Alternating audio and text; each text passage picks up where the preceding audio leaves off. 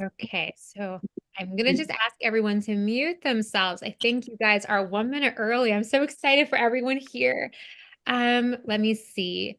Okay, my hit myself. I think we are successfully streaming on. Oh, okay. Okay, I think I got muted for a second. I just want to check with my assistant. Are we successfully? We are recording and streaming onto YouTube. Yeah. We are okay. Oh my goodness. Okay, so everyone, I think is it time? Okay, it is 8:30. Okay, welcome everyone to Treasures of Ireland. I am so excited to be here with you today. I am your host, Elizabeth Dillon-Morkovici. I'm so excited. I almost can't even speak. I just am just so delighted and honored to really bring you this event. This has been on my heart. It's been about a year, actually. About a year ago, there was one of my dear friends, one of the speakers for this occasion, Eimear Stassin, wrote this heart-wrenching email. And it was really beautiful. It started out something to the effect of, Queen Elizabeth, why did you cut down all of our native trees? And so that immediately caught my attention. And then I'm continuing to read her email, and I didn't know, and I know that everyone who signed up, I know you read the landing page, and I'm just going to give you a little bit more context. So in 1560, Queen Elizabeth really started to cut down almost all the trees in Ireland. One, it was like really lucrative for her because she was at war with Spain, but also it was to break the Irish spirit because there is something in the wildness of the Irish forests and the trees that Queen Elizabeth wanted to stamp out. And this spoke to me on the most primal level of my being. One, because my parents named me after Queen Elizabeth. And I always thought of her as such a wonderful queen. And I still know that she did many good things, in her reign as queen. I know that there are other areas where she was well-intentioned. And yet for me, this was one area that I felt needed to be righted.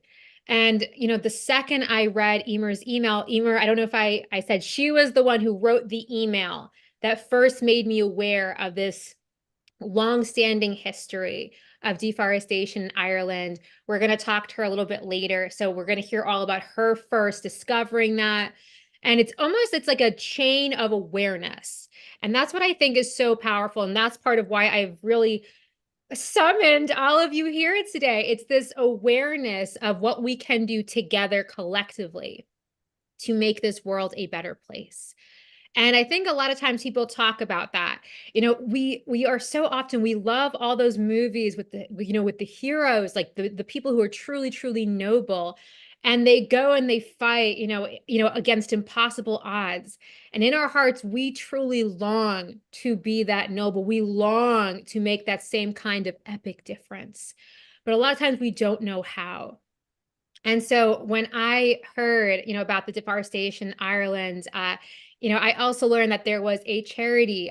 There was actually like a way that they were attempting to replant and repopulate Ireland to bring back all the trees. And that just like moved me on the most fundamental level of my being, because I saw that there was someone that wanted to honor the innate wildness of the natural world. There was someone who had a way that all of us could really step into our power, step into our power together, raising the awareness. And even if, all that you do is you come to this summit and you just celebrate the beauty of Ireland, if you celebrate her legends, her stories, her myths, oh, that is so amazing, because Ireland wants her stories to be told. Ireland wants to be celebrated. And this day is very, very auspicious. I think astrologically, Imbolc falls on February 4th, but I know that everyone is celebrating it today and tomorrow. And so for those of you who are not familiar with all the Celtic holidays in the Wheel of the Year, Imbolc really is the first day of spring. In the United States, we have Groundhog Day. And so that is usually, there's this legend in the United States. If I think it's that the groundhog sees his shadow, we have I think we only have like a couple more weeks of winter. If he doesn't, it's like, oh no, a lot more winter. We're going to be cold for a while. But really that American tradition of Groundhog Day actually really comes from the Celtic tradition of Imbolc.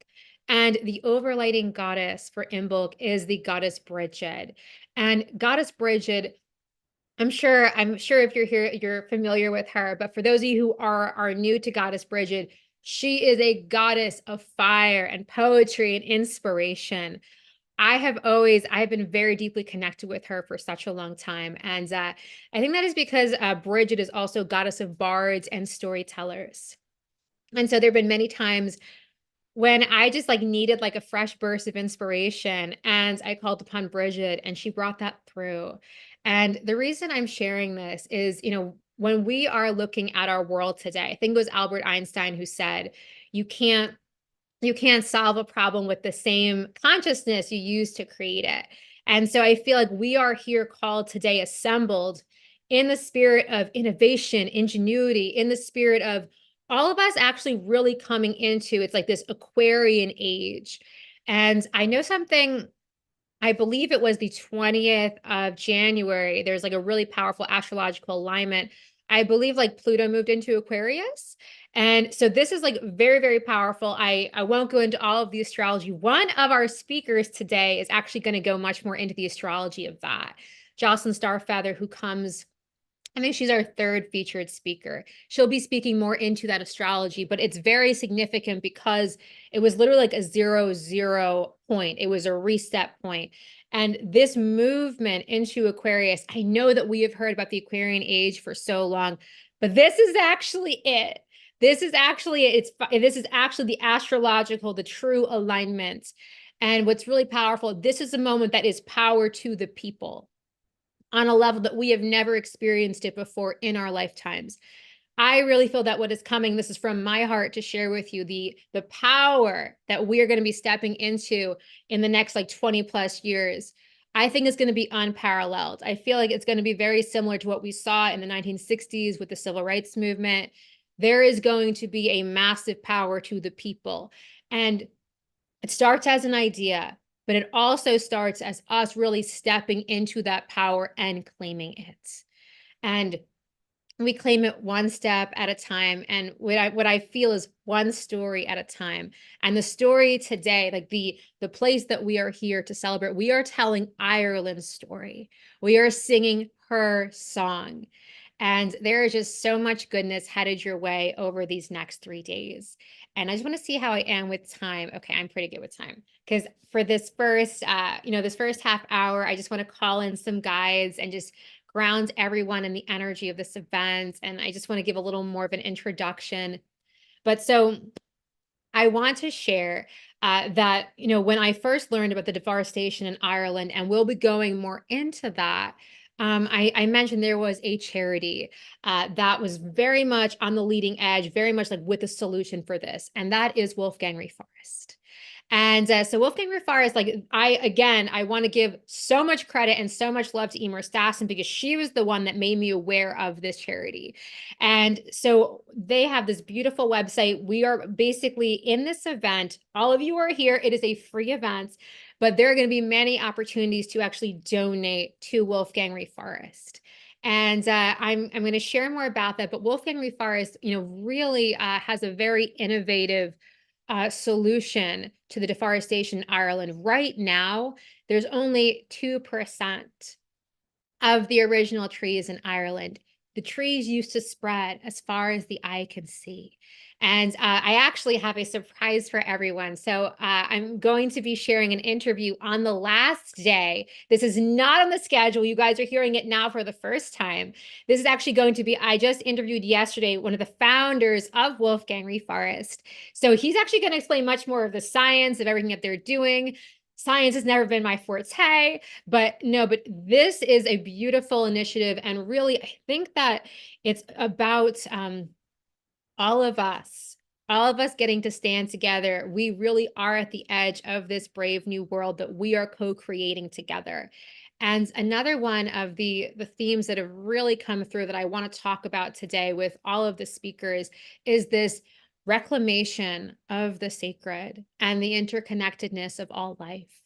because, the trees are sacred, the earth is sacred. And I know that we've all heard that, we've all heard that before. But my invitation for you over the next 3 days is that you really feel that you invite that sacredness in the most beautiful way. And so I just want to go over before I call in all of the guides and team to really create a very magical container for us, because this is a high magic container. So one of my intentions for this space is, like, while we will be celebrating the beauty of Imbolc, while we'll be celebrating Ireland and her myths and legends and the trees, I also really want this to be a very powerful alchemical transformation for you. So anyone who is here, I really want you to be very much brought into your sovereignty. I want you to be very much brought into that energy of power to the people, knowing how powerful you are every day to make a difference, to make an impact in the world.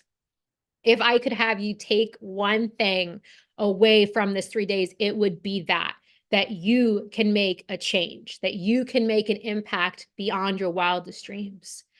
And so I think that, like, the inspiration will really be coming through with all of the speakers. But first, let me just tell you about the wonderful speakers that have gathered here so that you can really understand the vision, because I had such a vision of bringing together amazing, magical men and women, all of us standing together, and you, beautiful, wonderful audience, you are standing with us because you have said yes to be part of this. And so I just really feel this great connection, all of us connected in our hearts, all of us connected with this love for Mother Earth. And so I just want to just tell you a little about the speakers who are coming. So first up, we have Kevin Humphrey, and I'm so excited. He's going to be, I think he's going to be on about 15 minutes, about 20 minutes he's going to be on. And we're going to be talking about the mysticism of oak trees. And it's going to be a very, very magical, a very, very magical conversation. And it's interesting because a lot of times people go out in the forest and they think, oh, the trees are so beautiful. They speak to my heart. And, we have this great communion with the trees, but we don't know about them on the deepest level. And so Kevin's really going to be telling us more about, like, the souls of these trees, and also how we connect with trees and shamanism, just like a lot of beautiful stuff, especially about the oak tree in particular.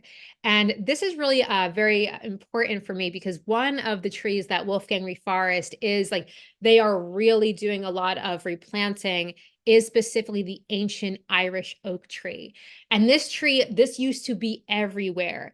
And I should say the ancient oak tree, it's a mythic tree. It exists in all different ancient Irish legends and stories. And so you'll learn more about this on day 3 when I actually share the interview I just did with one of the founders of Wolfgang Reforest. But the acorns they are planting, the oak trees they are planting, are the ancient oaks. They found somehow the DNA of the most ancient trees, and those are the acorns they are planting. So this really, it's like a merging of ancient and future timelines. It really is the ancient sacredness, the ancient past come again to be reborn. And so that's why I'm so excited that Kevin's going to be talking all about the oak trees. After that, we have Eimear Stassin. And like I said, she was the woman that first made me aware of the deforestation in Ireland and really brought this charity into my awareness. So we're going to be talking all about that with her. And after that, we have Jocelyn Starfeather, who I know a lot of you are familiar with. And she is going to be talking about the wolves, because one of the things that happens, this might not have been on the landing page, but I'm sharing it with all of you now. One thing that happened when, was like during British colonization, when they decided to, to really break, I think Zoom is doing something. I'm going to ask my assistant to just take care of whatever's happening on the side of the screen there. But one thing I just wanted to say is that when the British colonizers came in, they really had this agenda to, like, really destroy and to break the Irish hearts and spirits, because the Irish, like, the spirits, like, they had the spirit of rebellion and revolution. They did not want to be controlled. They could not be controlled. And so there was, like, an agenda on the part of the British to really stamp out that wildness, to stamp out that rebellious revolutionary spirit. And, an animal that was really emblematic of that spirit were the wolves. And at one point, the wolves were actually synonymous with the Irish. Like they really saw them as one and the same. And so the wolves, like we are going to be honoring them really, really deeply over the course of the next 3 days, because the wolves really, at this point, there are no more wolves in Ireland. They were, exterminated during the time of British colonization. But I can tell you that one of the big goals of Wolfgang Refaris, and we're going to talk about how this is going to be possible, but it's to eventually like bring back the wolves to Ireland and restore the balance of the ecosystem there. So there is a whole lot that has to happen for that to take place, because the wolf is an apex predator. So you have to actually kind of start at the bottom and little by little introduce more and more species so that you can finally reintroduce that apex predator. And that may be many years in the future, but still all of us today, we are planting the seeds. For today is Imbolc. Today is the first day of spring. Today is the day of new beginnings. And so all of us here, no matter how many years in the future, it may be till the wolves return, here we plant the seeds. And so Jocelyn Starfeather will be really highlighting the beauty of the wolves. She's going to take us on a gorgeous shamanic journey with the wolves. And this is also really about reclaiming your innate and natural wildness. I could tell you more about the speakers over the next few days, but I want to really get into our invocation for today, really calling everybody in. But let me just say that there is going to be so much magic. One of our last speakers for today, Karen Ward, is going to be talking about the different Irish goddesses. I know that many of us were all familiar with Bridget, but she's going to tell us more about the lesser known god, the lesser known gods and goddesses, more of the lore, the mythos, the history of Ireland. And I'm just so excited for that interview as well. In the days that follow, we're going to have people who are really like very much, we have a tree communicator, a tree whisperer. We have someone who literally channels the wolves. We also have a lot of different fairy experts. We have an elf expert as well, because the elves are really guardians of the forest.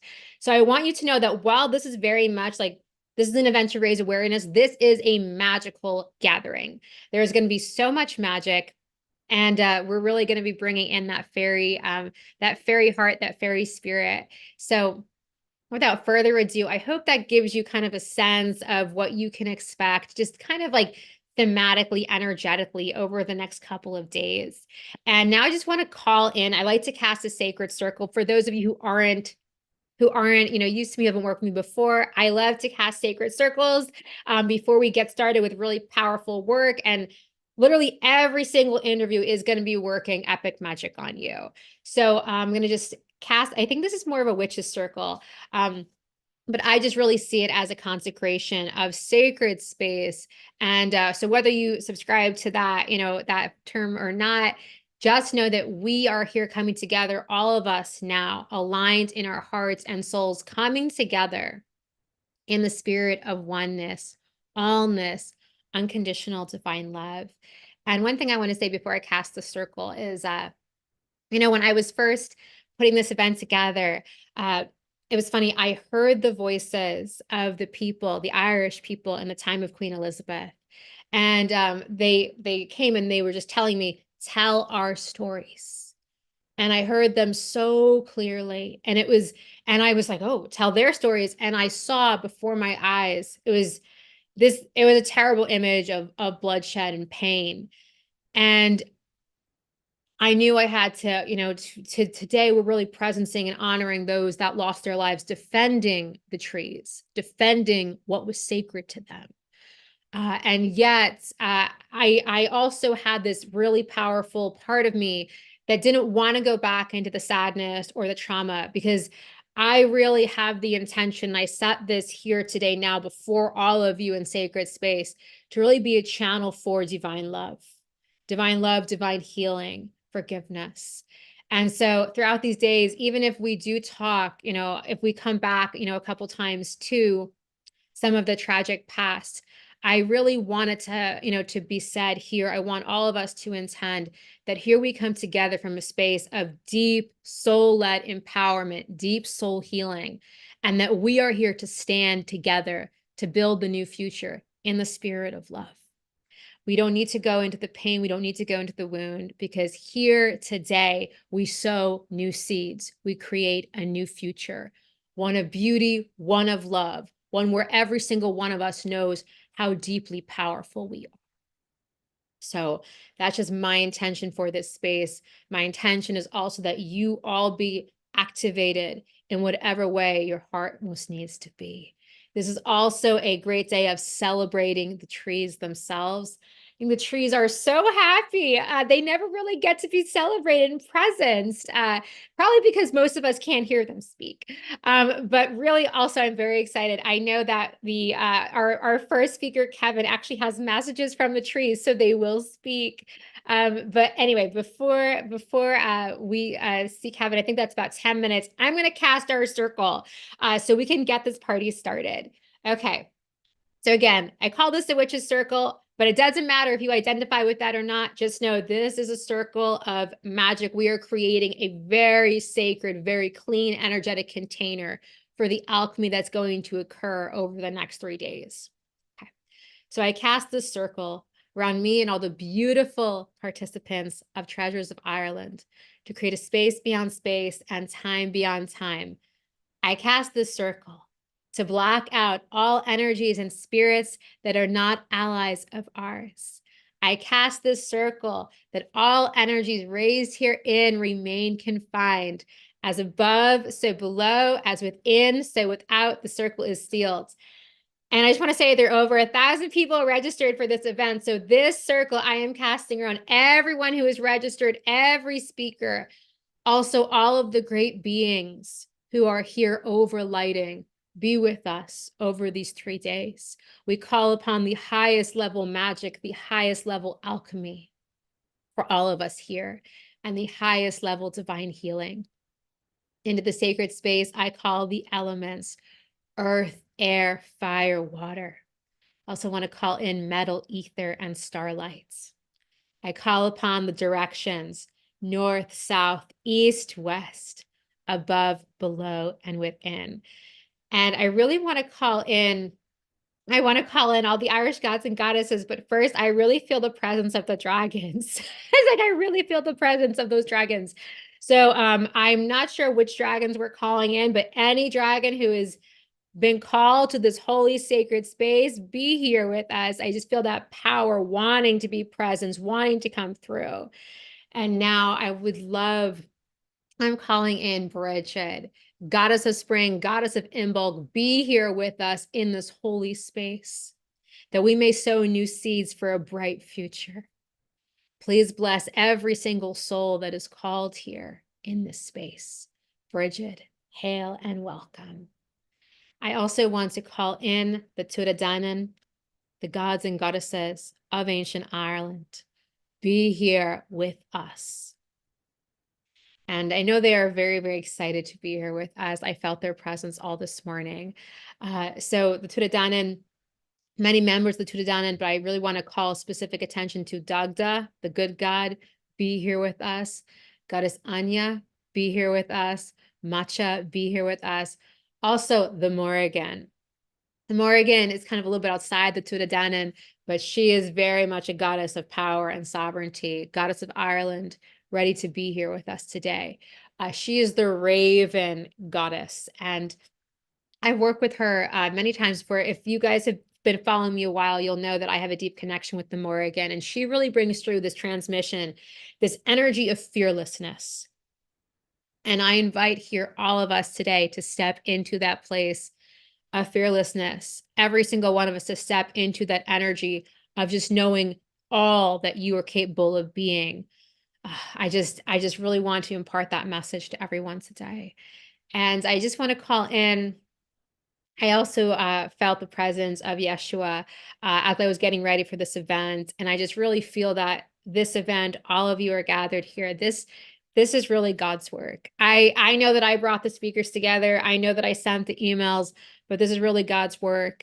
And I feel very strongly. I'm someone who believes in past lives, and I believe I had, many, many past lives in Ireland.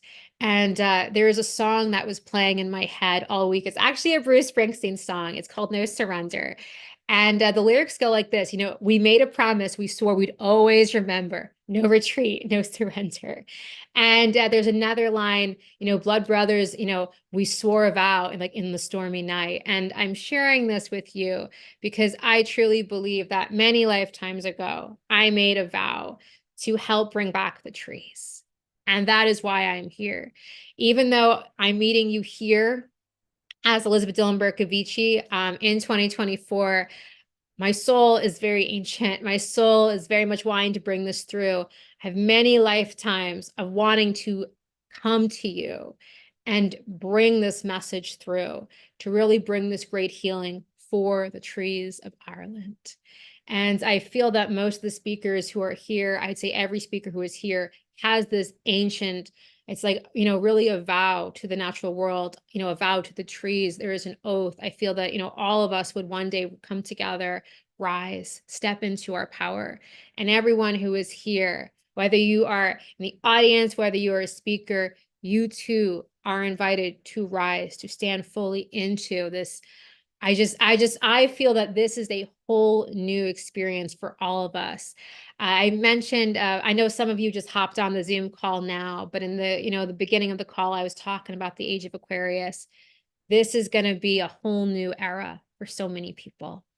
And I just really want to celebrate this new moment, this new era. And I just want to celebrate all of us here together on this auspicious day of Imbolc. So I also want to invite you to call in. You might want to put this in the chat.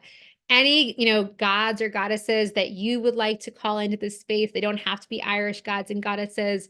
I work with a whole pantheon of different beings, but I really wanted to make sure that I was focusing on the Irish gods and goddesses for this event. And so I think I've got only a couple minutes left before Kevin comes on, but I just want to also call in the fairies, the Sidhe, the spirits of the lands in ancient Ireland, be here with us. I call on Goddess Eru. This is the goddess for whom Ireland is named. Be here with us. Call upon the great goddess Danu. And I really hope, even as I say these names, you feel the sacredness of each name.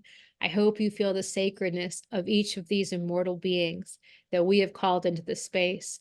I also invite you now to feel, coming from your feet, roots that go deep into the heart of Mother Earth.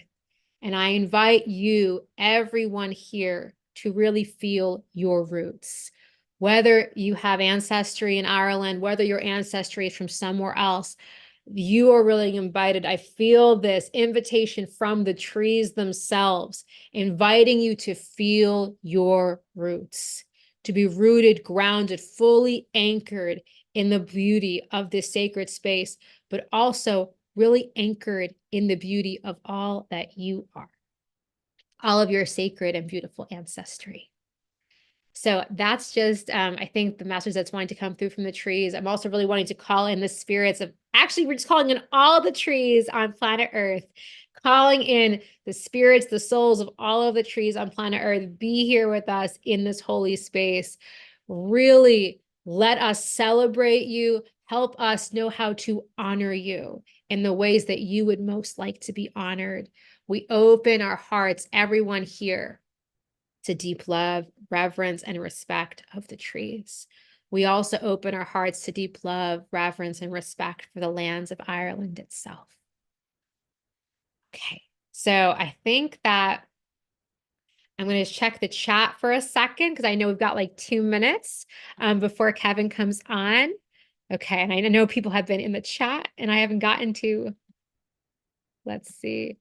Oh, Joanna, you said you wanted to call in Bridget, the goddess of Imbolc. We already did, but we're calling her in again. Bridget, really, really, we invite you into this holy space. Katerina, you say, thank you for the circle. Ireland has been calling to you for many years, and the trees. Many blessings from Germany. Oh my goodness. Okay. Yes, I know we have people here signed up from all over the world. So I'm just really grateful that all of you, wherever you are in the world, that you answered this call. So I think I'm actually going to let Kevin on a little bit early. So I'm going to let me pin you. Kevin, I'm like adding you early. Hold on, let me just get my notes because I want to give Kevin a proper introduction. Kevin, how is your sound? How are you doing? I'm good. Is my sound good? Oh my goodness. I'm so excited that you're here. I just And I saw that you were here early. Thank you for being part of this whole, of this whole beautiful experience. And thank you for answering the call.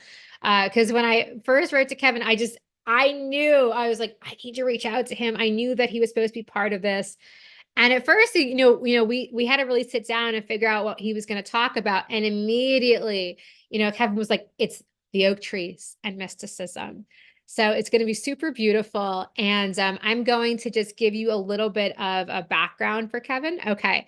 So Kev was a seasoned entrepreneur and IT expert with nearly 4 decades of experience in the field, but now he's a master in the mystical realms. He is based near the enchanting Dartmoor National Park in Devon, England, and he has delved deeply into the world of shamanism, becoming a Reiki master, a Rahani celestial energy healer, and a dedicated practitioner of ancient shamanic arts. But it doesn't stop there. Kev's unique connection with dragons is a central part of his journey. I'm pretty sure, Kevin, I think you brought in the dragons because I felt them right when I cast the circle. I think this is because of you. So Kevin is not only a dragon shaman, but also a passionate teacher, spreading the wisdom of shamanism and guiding people on how to connect with their very own dragon guides. So I'm just so excited to have you here. Kevin, how are you doing this morning? I want to ask that first and foremost. I'm good. It's beautiful to be here, and thank you for that beautiful introduction and the invocations and calling all the energy. Yeah, as you spoke, I felt a big green dragon come in. There's a big green dragon that lives near an oak tree that I often sit under, and I felt her come in. So I'm sure many others have.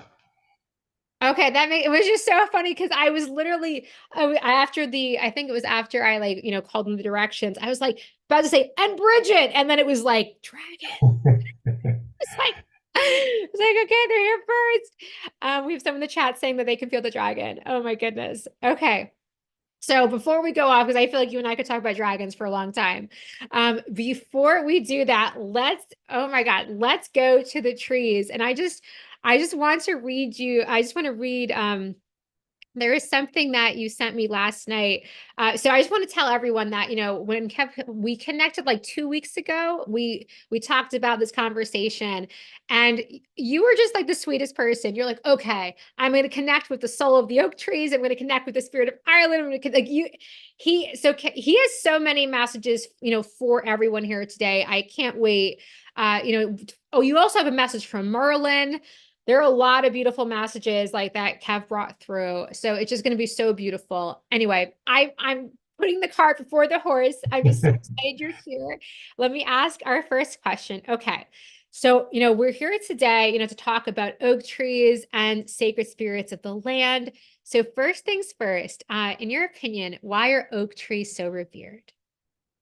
Right. First of all, there's this thing called the Celtic tree calendar, which has got 13 months, and that's the true calendar.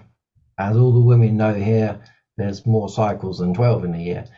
And the oak tree spirit is the 7th one, which is beautiful. So it sits there in the center, basically. And I see that as the oak tree. The oak tree's got these beautiful deep roots. It's got this amazing thick trunk, and then it's got these branches that reach into the sky. And behind me, I've got the tree of life, and that for me is it's just that sums up what the oak tree is. And the oak tree is very, very, very mystical. There's so many places that it's known. I think there's something like 600 types of oak tree. I think Ireland only has maybe 1 or 2. So it's the ancient oak tree that you were talking about, and there's lots of mystical things about oak trees. And I actually did some research myself, because you hear of them, don't you? You hear knock on wood whenever you're doing something. You say, "Oh, I better knock on wood." Why do we do that? It's because in the old days, people would go up to the oak tree and they would knock on the wood to basically speak to the spirit of the tree, because it was wise and powerful, and it had been around for hundreds and hundreds of years, stood there weathering everything. And it was powerful because it was also where people used to go. The town crier would stand under the oak tree. People would get married under the oak tree before there were churches. And that's one of the reasons that, bless her, Queen Elizabeth I was out there destroying the oak trees and the wolves because they were a power of Celtic power. And she was the head of the church. And as the head of the church, she had to make sure the church was the power and not the people having the power from their oak trees. And unfortunately, the wolves were sort of caught up in that, let's call it massacre of the trees. So yeah, for me, and there's a few others. I looked them up now. I love them. Sitting under an oak tree brings an angel with a message to you. And whenever I sit under an oak tree, that emerald green dragon comes in, and she always comes in with some wisdom, and it's beautiful.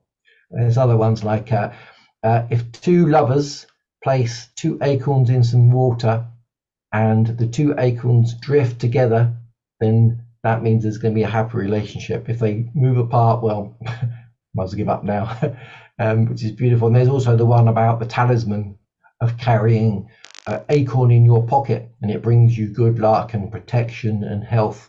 And there's also a strange one about if one of the leaves falls from the tree, from the oak tree, and you catch it before it hits the ground, then in theory for the rest of the year you have robust health. So there's loads of mysteries around the oak tree, and obviously we all know about the fact that there's fairies live in the trunks of the tree, and I've been lucky enough to meet one once. I'm not really into the fairies; it's more the dragons that come to me, but once one did. So yeah, that gives you an idea of the sort of flavour of the mysticism around that beautiful oak tree. I love that. Well, now I'm like, okay, I need my oak tree for a talisman. The next time I find a beloved, I got to get two acorns. I got to see if it I love this. I've never heard that. I love how you said like it's just such an ancient tradition. I love I feel like, and especially what you said earlier about Queen Elizabeth, we like destroying the trees because really like that was taking the power away from the church. It was taking like it was the power of the Irish people, you said, really came from their connection to trees. And I just think that that was so profound and so evocative because now I think when I go walk outside, I might walk past a tree, but I don't think of it as like the source of spirituality, like the source of my sacred power. And I feel like that was such a different way of experiencing life, such a different way of experiencing the world. And I think that, you just sharing that, I think gives us a glimpse into that older way of connecting with nature, that older way of seeing the trees. And I feel like that's what you're inviting us into today. And it's actually a perfect segue into my next question, because I know that if anyone knows what it's like to see the world through the eyes of a tree, it is you. Because I know you have had, I think you told me in our call that you'd had a past life as an oak tree. So I'm wondering if you can tell everyone here all about that past life as an oak tree. That sounds so amazing. Yeah, it was an interesting one. Some people call it past life, some call it parallel life, some call it quantum regression, whatever you want to call it. It's basically our soul has many lives, and some of them are happening at the same time.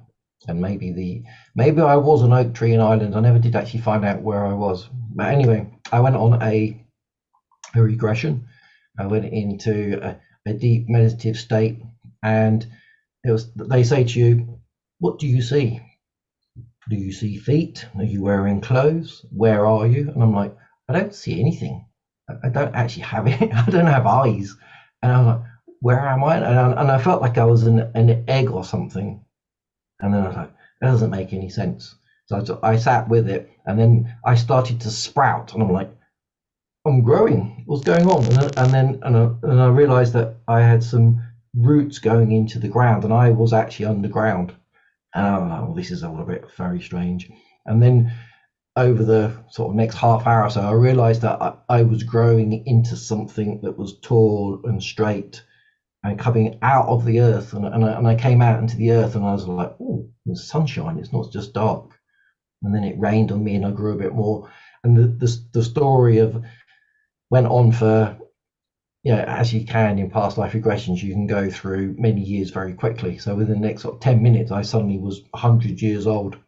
And they was like, they were still asking, "What do you see?" And I was like, I looked down, I was like, "Well, I don't have feet, but I seem to be stuck in the ground. I can't move." They say, "Move." They say, "Move forwards." And you're like, "Well, I can't. I'm stuck." And then I was like, "I can't be. I'm a tree." I was like, it just fiberglass at me. I'm like, I'm a tree. Wow, this is amazing. My soul is a tree. And it was like I'm stuck in the ground. I never felt so grounded in my life. And then I realized that I had roots as deep as my branches were high. I felt huge and mighty. And then things started growing on what I imagined was my arms. And I was like, oh, one sec, I've got about 50 arms and 5,000 fingers. And then I realized they were my branches. My human brain trying to realize that I was a tree, and then I sort of gave away to it. I was like, okay, go with it. And then I realized that it was loads of acorns, and the year flew past, and the acorns fell to the ground, and the birds picked them up, and the wind blew them. And then through my life, it's like next 100 years, suddenly there was hundreds of trees, and basically my life, I just stood there swaying in the wind. Some branches fell off because it was too windy. It was beautiful, and it was just so relaxing, and I felt so connected. And as I was doing it, I was thinking, okay, imagine that connection. And I realized that my roots connected to this sub-level internet, let's call it. And I could talk to all the other plants. I could talk to all the other trees. I could talk to the grass. I could feel the deer running around. I just felt so fully connected. It was beautiful. And the forest grew and the forest grew, and as it would, because all the acorns kept falling, and I got visited by owls and birds and all that. They were sitting in the trees and in my branches. It was amazing. And then of course they fast forward, just go to the end of your life. I'm like, oh, I don't want to die. I want to stay in the tree. Basically, I got struck by this huge bolt of lightning. It hit the top of the trunk. It came straight down into the earth and split me in two, and that was it. I was dead. But I saw that my tree fell over, and then all these animals and plants were living in it, and funguses were growing on it, and the worms and the termites loved eating it. And so I sort of went through that little bit of process as I became back to the earth and disappeared into the earth again. Um, yeah, so the connection to the oak tree is strong, and I wear a piece of oak around my neck all the time. I And love it's my that. shamanic practice. And I've got an oak tree that I visit all the time. So yeah, I was once an oak tree. I know. So it's like we literally we're starting with a tree. It's like, oh my goodness, I love this. You are our tree. But I just think that's so beautiful. I love everything you said. You said like there were birds, like owls that would land on your branches. Mm, I love that. And I love how you said that you would never felt more grounded, more anchored. yeah, Just it feels so beautiful. And I think that, I might be remembering this incorrectly, but I think you told me when we connected earlier that, once you were struck by lightning, I think that your acorns, like I think didn't they like make I don't know if they planted a whole new forest, but I'm just curious what happened to like the acorns like when you were struck by lightning? Did you live on through the acorns? I'm just curious.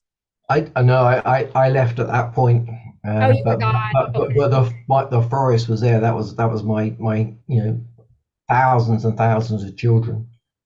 But yeah, Okay, that's but, what I want but to know. Okay, because I yeah, was I well, had the sense yeah. that you had left a legacy. Okay, they were all your Yeah, children. that was the legacy. Yeah, I mean, as my life went on, I think it was 1,000 years that I lived. Obviously, I was the lone oak tree, and I was then surrounded by a huge forest that went in all directions. Um, Oh, okay. Because I remember you were like, I was a little oak tree, and then there's a whole forest. I was like, okay, now it all makes sense. I just love this. I also love your remembrance of the shamanic journey where you're like, I can't move. It's like move forward. Like I can't quite do that. I think yeah. that moment Thanks, sounds so thanks, precious. holding me in place. What's going on? What's going on? I can't move. The reason that made me that warmed my heart when you said that, it's because I never think of like I was saying this before. It's like what it must be like to really inhabit like the space, like the body of a tree. It's like we're so used to movement. Like, Here we are. Yeah, being in that same place, seeing the same thing every day. It almost sounds boring, but it didn't feel boring at all well, because yeah, there were so many visitors coming to the tree. And ants crawling across your skin, which is your bark. Yeah, I it was a love. beautiful It's experience. almost like there are new friends every day. It's like now there's a squirrel, now there's an owl, The and spiders, yeah. I love that. And I just want to just touch on before I have more questions, but I just really want to kind of I want to just stay here another moment. It's very tree-like. I want to just stay here another moment. Because I love that you said that you were just so interconnected. And I think you said like through your roots, you could talk to other trees. I think Mm. that just, and you said it was almost like the first internet. Yeah. I just think that that's so amazing. Like, because one of the themes I would say of this event is really the interconnectedness of all life. And Mm. I think that a lot of spiritual people, we understand that intellectually, but it's like a harder thing to actually experience that.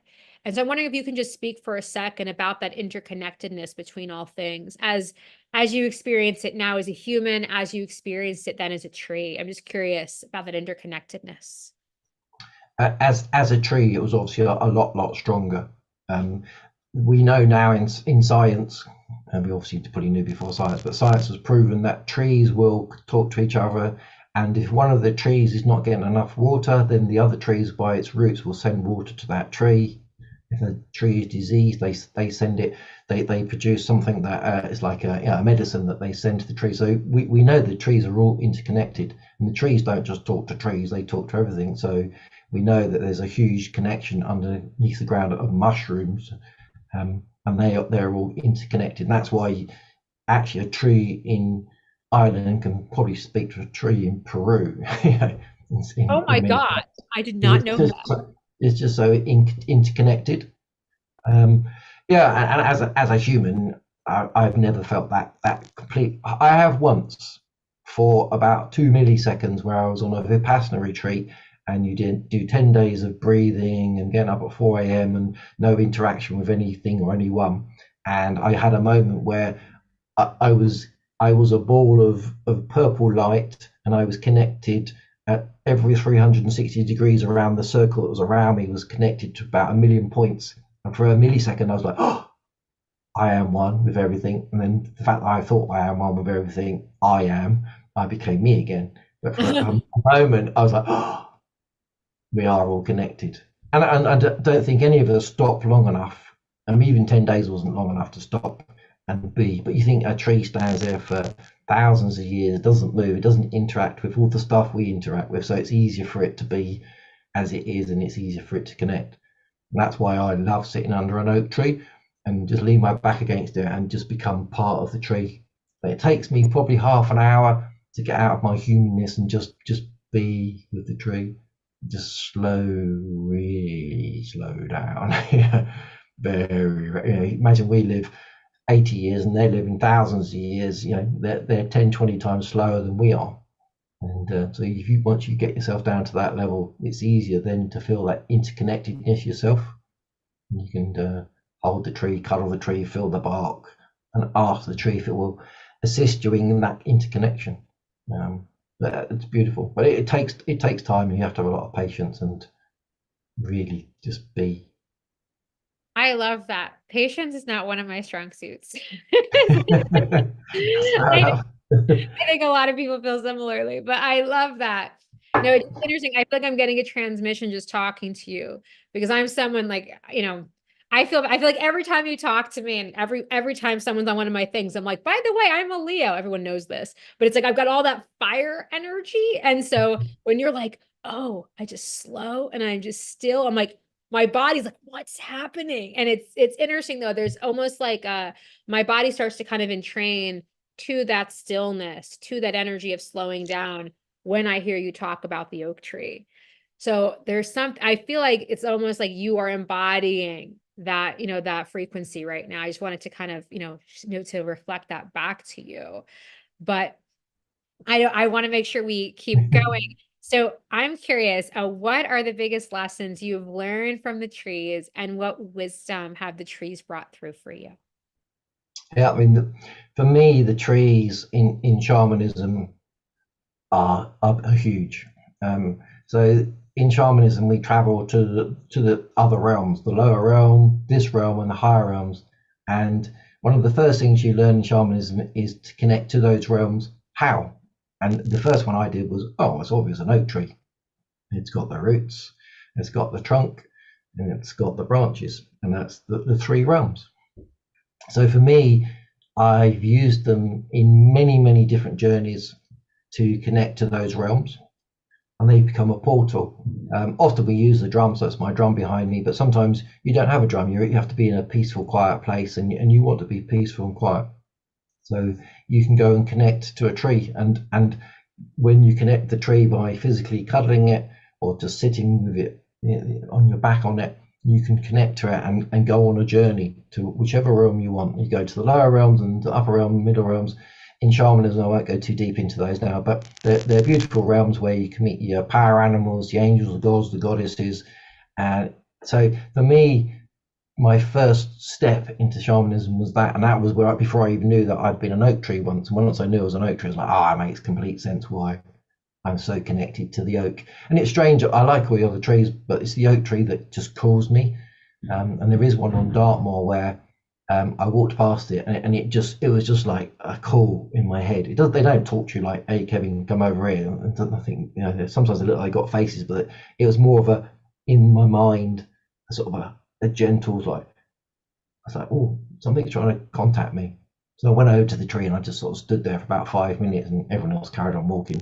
And then I had to catch up afterwards, and I was like, "Okay, this tree wants me to come back." So I did. I went back, and that's when I sat with the tree for about half an hour. And when I opened my eyes, everything was different greens. Before it, everything was just like green, but now there was this light green, vibrant green, sparkling green, and I just saw the forest in, I suppose, the way the tree does.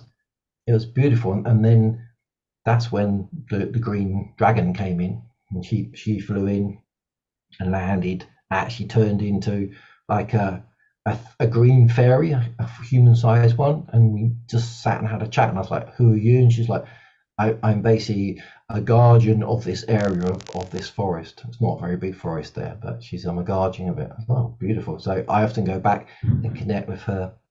And the other thing about the trees is that you can use the tree as a portal. So in shamanism, we use it as a portal to go and see our future selves, or to call in our higher self. There's nothing better than having a ceremony and calling the east and the south and the west and the fire, the water, the earth, and the air. And then you ask the oak tree to be a portal, and you ask it to call on, because it's got connections, not just in this reality, throughout the earth. It's got connections through all realms. So it will open a portal for you to find your higher self or your future self. And I've seen my future self walk out of an oak tree and stand and have a conversation with me, and then turn and walk back into the oak tree. And there's a portal shuts. And I've also used it in Psycho Pump, which is where you send energies to the light. A nice little story, quick one, was there was a hawk, and it had been hit by a truck, and it was dead by the road. And it had some beautiful feathers, and we use feathers a lot in shamanism. And I asked it, its dead body, like, could I have some of your feathers? And it was like, yeah, you can have some. So I buried it under an oak tree, or by an oak tree, and I asked for a portal to open in the oak tree, and out flew the hawk's soul. It flew around me a few times, and then flew through the portal, and then the portal went, disappeared. That's it. So yeah, for me, oak trees are they're in my heart. Having been an oak tree as well, I suppose they would be. Yeah, they're beautiful, beautiful, beautiful things. Not just wood. Yeah. Oh my God. That story you just said with the hawk almost brought tears to my eyes. I love animals so much. Oh my God. That was very moving. I just want to say I love the reverence and respect. I think that's what spoke to me so much. Because I feel like a lot of times, like if someone sees like, a dead animal, like for me, I just get so sad. I mean, I usually like to do like a blessing, but I feel like you just went over and like it wasn't in that spirit of sadness, but in such reverence. Can I take some of these feathers? Can I use them, for my spiritual journeying? And I love that you got the yes, and that you brought it to a place that was so sacred to you. I think that's it was um I feel like one of the things I really want to touch on in this event is just the way that we can connect once more with nature as something that is truly sacred. And the story that you just told, where it's like you did like the ceremony, and then like the spirit of the hawk flew free. I just feel like that's such a different way of connecting with nature, seeing nature. And another thing that I want to circle back to for a second. I have a quick question because you said that you connected. It was like I think it was originally a dragon, then it transfigured into like a green fairy, and Yeah, she said that she was the guardian of the forest. And I'm wondering because like we hear about that in myths and stories, like oh, there's the guardian of the forest, but it's like but isn't that make believe? And so I feel like I'm just curious about that kind of role as a I don't know if it's just fairies who are guardians of the forest, but just what it is like for there to be a guardian of the forest, because I just think that we have lost touch. I think we've become very disconnected from that idea that the forests have a keeper, the forests have a guardian. And I think that's a very sacred, very important concept. And I'm wondering if you can elucidate that a little bit for the audience. yeah. I mean, for me, there's whenever I go for a walk in whatever forest it is, there's lots of pine forests around here. There's always a spirit, and then whenever I connect to that spirit, it says it's guarding, and I always like guarding against what, and they're like just guarding against impure energies. They said of physically they can't stop the person that's coming with the chainsaw and the machinery chopping them down. They can't do that, but they're there to sort of hold a sacred space.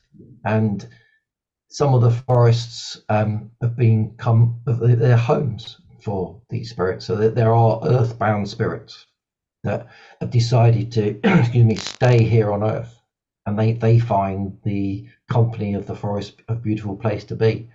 So yeah, the energies come through to me. I've seen elves, like people have said. I've seen fairies. I haven't seen many fairies. I've seen more elves, and I often see dragons, and I've seen ogres that are protecting the area. Yeah, so it's a hard one to explain. Yeah. Mm. No, I think you did a very good job. I love that because I don't know. I feel like sometimes people go into the forest and they feel a peace wash over them. And I Mm. think that maybe it's because of what you're describing. It's like these like spirits, these guardians of the forest, like they're holding that high energy, that high frequency, they're like that purity of the space. I wonder maybe some of these people just go there because like they almost need their energy refreshed. They might not even realize why. But I also Yeah. I feel like you just kind of answered this, but I'm just curious. I'd love to know just a little bit more about the nature spirits, that come in for you when you connect with the oaks. You just mentioned seeing ogres and elves, but I'm not sure. Are those the spirits that come in for you when you connect with the oak, or is it different? When I connect with the oak, each time I've connected the oak, it's been that green dragon then turns into the fairy when it's purely the oaks. The other ones I see normally in the other forests, and most of those are pine forests where I am on Dartmoor. They chopped down all the native trees and then planted all of these fast growing pines. And nothing against the pines, but it's much nicer if it's an oak forest, I have to say. But yeah, but all trees have a spirit. As I was a soul in a tree, every tree does have a spirit. And what I find is that often the loggers are not interested in anything mystical. So a few times I've tried to say to them when I've seen them logging, do you mind if I stand and do a ceremony and let the trees know they're about to be chopped down? And they look at you like you're a complete nutter, which is fair enough. They're not into it. So these big beefy blokes and like, okay, fine, but I'm still going to do it. Just don't run me over with your truck. And it's a bit like if we were to die suddenly, our soul might not realize we're dead. So it happens with the trees. And I think what happens is the spirits of the forest, if they know that there's logging going on, they come in and sort of warn them and help them transition to the light. But there's been a few times where I've walked through Dartmoor and the forest there, where the logging's just come in, chopped them all down. They use those machines that like knock a tree down, strip it bare, and chuck it on a pile in literally 10 seconds. And the trees has a chance. All the creatures on it haven't had a chance to move on, and that if you walk through that, it feels like a bomb went off. It's horrible, the energy. So I often go after the loggers have gone and go and act and sort of pull in and do some psycho pump, and I open a portal and ask the spirits to move on. And there are still some of the tree spirits actually have hung around and they've joined my shamanic temple, which is beautiful. Oh my God. I'm almost speechless. That was such an evocative story. I think it's one of those things where we hear like the trees are being cut down, but you just made it so real. And you just made it so real because I'm thinking about it in that very 3D visceral way. I'm thinking of like the image I would see if a tree was cut down. I never thought of what it would feel like for the tree itself. Yeah, And the horror of that. I think that's what you really brought through, the horror of that, where it's like there is no, like what you described before with such reverence and respect for nature. And then just like complete just like annihilation without thought, without thought, without compassion, or yeah, even without understanding. I think that's what it is too. Because I don't want to villainize the people doing the logging, but it's like they have lost touch. They don't understand, they don't remember anymore that sacredness. yeah, So I exactly. commend you. I commend you for like, I really feel like you are walking between worlds. I mean, I know that's what shamans do, but I feel like you are walking between worlds and you are upholding, it's like the essence of the sacred. I really have such respect for that. So I think this is actually a good moment because I know you had messages from the oak trees. I also just want to say before you give the message, I love just the enthusiasm and just like whenever you talk about the oak trees, even when you're like, yes, the pine tree forests are nice, but it's not like the oak trees. I just find this so endearing. I feel your love for them so strongly. Yeah. Or having been one, I suppose it's not surprising, really, is it? And maybe I was one of the oak trees somewhere in Ireland. Maybe it was my brethren that was cut down. Sometimes I think, ooh, when I heard the story, I was like, ooh, yeah. So yeah, I went and spoke to my I couldn't call it my oak tree. It's not my oak tree. The oak tree that I commune with, and I just sat there for a while, and what I got was I actually got a prayer. The oak tree said we would like a prayer, and they also I called her she. She also said that it's not just for oak trees. We're all trees. We're all plants, and it's a planet-wide thing where humans have lost contact. That she knows that the forests of the Amazon are being obliterated. She knows all these things because of that connection. So she was just after a prayer. So I sat down and wrote a prayer or invocation that is for all of the trees of the world and particularly for the Wolfgang reforesting people. So I'll read that.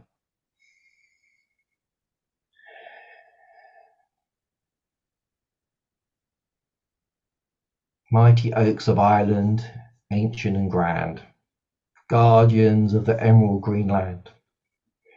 In your branches stories of ages stand, a testament to strength by nature's hand. I pray to thee in the whispering breeze, in the rustling leaves where secrets tease. Stand tall, O oaks, with roots that appease the heart of a land where magic is trees. Wolfgang reforest, a noble quest to revive the forest to be their best. May your efforts be blessed, an enduring fest, as oaks rise again in nature's bequest. May acorns fall like hope from the sky to the fertile soil where dreams lie. In the dance of season, watch them fly, a symphony of growth reaching high. Roots deep like wisdom of old, branches wide, a shelter unfold. O oaks of Ireland, resilient and bold, may your legacy in the landscape unfold. Wolfgang reforest with hands that care, nurturing the oaks, a mission rare. May the forest thrive beyond compare, a haven for all, a vision we declare. So to the oaks I send this plea, stand tall, repopulate wild and free. Wolfgang forest, a force with glee, together in harmony, let it be, and so may it be. Whew. Oh That my was a bit God, that was beautiful. That was so beautiful. It was so funny. There was a moment right before you said it was like helping hands, and my hands just like went into prayer position. It was so interesting. Like my hands, like, we need to be involved in this. And then you brought in that line with the helping hands. I love that. It was so beautiful. I'm curious, did you channel that from the trees themselves? Where did that come from? I feel like you should write a book of all of the prayers. Like every time I talk to you, you're channeling something, and I was like, nature is so poetic. How do they know how to rhyme like this? Anyway, I'm just curious, like, how did you channel that? How did you bring that through? Literally just by sitting with the tree. As with all the others that I ever do, I just sit and just call it in.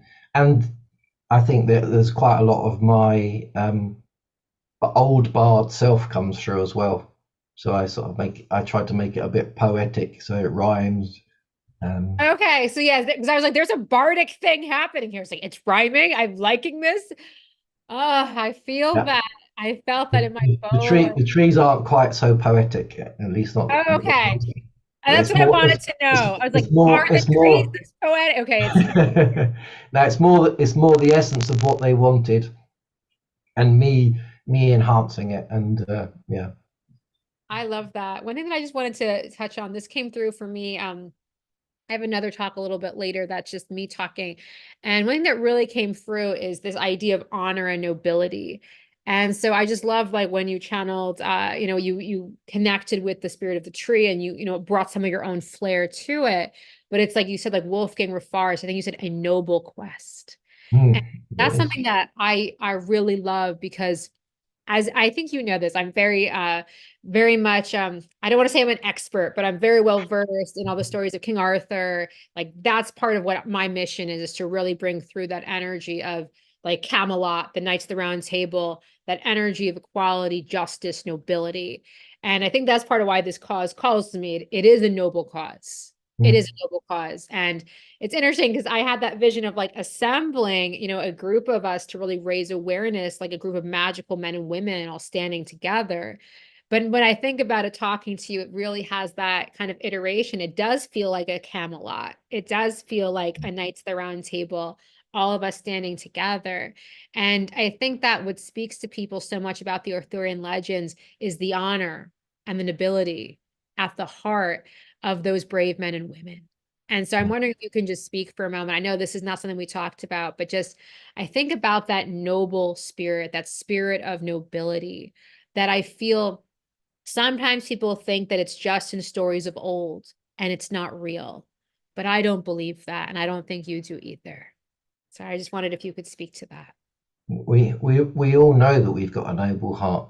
If you put your hand on your heart and feel it beating, and stop the mind and come into the mind of the heart, and that's the dragon that came through on Monday for us, and that's part of my dragon of the runes. It was the dragon of the mind of the heart, and science again has proven that our heart has its own mind, and we've let this mind take over. And I think that the Celts and the brave knights of old had more of a connection to this heart than their mind, their head. They were in here, and they had an honor, and they you look at the indigenous populations, they honor the earth, while us new populations, we don't honor it at all. We rape it daily. It's terrible what we do. um, and the interesting thing, you talk about King Arthur's table. You do know that was made of oak. I um, oh and I okay, yes, I did know that. I forgot till this second. Oh my goodness. Yeah, there's Okay. lots of stories on there. There's one story that it was one of the mightiest oaks that gave itself to be the table, and that actually the table was as wide as the actual one oak tree was. But there's other stories that it was made of different sections. But I love the idea that there was this mighty oak that gave itself up to be that beautiful table in Camelot that was surrounded by the knights. Yeah, and it got to live on like that. Yeah. That Hope one. that answered what you wanted. That was perfect. No, I love that so much. Everything you said. No, it's just so interesting. I know there's more stuff we have to get to. I promise we'll get to it, but I just love what you said about leading, everything you said about, like, in today's world, we kind of come from this brain, but in the days of old, we really came from that noble heart.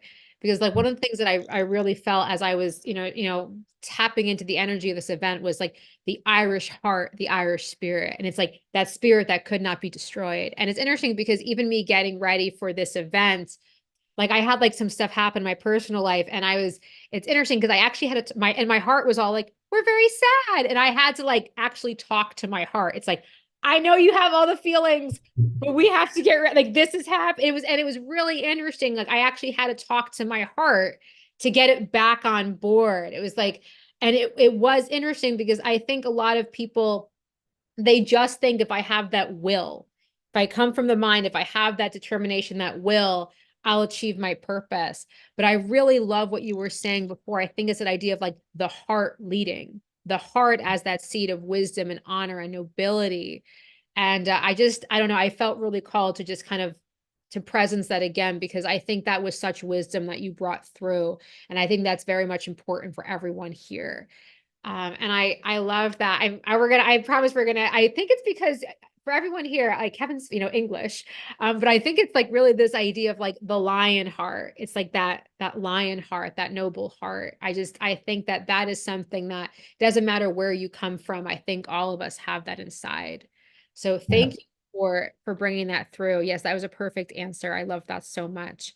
yeah. And They say that's the longest journey, isn't it, from here to here? That's the longest journey you do in your life is get from the mind back into the heart. ah, Um, I love if you're born in an indigenous society, you're already in your heart because you're already connected daily to the planet.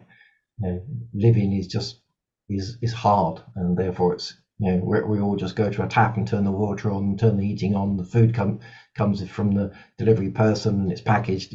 We've lost that full connection of actually just living. You that. know, whereas we've got so much time on our hands and we don't use it well. Yes, absolutely. Okay, so speaking of, like, I feel like more of those like indigenous people, I feel like they're so connected to the wild. And I want to make sure, because we're not leaving here, because I know you have a wolf that you have as part of, I think, your shamanic like your shamanic circle. And I know that you wanted to talk about this wolf, and I think the wolf has a message for us as well. So first, I would love if you could explain to everyone more about your shamanic circle and about the wolf that is now part of it. Yep. Well, as you can see, I think someone mentioned I've got a T-shirt behind me with two wolves that are sitting above the drum. Um, I never had a wolf before. The wolves for me have always been outside of my shamanic temple. A shamanic temple basically is a space that I hold, which is above, below, before, behind, right and left, within, and all around.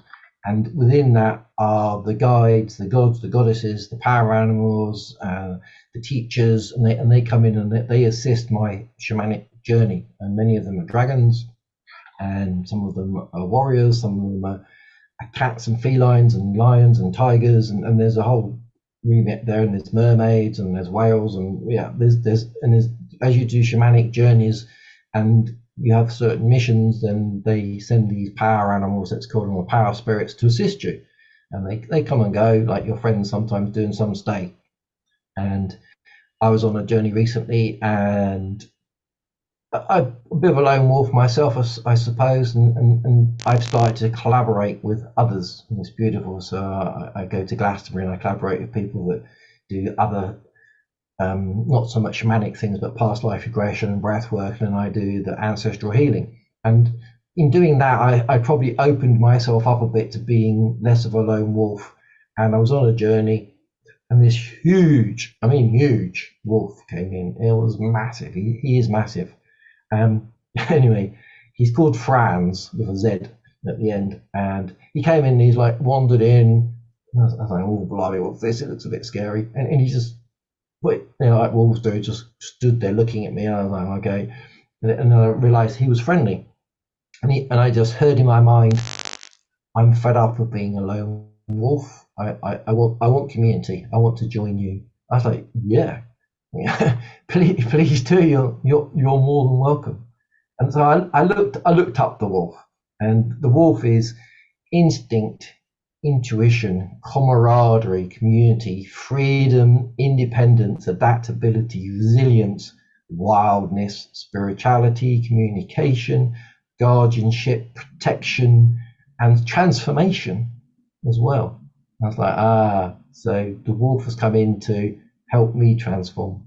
And when you talked about Wolfgang, I was like, oh, I felt that like something. There's something here. I was like, when you first said Ireland, I was like Ireland and the Brits. We're all about, there's lots of history there. But as soon as you talked about oak and wolf, I was like, okay, I'm in.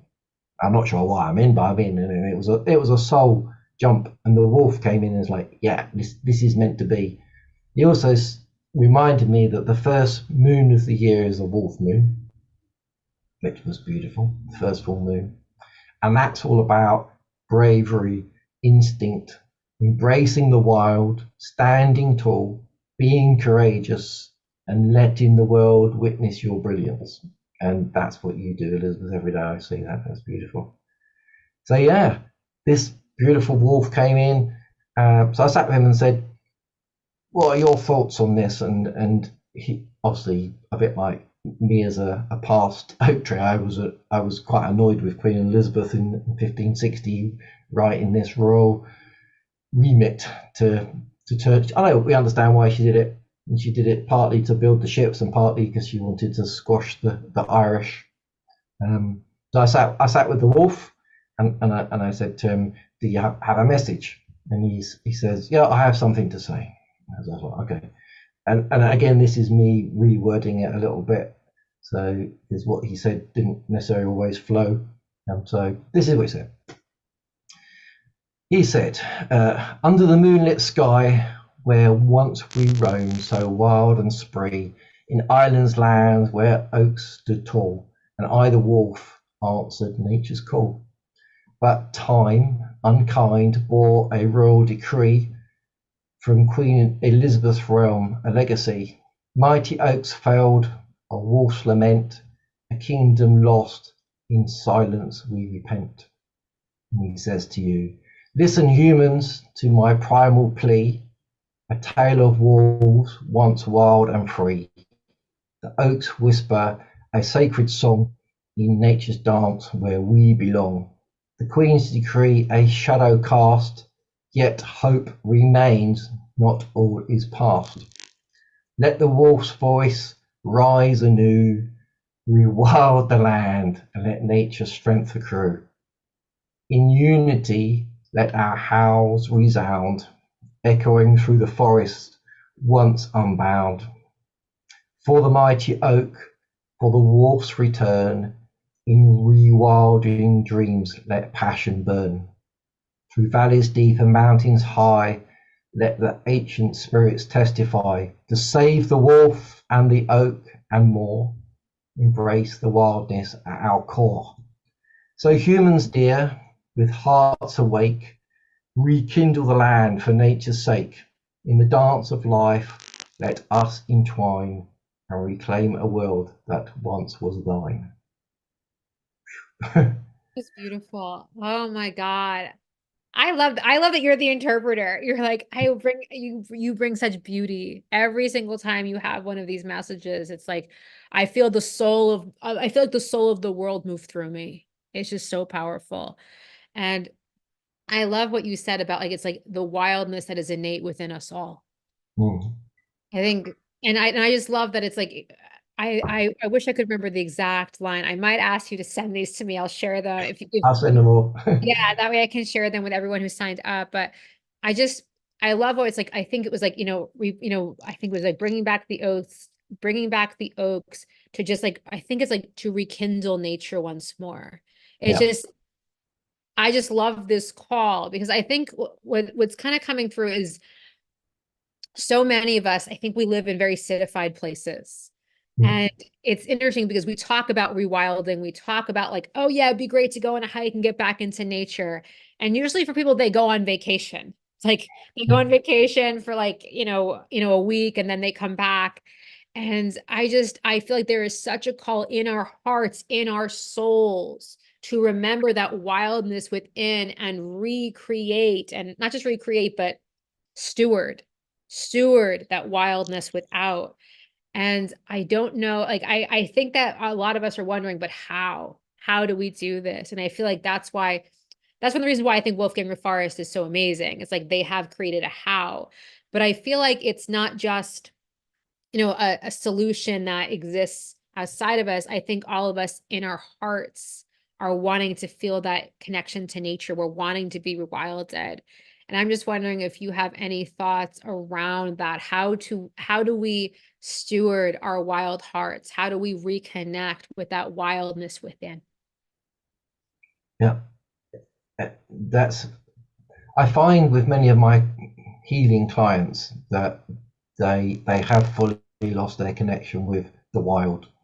I say to them, go and stand on the grass with your bare feet, and that sounds like an abhorrent idea. I'm like, just stand with your bare feet. It's like, oh yeah, but people will judge me, and it's like, forget that. Just go to the local park and stand on the grass in your bare feet, and feel the moisture, and imagine, like you were talking about at the beginning, imagine that your feet grow some roots and you dig deep into the earth, and imagine every breath in pulls all that beautiful energy from Gaia, the goddess that we live on, and every breath out you send your energy deep into the ground and you feel cleansed. And just do that for 10-15 minutes. That will give you a connection with nature. And again, science has caught up and proven that walking in nature is the most powerful thing for your mental health and your physical health.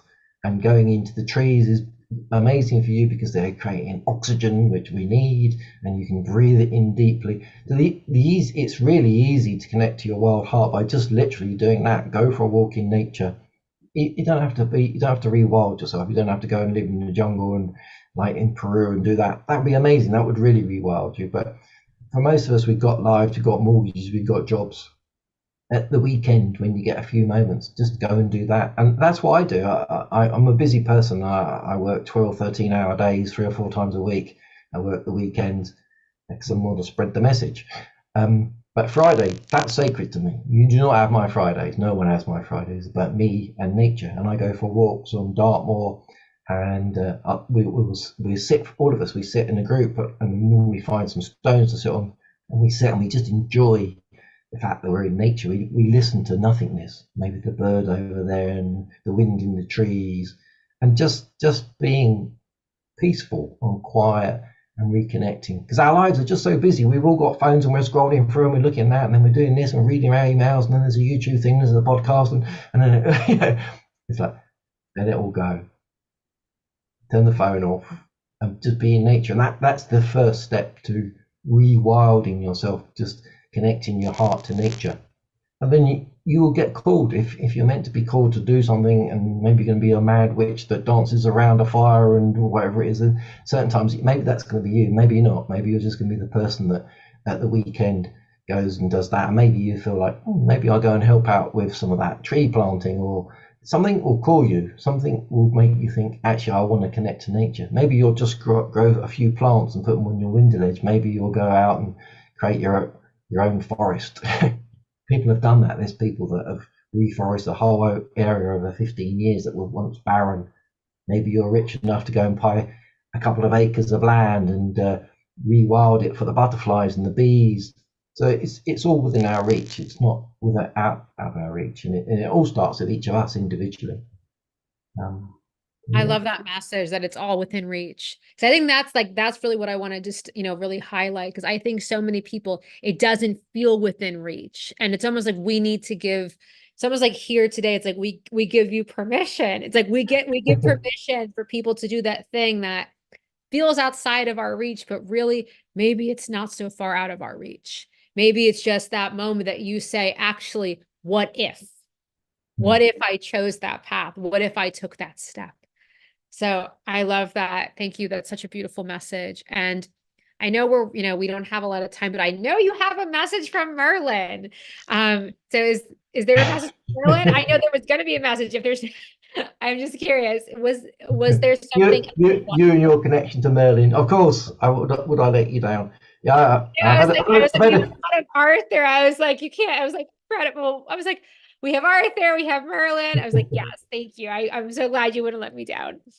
I walked away with this list of homework that I had to do when I spoke to Elizabeth. She's like, off you go and do all those things. I was like, "Oh, I've been off doing those things." So I only caught up with Merlin yesterday, bless him. Right, so okay, I spoke to again. Merlin's in my shamanic temple, and he comes in when I'm stuck with a healing, same as Goddess Isis does. And he's like well down to the right in my shamanic temple, and he's far off, and he's always busy, and he's very hard to get hold of him. So I was glad I did. And he looks like the Merlin we all know of. He's got a big beard, and he's got white hair, and he wears white robes, and he's got a staff with a big bulb on top of it. But he is very bardic, and I think I've borrowed some of his bardicness, because when he comes in, I was like, oh, I love the way, because he was a bard. I love the Yes. way he talks, and so yeah. So I spoke to him, and he said, imagine for a moment the whispered carried by the wind through the ancient boughs, i.e. the trees. And he says, I, Merlin, the keeper of tales and conduit of nature's voice, I contemplate the actions of men in the face of those sacred groves. And I said, oh, that's very nice. What message do you have?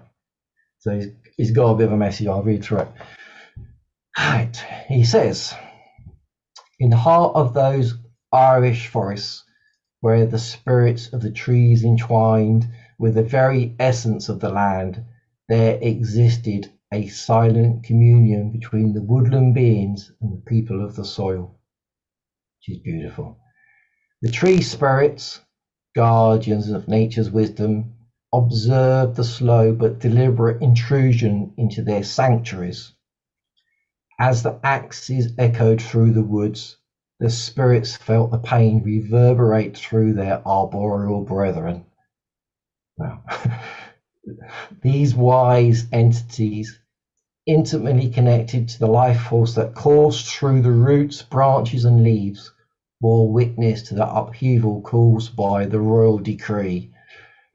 Their collective murmurs would have been an ancient lament, a harmonious sorrow echoing through the woods.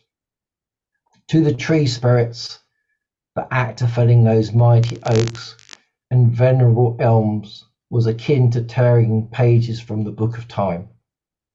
Each tree held memories of centuries past, stories whispered in rustling leaves, and the spirits mourned the loss of these living chronicles.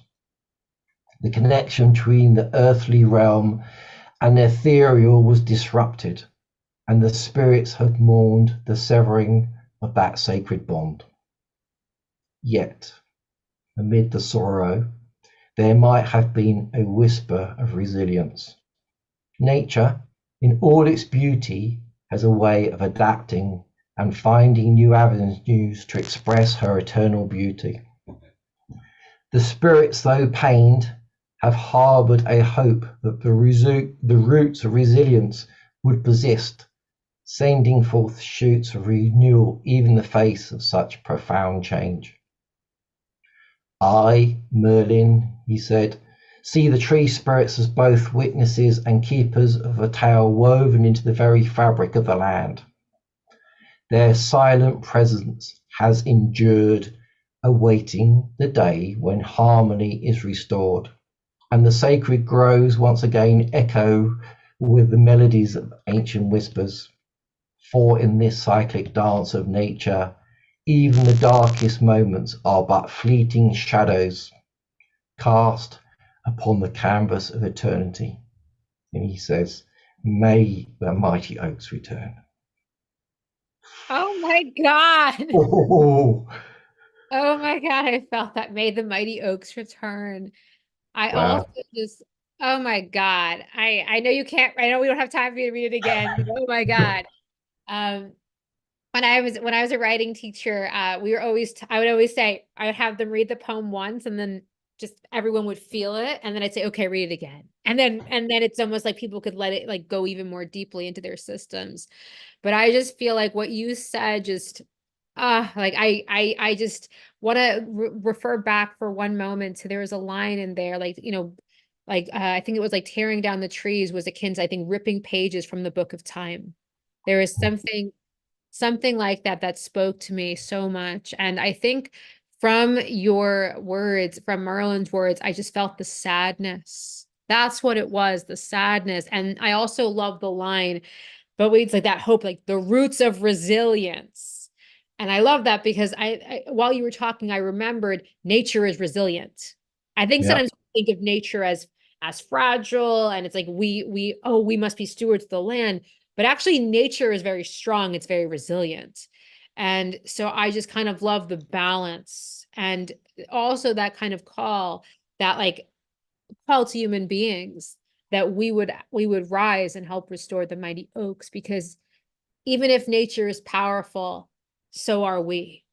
And I Mm. just I also just want to just take a moment to really just pay homage to the beauty of words, because it's through the words that we're able to feel those feelings of the ancient trees. It's through the words that we're able to get messages from these divine beings, and you're able to bring them here to us in this space. So again, I just really want to draw attention to the interconnectedness of all. Like, even though I think a lot of us think that interconnectedness is broken, it's not really broken, because it's happening right now, right here. So I'm just curious, what part of the poem, I'm calling it a poem, what part of that poem meant the most to you when you were channeling it, when you were bringing it through? I think it's the interconnectedness, the resilience of nature, and the fact that in the dance of nature, time is nothing compared to ours. We live, if we're lucky, 100 years. The oak trees can live thousands, so they're just waiting to return. And the fact that he said it at the end. I was like waiting for him to say something, and he said, "The mighty oaks will return," and that was prophetic. I felt that was prophetic. That Ooh, it I will happen. It's just time. I love this. I'm so glad when you said that, I just had this whoosh, just like go through me, because for people here, they may not be as familiar, but Merlin wasn't just, I mean, he was a wizard, but he also, he was a bard, but he was really like a prophet. Hmm. The bar, like the poetry that he would utter was prophetic in nature, to the point where it Yeah. actually like terrified some of those around him. And and so when Merlin gives prophecy, it's the real deal. So when you say like the mighty oaks will return, I just felt that. Oh my Yeah. God. I mean, I would believe it anyway, but to know that it comes from Merlin, that's amazing. Oh my God, I felt that. Yeah. As I said the words, I felt my heart sort of go.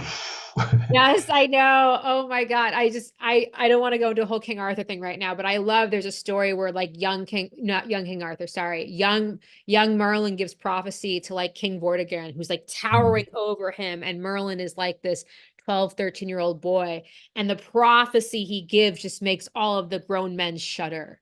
And that's Mm. what I felt like, when you said that Merlin says the mighty oaks will return. I was like, I don't know. It was almost like when you said that, it felt like, for me, I can just only speak for myself. It's almost like being beyond time. It's like just being in this moment where time didn't exist, with you, with all of the magic of the universe and all the power of everything that is. So I just want to just thank you for bringing that power through, for being the channel for it. And not just for that, but for all of the wisdom, like the remembrance that you have brought through of your lifetime being the oak tree. But I just feel like it's like the way that you have connected so sacredly with the woods around you, the way that you've connected so sacredly with, the oak tree that is your friend, and also with every living thing. It is such an inspiration, and I'm just so grateful to you for being here with all of us today. It is just so wonderful to connect with you. Thank you. Thank you for inviting me. Yes. And so before we go, I know that we're a little bit over time, but okay, very quickly. So Kev has an amazing free gift for everyone. And I want you to explain what it is, but I want to just also make a note. There were people in the chat asking, how do we connect with the dragons? And I was sitting there and I was like, his free gift is the answer. So I was wondering if you could share what your free gift is for everyone here. Well, if you want to connect with the dragons, then you just go to a website which I can we can share. But yeah, the first one is it's three shamanic healings, and those shamanic healings are actually named after my three dragons, so Agatha, Sophia, and Georgie, and they're beautiful healings that will refresh you basically. So if you're feeling a bit battered by life, they clear your auras and your chakras, and they're recorded, and all the energy is stored within those recordings. You can play them 1,000 times, and the energy will still be there. So they're there to help you heal yourself. Yeah, and I'm also just getting the hit. I just want to just also say because I know there are a lot of people coming from different places for this summit. Kev also this past year did, I believe it was like the Dragon Thunder Summit. So Yeah, and I believe those interviews, like they're all about dragons. I think that they're all still on your website. Is that correct? They're all still there. yeah, they are. Again, we can share the links. It's just dragonthunder.info, and if you go there, it's free to see them. There's about 30 people speaking on the summit, and since then we have a monthly meeting where two or three people come along. So one of the ones you'll probably all really love is How to Become a Millionaire with Dragons. That was a recent one that everyone's raving about, and it did something for me. It lifted off this glass ceiling that we all have in place. Why would you not want to be a millionaire? Answer that question for yourselves. Yes, I listened to that interview. I loved it. I also just before we go, because I know we're a little bit over time, and I think my next speaker is probably here, but I just wanted to also kind of make an announcement for everyone here. So part of like the ways that we're raising money for Wolfgang Reforest is, or we're of course selling the recordings from this 3-day event, but there's also something extra special. And so for those of you who want the recordings plus some really amazing stuff like to really deepen your connection to the trees, to go deeper with all of the speakers, we put together a charity bundle. And so Kevin has like agreed very generously to contribute to this charity bundle. My assistant is actually putting a link in the chat. So the charity bundle, almost every speaker has contributed something to this bundle. And Kevin, you have this beautiful, it's like I think there's like 7 or 8 different healing activations. I'm wondering if you can share what you've contributed to the charity bundle. There's nine actually. Oh, there's 9? Okay, I didn't count them. I just, okay. Yes. Right. No, there's a chakra cleanse, uh, a four element shamanic healing, a shamanic meditation to Tranquility Garden, which is beautiful. It's beautifully relaxing. Shamanic drum frequency healing, ancestral wound healing, and gift acceptance. That's powerful. Angelic healing with a friend of mine called Rosemary from Sweden. There's the wise and wild Annabelle from France who lives in Australia. That's a beautiful healing ritual. You've got the etheric garden healing from Rosemary, another Swedish lady. And then you've got the Meet Your Dragon portal, which is very powerful for you dragon riders to meet your dragons. Beautiful. Thank you. So I just want you to know that for people who are here live, anyone who's watching the replay, we're going to give you the link. Anyone who purchases the recordings or the charity bundle, all proceeds are going to Wolfgang Reforest, to Reforest Ireland. So the bundle, what Kev just mentioned, if you want that, there's a lot of other speakers who have contributed. All of the proceeds from that will go to Reforest Ireland. So Kev, thank you so much for that. I can't speak at this point. I'm just so grateful for your presence here today. It is always a pleasure to connect with you. You bring the magic like no one else. Thank you. You bring the magic, you bring the words, and you just bring such a peace. I feel like your presence is so beautiful. Thank you very much. Okay, so I'm gonna unpin you. It's so sad. I hope you have a beautiful rest of your day. I'm just going to give everyone a 2-minute break. So we'll be back in 2 minutes. If you need to get some water, go to the bathroom. And we will come back in 2 minutes for our next speaker, Eimear Stassin. I'm pretty sure she's here. But anyway, you guys have a 2-minute break. I will see you super soon.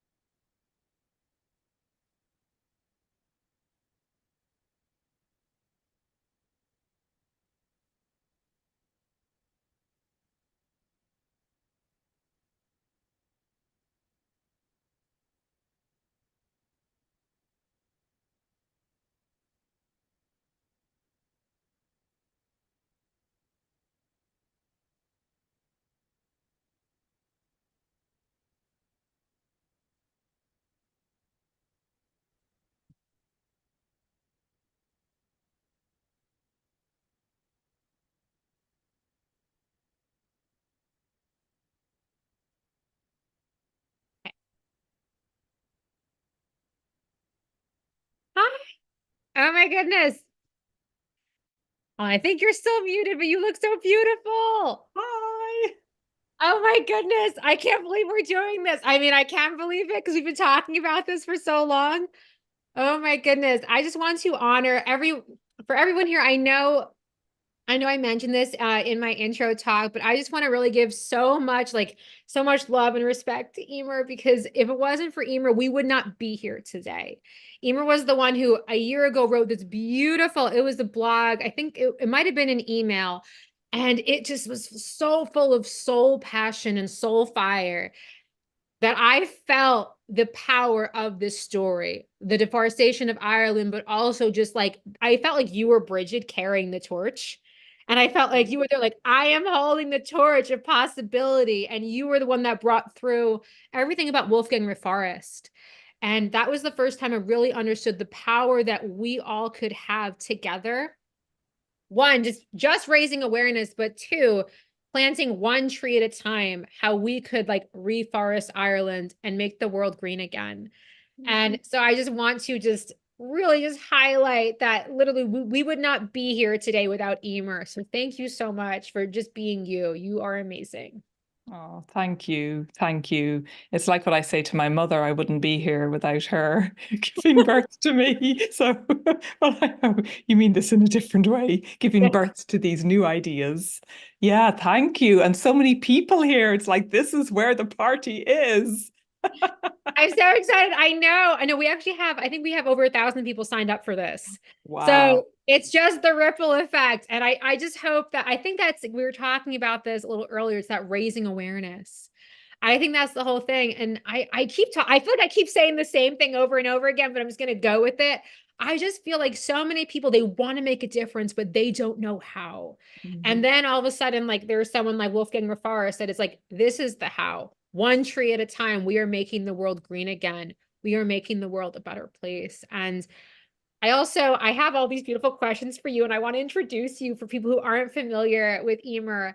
But one thing I just feel so strongly, it's like there when I talk to you, like I feel like we are also wanting to always honor the past. That's what I think makes you such a unique speaker and such a sacred storyteller, is that yes, we're talking about planting new seeds for the future, but Eimear also really brings through the stories of the past, the beautiful stories and the tragic ones. And I think you render them with such beauty and such grace. And, I know that today's conversation is just going to be so powerful. So before I get too far ahead of myself, let me introduce Eimear Stassin for those of you who are new to her. Okay, so Eimear Stassin is an earth witch and sacred storyteller. She is also a self-development trainer, soul-based coach, writer, poet, nature lover, and storyteller. In Irish mythology, Eimear is said to possess the 6 gifts of womanhood. And so Eimear set out to expand and rewrite these ancient stories to bring her fullness and wholeness back in. So Eimear is from Dublin, Ireland, and currently lives right now in central Scotland with her husband, 3 children, and her puppy, Riley. Oh my goodness. So again, I just want to thank you so much for being here. I'm just going to catch my breath for a second. I just want to tell the audience while I was coming up with these questions, I, sent them to Eimear, and it was so funny. Both of us were like practically in tears. Yes, I was in tears when I read through your questions. I'm like, oh no, I've got my tissues here to hold it all together. It It's was just so so funny. moving. Yeah. I felt that when I was writing them, I was like, I'm gonna cry. So basically, we're telling the audience if one of us starts crying, it's all good. The other one is gonna take up the torch. Yeah. Um, so Bridget is here. yes, so yes, again, it's that whole energy of like God is Bridget for Imbolc. Okay, so let me get started without further ado. Okay, so you were the first person to make me aware of the tragic history of deforestation in Ireland, and I wonder if you can share your journey of first learning what happened to the trees. Yeah. Yeah, thank you. And I wanted to say, the reason I felt so moved by this event and what you've created is that I feel like there's so much out there. There's so many pieces of writings, and I've written so much and put it out there into the world. And what you do so well, Elizabeth, is you listen and you witness, and then you feel moved and take action from there, like fire. Like it's like you move, like whoop, it's done. It's all happening. So I really want to honor you for that as well. And I wondered if it would be helpful to read the blog. It's not very long. Yes, read Yeah. this. Because then it gives the whole context for where we're coming from, and then you can delve deeper, as deep as you want. Yes, absolutely. I actually thought of that and I was like, oh, it's her writing. Maybe she should decide. Yes, absolutely. I don't know if you have that on hand. If you I have it do. on. Okay, let's do this. Right Okay. here. Ready to hear this in your voice. This is like sacred storyteller magic right now. Okay. Yeah. And it was like when I woke this morning and fresh ideas were coming in, and I thought, I've got to read the blog. That's just a must. This So, is the spark, everyone. This is what started it all. Was this email that Eimear sent out, and I read this. I'm not kidding. And the idea for this event happened. It was like literally 1 second. It was an immaculate conception. It was 1 second. I just knew we had to stand together, and here we are. And it's funny because I think you wrote this a year ago. yeah. Literally almost a year to the day. And I just want a presence, because sometimes we have these ideas and people think like, oh my God, like if it doesn't manifest like that, it's not going to happen. But it's the idea of planting the seed, Yeah. and it blossoms in divine time. Yeah. Yeah, it literally is. And I was doing this writing series, and it was all about Bridget's flame and how she had stepped into my life so powerfully last year, at this time last year. And then I wrote this, and it's simply called, brace yourself, everyone, for this. Why did you cut down our native trees? So it's returning to Elizabethan times, and it is a letter to Queen Elizabeth I. So it starts, Dear Queen, and I know I'm saying that through gritted teeth, why did you cut down all our native trees? These trees that are sacred to me. Queen, why did you cut down our trees in order to build your Royal Navy? Why did you order the destruction of the land of beautiful Eru? With each blow of the axe against the bark of the tree, I let out a cry that still haunts me. My tree ancestors scream to just leave them be, to grow up as nature intended. They're here to maintain the balance of the land. These trees that you cut are the very trees that sung the language of Om, the language of Source. These trees shared their earth wisdom with us and upheld the ancient lore. It's to these trees that we went to meet, where we gathered as witches, as druids, as wise ones in community, to commune, to sing, to dance, to root into the energies of the land. They are our ancestors, like you and me. Queen Elizabeth I, why did you have to cut down these sacred trees? O oak, so noble and wise, with bark aged like elephant skin, the tree of the witches and druids, Bridget's tree. Dearest ash, with roots as deep as your branches are tall, the Celtic tree of life, containing all of our ancient lore as our map through the spiral of life. Spiky hawthorn, O magical tree of the fairies and the elves, your flowers like jewels in your crown. Magical yew, whose branches we wrote our messages on, represented as lines of Om, poison berries used in potions to carry out on Driocht, the magic. And now we're a barren wilderness. All our trees, they're gone.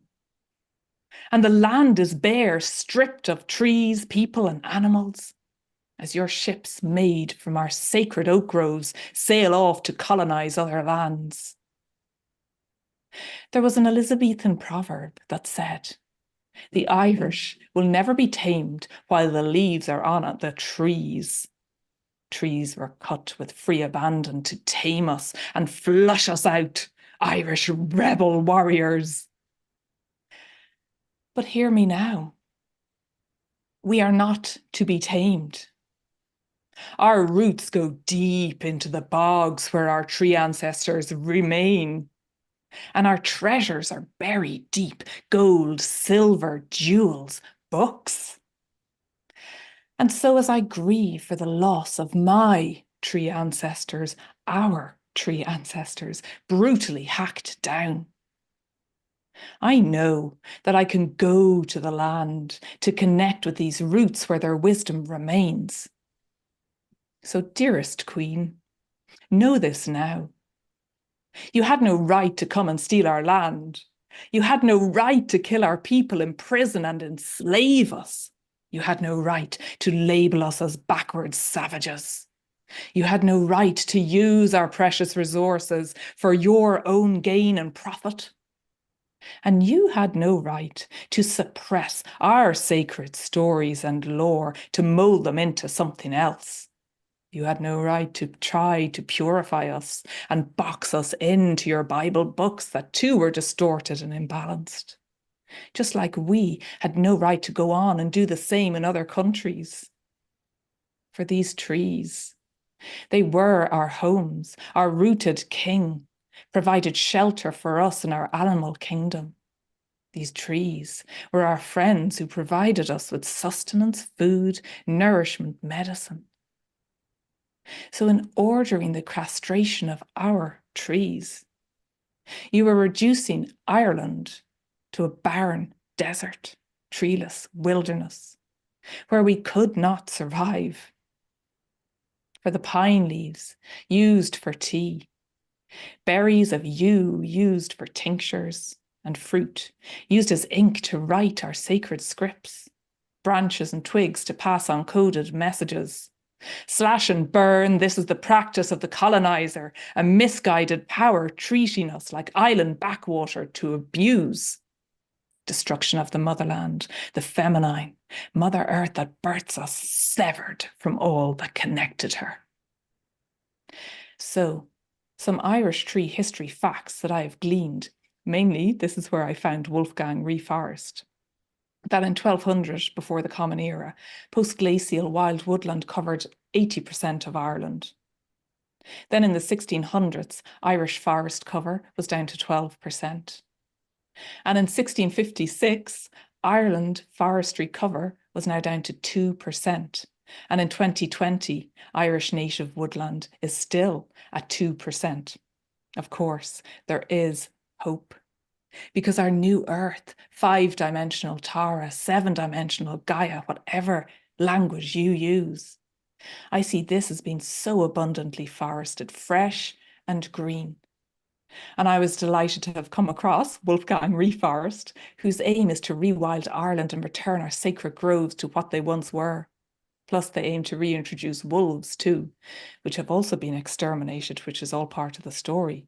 Oliver Cromwell put a bounty price on the head of Irish wolves. So maybe I'm being a bit harsh and using Queen Elizabeth I as a scapegoat, perhaps. But she did not help the plight of the Irish trees, or the Irish for that matter, and we were all almost extinguished, because Ireland is now the least forested country in Europe. So we need to restore the balance of the forests as a sacred act of restoring balance to these sacred lands. Plus, planting trees, as Wolfgang Reforest say, is a radical act of decolonization. Signed, Eimear. Oh my God. Okay, so it was one thing to read that in email form. It was another thing for you to perform that. Oh my God. I have heard you passionate before. I don't think I have ever heard you so passionate as right here, right now. God, Yeah. I felt that in my bones. Mm. Oh my God. I just like gonna take a breath. I want to honor again, like I just want to say once more for everyone here, It was this email. It was these words that literally were the catalyst for me creating this event. I read these a year ago, and in my heart, like I said, it was an immaculate conception. I just, in that moment, it was born in an instant. And Kev, our last speaker, just wrote so powerful. And I just, Thank you. I just caught the end of your talk, Kevin. It was magical, magical. and yeah, no, I just, Yeah, yeah. I, I can feel the rumblings of the volcano beneath me. It's like this, this is the action, this is the force where we yes, bring the balance back. it was interesting. It was almost like it was, I don't know how to explain. It was your voice, but it wasn't like a voice of yours I'd ever fully heard before. It was like the voice of the earth speaking through you.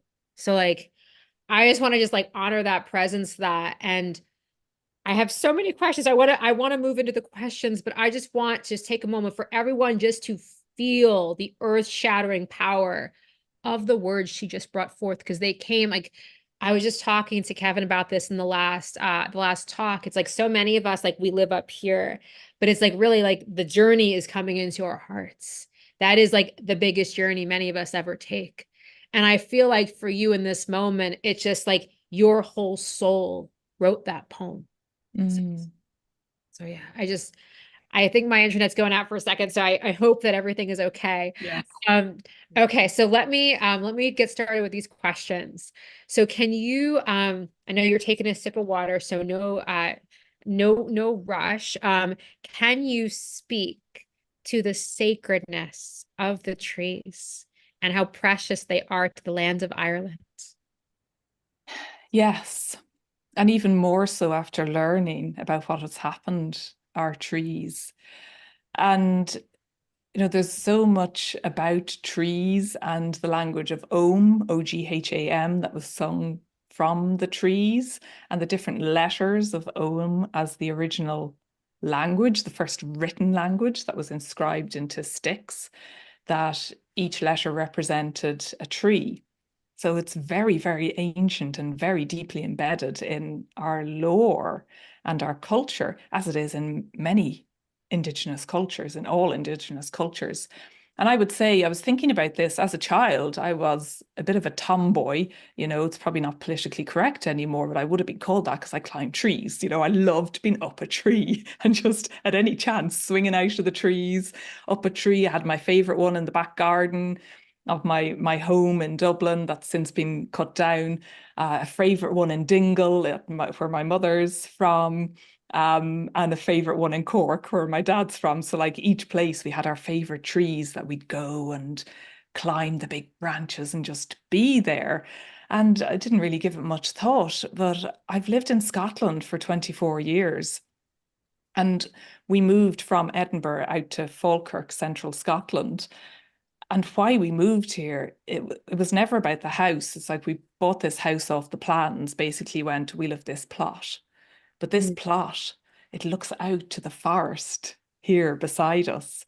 And what I realized, the trees are arranged, they're Scots pine trees, so they cannot be touched, they're protected. They will not be touched. They're protected. If not, I'm out there, protecting them. But they are like an arc. I realize more and more as I live here, they're like a hug. It's like they're hugging this estate and supporting us. So I've more consciously realized how important the connection to trees is. Really, I'd say more so since I became freelance, since I left corporate in 2017. Because this is my cathedral, this is my temple. This is the place where all my ideas come. I have to go there. It's like, it's not an option each day. I go several times a day. We have a dog now, which helps. He's 3 now, so he is growing up. And go there and just commune with the Scots pine and the oak and the ash and the hawthorn and the birch and the rowan. They're all here. The holly, all the sacred trees are here. So it's my medicine. It's my well-being. It's everything. It's my all. Like it's kind of beyond words. I don't know what I would do without these trees as my neighbors here. Mm.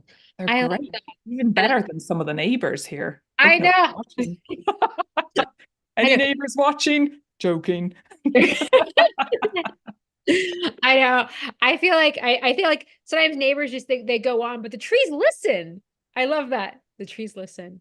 Yes. And I feel like they are your constant companions and friends. I think that's one thing I love about trees. It doesn't matter what's going on out there. They still hold you in that spirit of love. So Yeah. yeah, I love that. Yeah, yeah, and I know there'll be people listening that do communicate with trees and have that ability. And for me, it's like it feels like an energy. It's like an energetic, and sometimes messages do drop in. Mm. But I feel their energetic really helps ground me. Yes. No, I do. I love that you said that. I do feel the trees like want to communicate with us. And I had a very powerful experience with this when I was in Glastonbury. It's about like a year and a half ago. And there was this old tree that was like multiple thousand years old. And I like got lost 3 times trying to find it. Finally, I get there and I put my hand on the tree. And out of nowhere, I just heard, "Welcome, pilgrim."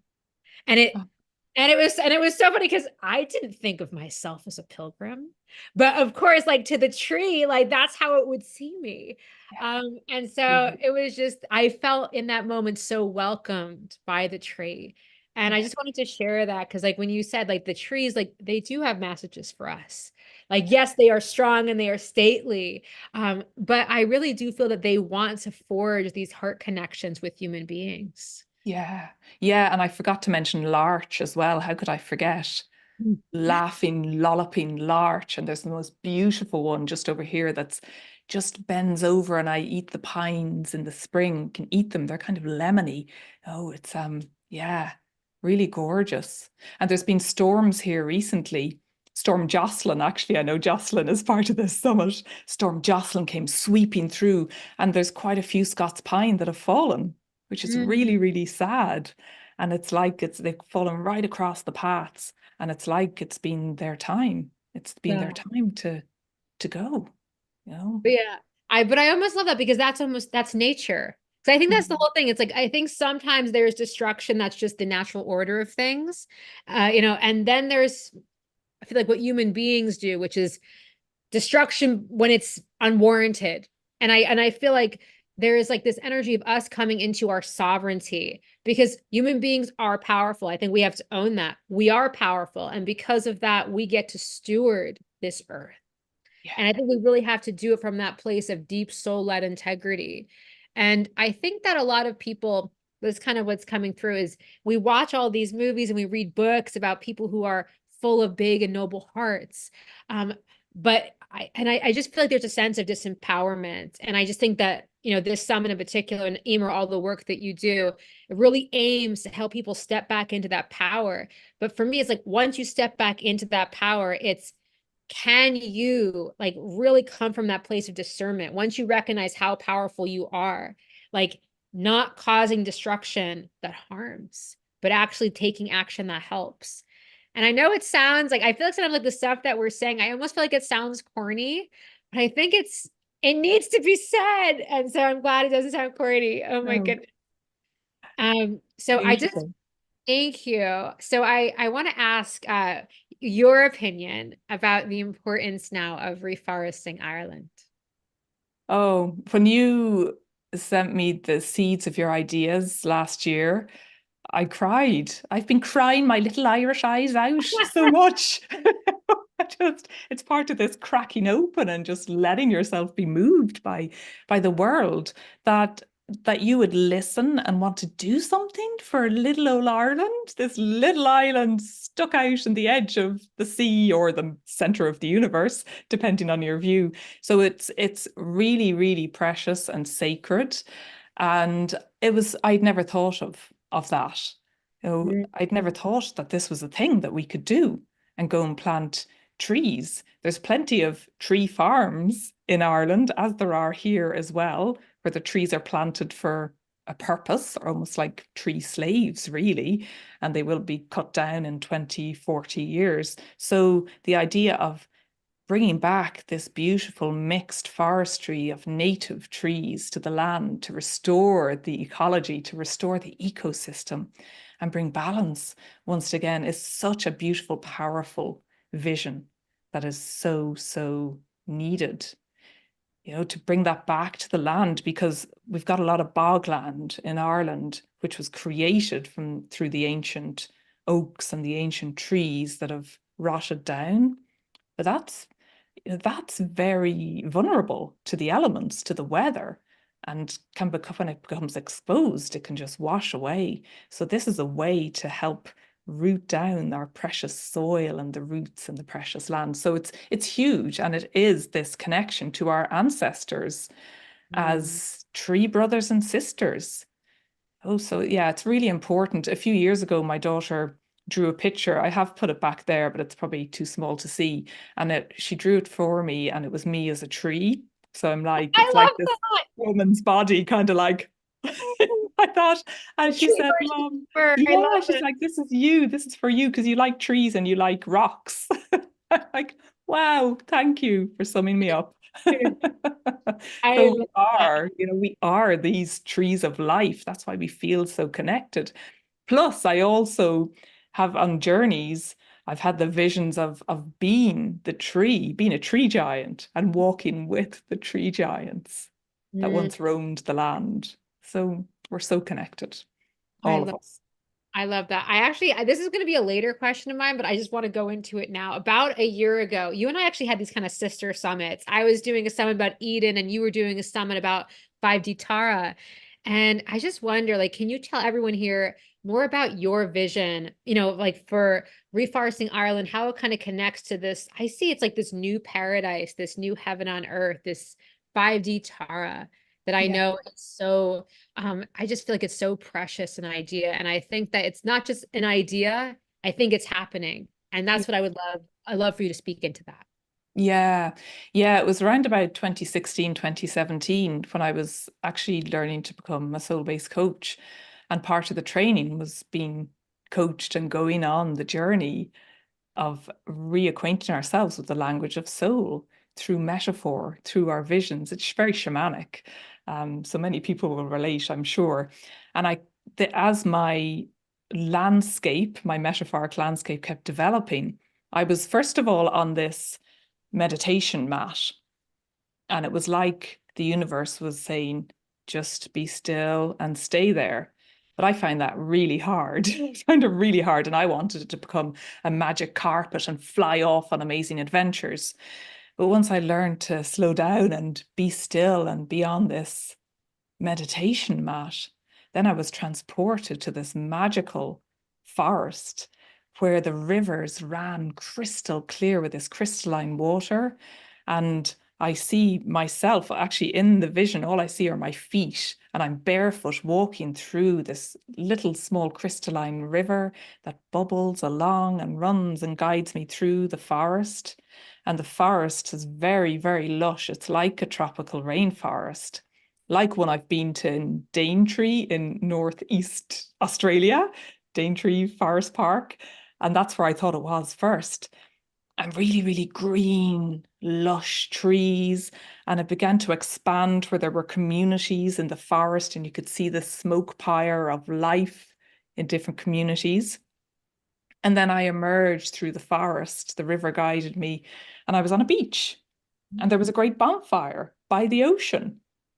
And for me at the time, it was like, oh, build a bonfire of possibility. No, build a bonfire on the edge of possibility. So I thought it was all very metaphoric. But actually, it feels like it's reality too, because for a long time, I was alone on this beach. And I'm going, like, what's going on here? I was getting really annoyed because I wanted to make sense of this landscape, and it wasn't making sense to me in everyday reality. But now I realize that the people are gathering. We're all here. We're all around the bonfire now, communing in circle once again. And this is the place, because then I heard about this planet that existed about 500,000 years ago or more. It existed as Earth, as the ancient Earth, where we did live in community, where we honored and respected the forests as our kin, and where we gathered around the bonfire to dream weave and vision together. So it was this place that I was being brought to go, this is the place where all the dreams happen. And part of my work is to call this vision forward to now so that people can feel inspired and know that this is the place that we are reconnecting with and stepping into. And there's probably people here that feel they're already there. It's a vibration, but it's also this place of coming back into balance within ourselves. And ultimately, it is like this journey back home to source and to soul source. And part of that is because I was told that this planet Tara was exploded in like a Star Wars endeavor. And that trauma meant our soul parts were fragmented. And these lost soul fragments are like the lost children that we're calling home to heal back to wholeness.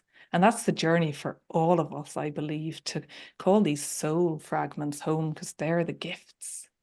They're our gifts that we need now. Oh my God, I love Quite that. a big answer. It is a big answer, but I love that about you. I just love the big, I think That's that, Tara. yes, that's Tara, but I love what you said about the soul fragments. Mm. You know, I said this in the, like my intro, but I know I wrote this to you in email, that the whole week, that like the last week when I was getting ready for this, I kept hearing this Bruce Springsteen song, and it was like no surrender, and it was like, and like there were two lines there, like we made a promise, like we'd always remember, no retreat, no surrender. And I just really feel like that everyone here, most of the speakers, I feel like there is like a soul bond, and I feel like a lot of us promise like to one day bring the forest, to one day bring the green back to Ireland. And I think here when you talk about the soul pieces, the soul fragments, I feel like there's also another story here, which is I think the inner devastation that happened when the trees were cut down. I feel like there's also a great sense of soul disempowerment that happened. And I wrote about this in some of the emails, it's interesting. I was getting ready for this event, and like last weekend when I was getting all the emails together, it's so funny. I suddenly had this image of blood. It was like this image of bloodshed, and it like shook me to my core. And all of a sudden I heard the voices of like the men and women who had perished around 1560, and they died defending their land, protecting the trees. And I heard them say, tell our stories. And so it was a moment that kind of shocked me, because I was like, I don't know how to tell your story. How do we tell this story? And I mean, I think we're putting the pieces together collectively, especially like, you here right now. I think that letter that you wrote really brought voice to those people. And I'm just curious, like when you mentioned the soul fragments, like one of my intentions for this container is that it is a powerful alchemical container for great healing. But I also knew that when I put this together, I didn't want to go like so much into the wound. I didn't want to re-traumatize anyone. I really cast the sacred intention to really bring this event through in the spirit of divine love. But when you brought up the soul fragments, I just can't help but think that there is something here that needs to be addressed about the people who perished defending what was sacred. And I'm wondering if you can speak to those lost soul fragments, and also, the loss, the heartbreak, and the unfair treatment, that the Irish experienced under British rule, but also just kind of, I think beyond British rule, I feel like there has been a lot of tragedy in Ireland. And I'm wondering if you can like speak to the impact of all of that. And also, so I want to make sure there's like this positive spirit of divine love. How can we heal those soul fragments? Yeah. Oh, yeah. There's so much. There's so much. And I can speak from the experiences I've had through healing, because once I realized that this place existed, I had no idea that this, where I was being guided in my shamanic journeys, was this place called Tara. And that might change. I'm open to that developing and changing. And then that there was this planet exploded, lost soul fragments. What are they? Where are they? I must find them. I must find them. Quick, quick. So he's like, I gotta hurry. It's like, oh my God, I love that. It's like with my backpack off into the woods to find my soul fragments.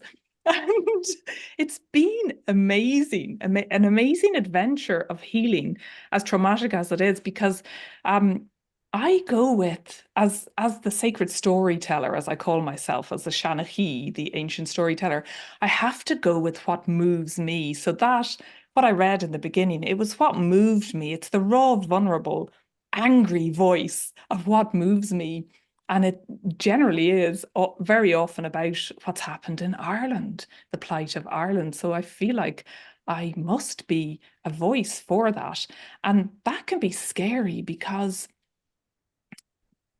I was going to say I would be included. It's the past. Bury it. It's done. But I read this book by Manchon Megan, who's a wonderful native Irish speaker, but he talked about listen to the land speak and the effects of colonialism over hundreds, maybe thousands of years. There's many people that have come to Ireland wanting to take Ireland for their own and use her resources. But the effect of that and the impact of that and the impact of burying that on the land is so traumatic. We are, huge generalization here, we are a wounded nation. I'm aware that's generalizing. And because we have emigrated and spread so far around the globe, there's so many people here that have Irish ancestry, that the Irish blood, flows through your blood. Irish gold flows through your blood. That's what I was going to say. So your question was about the the trauma and the healing of it. There's been particular journeys that I've gone on to retrieve these lost soul fragments. One of the first was working with a shamanic healer going to Tara, but this neighboring planet called Nibiru, who I had no idea. And my soul fragment was locked up there, held in a cage by these evil forces. And she went in to help free, but it literally was a battle to free this soul part. And there was the divine essence of me going, you can lock me up, you can try to kill me, but I'll come back. You cannot take these soul parts. They are not yours to lock up and keep. They are mine to call back home and heal back to wholeness. So it was a real message that no matter how traumatic the past lives we've had, or the horror that we may witness, or the blood as you witness that's been shed on the land, that we can go in and turn towards these horrific acts that have happened with support and commune with them and heal them. And ultimately, for me, it's sharing those stories as well to help and support others through that healing. Yeah, I love it. There's a lot there. There's a lot there. What's coming through, it's interesting. While you're saying, I wanted to say, I just love you. That's all. Love you too. Someone's saying we should do a retreat in Ireland together. Oh my God, that would be really fun. Oh my God. But before I lose my thought, that's interesting. I think what I love, there's like this like spark in you that is like the revolutionary. And I think that's what I felt like when you read that. It was like the revolutionary. And even when you're saying like, my soul fragments are stuck over there. Guess what? You can kill me. I will come back. I will get that soul fragment. I just feel, I don't know. I feel like I'm really sensing that energy of the revolutionary. It's present in this event. Even Wolfgang Rafaris, like when I spoke to them in the interview, they're kind of like the Robin Hood of charity organizations. A lot of what they do is outside the system, not by the book. So there really is this energy of the revolutionary very much present in this event. And I'm wondering if you can speak to that essence of revolution, of the revolutionary. And even if, I don't know if there are any Irish legends or stories like that kind of have that energy. I'm kind of wondering if there's like a myth that has like some kind of energy of revolution. I'll leave that to you, but I wonder if you can speak on that energy of revolution. Yeah. It's a line I've used before, is that it's the evolution, it's the revolution for our evolution. and our global recovery. So it's not through shedding more blood, but again, here it is with the staff. The warrior in all of us is being called forth and awakened. And for me, it is, Bridget is a very, very powerful force. Instantly, who came to mind as Queen Maeve. Ooh, I love Queen Maeve. Queen Maeve, but also a representation of her is Grania Whale, Grace O'Malley. I may have spoken to you before about Grace O'Malley. I think you did, but you need to tell the story because I'm sorry. For the last 2 weeks, I've heard the name Grace O'Malley in my head. And I kept being like, I don't know why this is here. I don't know why this is here. It's for this moment. You're on, baby. Yes, it is, because it links to this era that we're talking about and Queen Elizabeth and all of that. And Elizabeth is here too. The real Queen Elizabeth is here right now. This is the divine queen. So yeah, Grania Whale is Grace O'Malley is a real person that existed. I'm not saying I imagine all the other goddesses and gods did exist too, but Grace O'Malley, she existed in the 16th century. And her nickname, or the name she was given, she was a chieftain's daughter, and she wanted to go out fishing and defend the land of the west, of the northwest of Ireland. She was over by County Clare and that area, and she wanted to go out in the boats with her father, and her father said, no, you can't, because you're a woman and your long flowing locks will get caught in the sails, and that will be a health and safety issue. I'm sure he didn't say it like that, but anyway, she's like, you will not say no to me. So she shaved her hair, cut off all her hair, and went out in the boats with her father. So her nickname became Grania Whale, because Grania is the Irish version of Grace, and whale means Mhaol, means bald. So bald Grania, that's where her name came from. And so she was a real warrior queen, and she didn't take crap from anyone. Basically, she was fully in her power, but she also had a bit of a heartbreaking story because of her power and her sovereignty at that time, in about maybe it was around 1560, something like that. That her, in the great openness of Irish hospitality, she took in visitors and let them stay, but she was betrayed, and her son, who I believe was called Owen, who's also my son is called Owen, was killed. Was killed, and that's the greatest betrayal of all. If you take advantage and betray my hospitality when I have fed you, I have housed you, I've watered you, and then you turn around and kill my son. No, no, no. So she went to England to have an audience with Queen Elizabeth I. And she was asking for help and support for the plight of the Irish, to be given food, to be given subsistence and support. She just wanted help, basically, and wanted the Queen to know of what was going on in the west of Ireland at the time. So the story goes that she would not bow down to the Queen, as in, I'm not going to courtesy as one must do.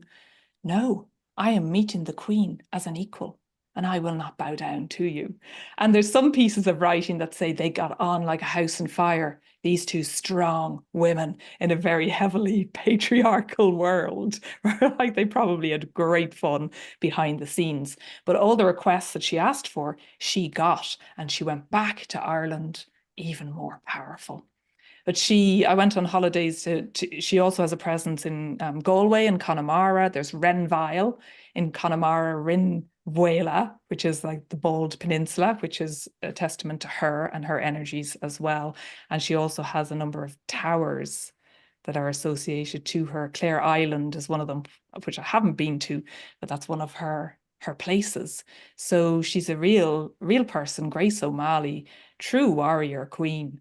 And that real energy of, even with all the shenanigans that's going on, I will not be messed with. I will stand up for what I believe in, and that is defending my land and the people. I love that so much. Oh my God. I feel like I know our conversation's like taking a turn I wasn't expecting, but I love the sovereignty of this woman. I love that she was like, you're not going to mess with me. It's like, I'm going to speak to the queen myself. I demand an audience. And I love that she got everything she asked for. Um, especially at that time. Like that's, I mean, I get it more now, but like at that time for a woman to do that, like that is extraordinary. And so one thing I wanted to ask that's kind of coming through is this idea of sovereignty. Because last night I felt, I'm going to ask you a little about this, is coming through. The goddess Eru, I don't know if I'm saying her name right, the goddess like for whom Ireland is named. And it was interesting. I really felt her coming through like with this sovereignty activation for me. And it's like, and I really had to go deep into like, what is sovereignty? Like, how do we have sovereignty of self, sovereignty of the land? And so I'm wondering, and you just spoke of the queen, the ultimate embodiment of sovereignty. So I'm just wondering how, like, how have you experienced sovereignty? But more than that, like, I feel like sovereignty is a huge topic, but I feel like you have something very powerful to say. I know I said a million things, but pick whichever one That's you want. beautiful. What would you like to say about sovereignty? So there's a few aspects. So following the Celtic wheel or the witch's wheel or the medicine wheel walks us home to sovereignty, because that's in the very center. And that's the place where we are in balance in the middle of the four directions. Then the other aspect that came in was when Queen Elizabeth II died a couple of years ago. A fury rose up within me because the word sovereignty kept being used for the death of the sovereign queen. And I was going to say with no judgment, but actually there is judgment within me when I say this. Within me, there was this scream of like, you are not a sovereign queen. You were not a sovereign queen. You had to abide by particular laws. There were certain things that you couldn't say or do as the queen of the monarchy. So, and I actually went to Edinburgh to watch her coffin or her entourage go by, because she died in Scotland, in Balmoral, and there was a big parade down the Royal Mile. And as I stood there, I went in with my son. I dragged him in, going, come on, this is history. We need to observe this. And there was part of me, I know, wanting to make sure that she had died. That's a terrible thing to say. I gotta make sure. Delete that. Is she really dead? But I couldn't see because it was a closed coffin. Anyone could have been in there, to be honest. It's like when my grandfather died, he was saying for years he was going to die. And then when he actually did, we're like, is he just joking with us? And is he going to pop up and go, ha ha, fooled you all? But anyway, as I stood there on the Royal Mile, waiting with the crowds of people for this momentous occasion, that I felt so privileged to be able to be there for this historic event, I remembered the witches and the plight of the witches, because this, where I was standing, was on the land of the witches, where they were taken and killed and burnt, but also where they were held captive just across the road from where I was standing on the Royal Mile in the Tolbooth prison, just outside the fabulous cathedral, you know, like the ark where the Queen, where the entourage stopped actually outside St. Giles's Cathedral. And in that moment, I contemplated what is sovereignty? Sovereignty for me is that ability to speak your truth. So it's a soul sovereignty that goes deeper than the facts, you know, speaking from our head. You mentioned the heart and our soul earlier. It's that soul sovereignty of speaking the truth as it wishes to arise within you, and honoring that voice of your soul, honoring what moves you. What is it? What's that thing, that flicker of the flame that ignites you?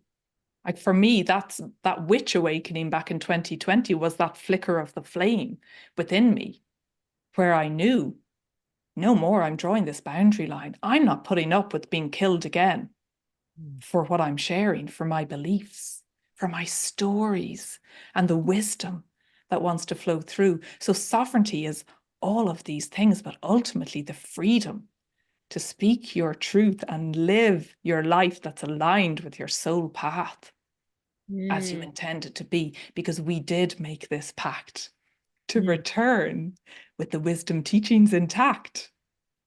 Now we share them, as the poem that came through for me was. I know, I love Here we that. are. We're back. I know. I love that. It's like, you thought you killed us. We're still here. And that is sovereignty as well, you know? And that is magic too. It's like, oops. That's the whole I love that. I mean, I'm going to ask a question in a second about the Irish spirit, but I feel like it's also like the spirit of magic. It's the spirit of true power. It's like, I think that's the whole thing, is so many people, whether like they were witches or not, people who stood up were killed. And that was the whole thing. It's kind of like, you thought you could kill us, but you don't understand that this spirit cannot die. That's what I don't think they understand. This kind of spirit, it cannot die. It lives on. And so I'll ask you that same question now, because I said while I was preparing for this event, like what really kept coming through was like the Irish spirit could never be broken. And so I'm just wondering, in your own words, how you would describe the Irish spirit. Yeah. Wow. Yeah, it's all that we've shared already. And the fairies were coming in. It is this emerald green crystalline essence, this fairy magic. Many people, when they come to Ireland, they feel so moved to tears, because of the energy on the land is so magical. So the Irish spirit, for me, is actually playful and fierce. It's like the paradoxes of, like, when people meet me first, I'm Libra rising in my chart, so I'm all about balance, and I can appear very nice and friendly and playful. And then I'm Libra rising too, by the way. That's wow. the same thing. Like, oh, you're so sweet. You don't know. There's 5. No, I'm not. And you're Leo, aren't you? Yeah. Sunshine. So yeah, so that's like the outer appearance, so nice. And then it surprises people then when that volcanic energy, like Sagittarius fire, comes out, and the archer with the sword, with the bow and arrow to focus attention. So it is that fierceness as well, that isn't out to harm, because we've known that's in our history. It's so embedded in our history and our culture. Well, I speak for myself. I'm no longer out to harm. I will use my words. I will use my poetry as sacred activism and share the spirit and the aliveness as it wants to flow through me. So it's like all these different aspects that want to be part of the conversation, because it's the people. It's when you go in and sit in a pub and have a drink. It's the music, the beautiful native Irish music. It's the language, hearing the native tongue being sung, being spoken. And it's also the land and the sacred sites and the trees and the lore. But the Irish spirit is also the wild seas that surround our rugged coastline. Oh, the wild Atlantic waters that connect us or divide us, depending on your view. So it's all of these things. I'm sure it's also is a liqueur as well, like like a drink, an An alcoholic. actual spirit. Or maybe it's a soap. I'm not sure. But it's like all of these things that's unquenchable and eternal and immortal. Oh, I love that, immortal. Oh my God, I love that. I love that. I finally got there, I do. I know. I'm also going to ask, I'm sorry, they're making me ask these questions. I feel like there are people in the audience who would like, that word immortal. I'm wondering if you can talk. I never am sure if I'm pronouncing this correctly. It's Ternagog. I think it's like the land of, or Ternagog. It's like the land of like eternal life. Oh, Tirnanog. Okay, there we go. Yes. But that's coming through right now. They're like, wow. So I'm wondering if you can speak to this. Yeah. And you mentioned Eru earlier, and I was meant to come back to her too. Yes. The next interview is pre-recorded, so we can continue as long as you have free Amazing. time. Yes. Amazing. The never-ending story that this is. Tír na nÓg. So there are within Ireland, a teacher told me that there were 4 entrances to Tír na nÓg in Ireland. And I see it as Tír na nÓg. Tír is country or land in Ireland. Og means young.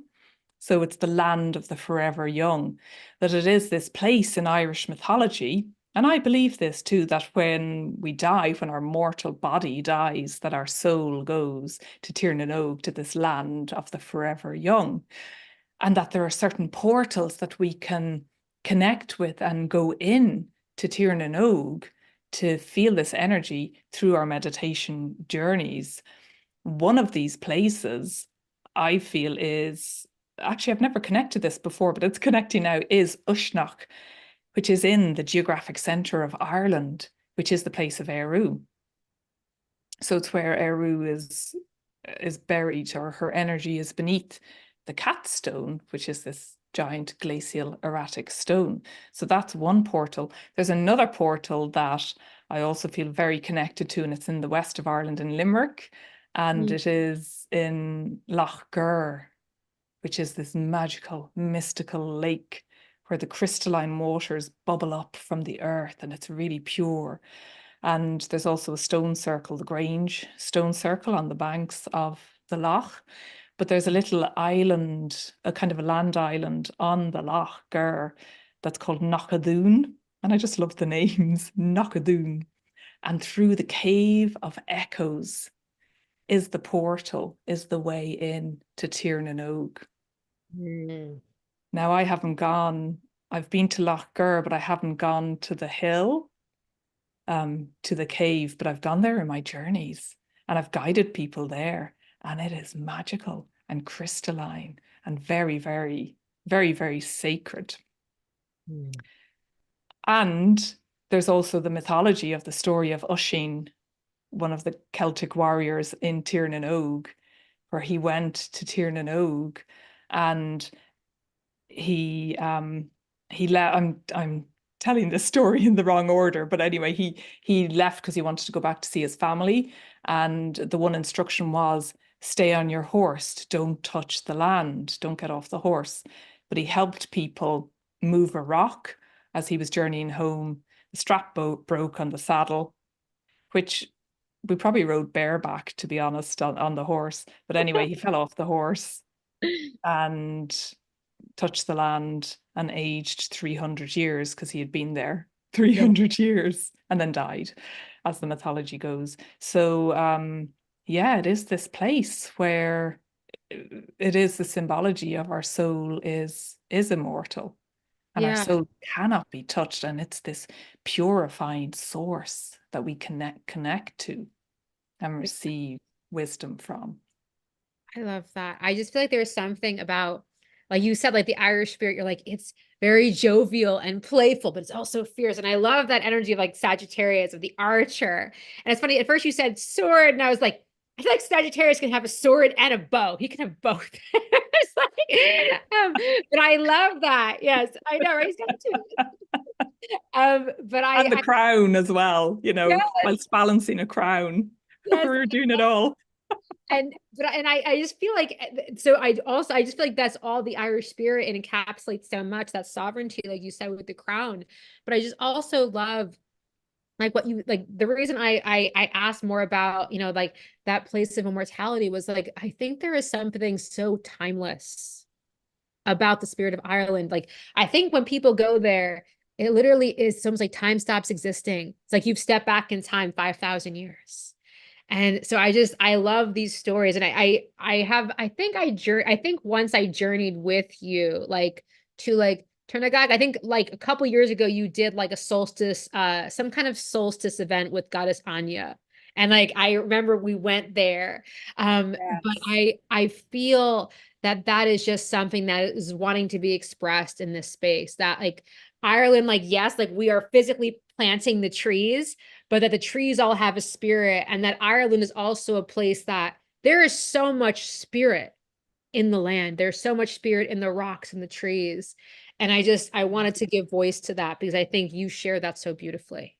Yeah, yeah. And thanks for reminding me of Anya as well, because that's her place at Loch Gur, at the Grange Stone Circle, where her energy, it's aligned, the stone circle's aligned with summer solstice, rising sun.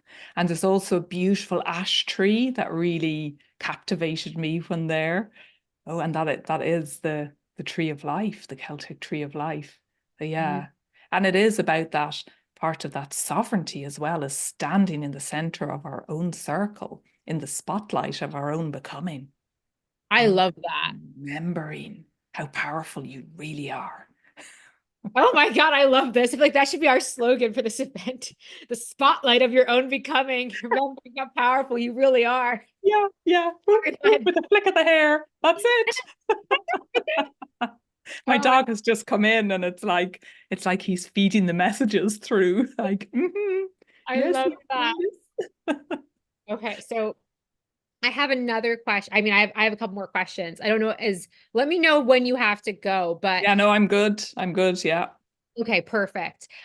So it's funny because we were just talking, we both have Libra rising. Who knew? But I love one thing I love about Libra is it brings an energy of harmony and balance. And so something I also wanted to ask you today. I always feel like I'm mispronouncing everything, but it's like Brehon law. How do I say that? Am I saying it Yes, okay? Brehon law. Okay. So Brehon. Okay, so I wanted to ask about Brehon Law, which you mentioned in one of your emails last year, and I'm going to quote you now. This is so exciting. Okay, I think you said the Brehon laws were unique in that they focused on restorative rather than punitive justice, their object being one of reconciliation. And for everyone here, just giving context, these are the ancient laws of Ireland, and that's what Eimear is writing about. It's a very different justice system than we have today. So you said the Brehons met on high places, such as at rocks or beside sacred trees, places at the heart of tribal communities in ancient Ireland where all were welcome. Their judgment shared it was up to the tribe to ensure that justice was actually enacted. And so I'm just wondering if you can share more about Brehon law and if you think there's a way that we can bring this ancient tradition of balance, reconciliation, and justice into today's world. This is very Libra rising of us. It really is. It really is. And that's all part of it, has to be part of our new earth, that balance within, that balance out with. And there's the there's a bit of a preamble to how I was led to the Brehon laws. And it's the ancient legal system. And we would have learned about these growing up. And well, I was going to say like everything, it's kind of like, yeah, myths, laws, whatever, let's get back to real life. But a few years ago, I visited the Museum of Archaeology in Dublin. And that's a whole other story of dreaming about gold and then going to the museum to look and feel the energy of these stashes of gold that were taken from sacred sites and held secure in the museum, even though maybe one day we'll put the gold back in the ground where it belongs. But I always love to browse the books in these places. You get books that you may not find elsewhere.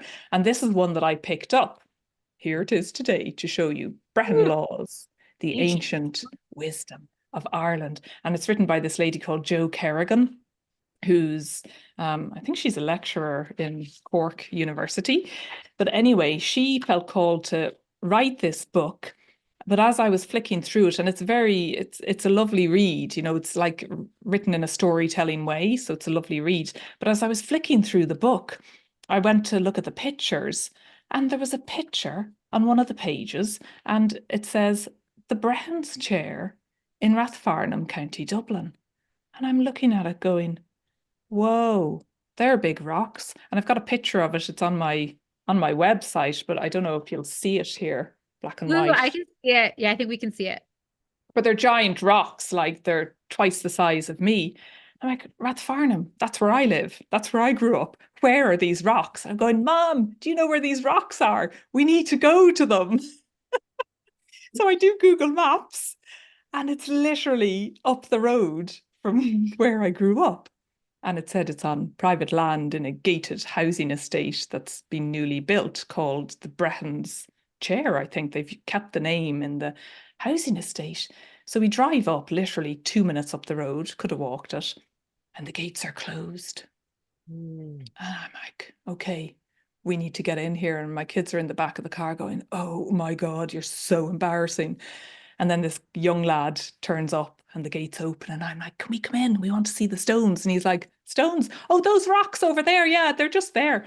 And literally you drive in and there's a green field area and then the rocks are there, and these ancient rocks are these where the Bretons met, and they're literally they're just in the middle of this housing estate, very fancy houses, to be honest, in Rathfarnham.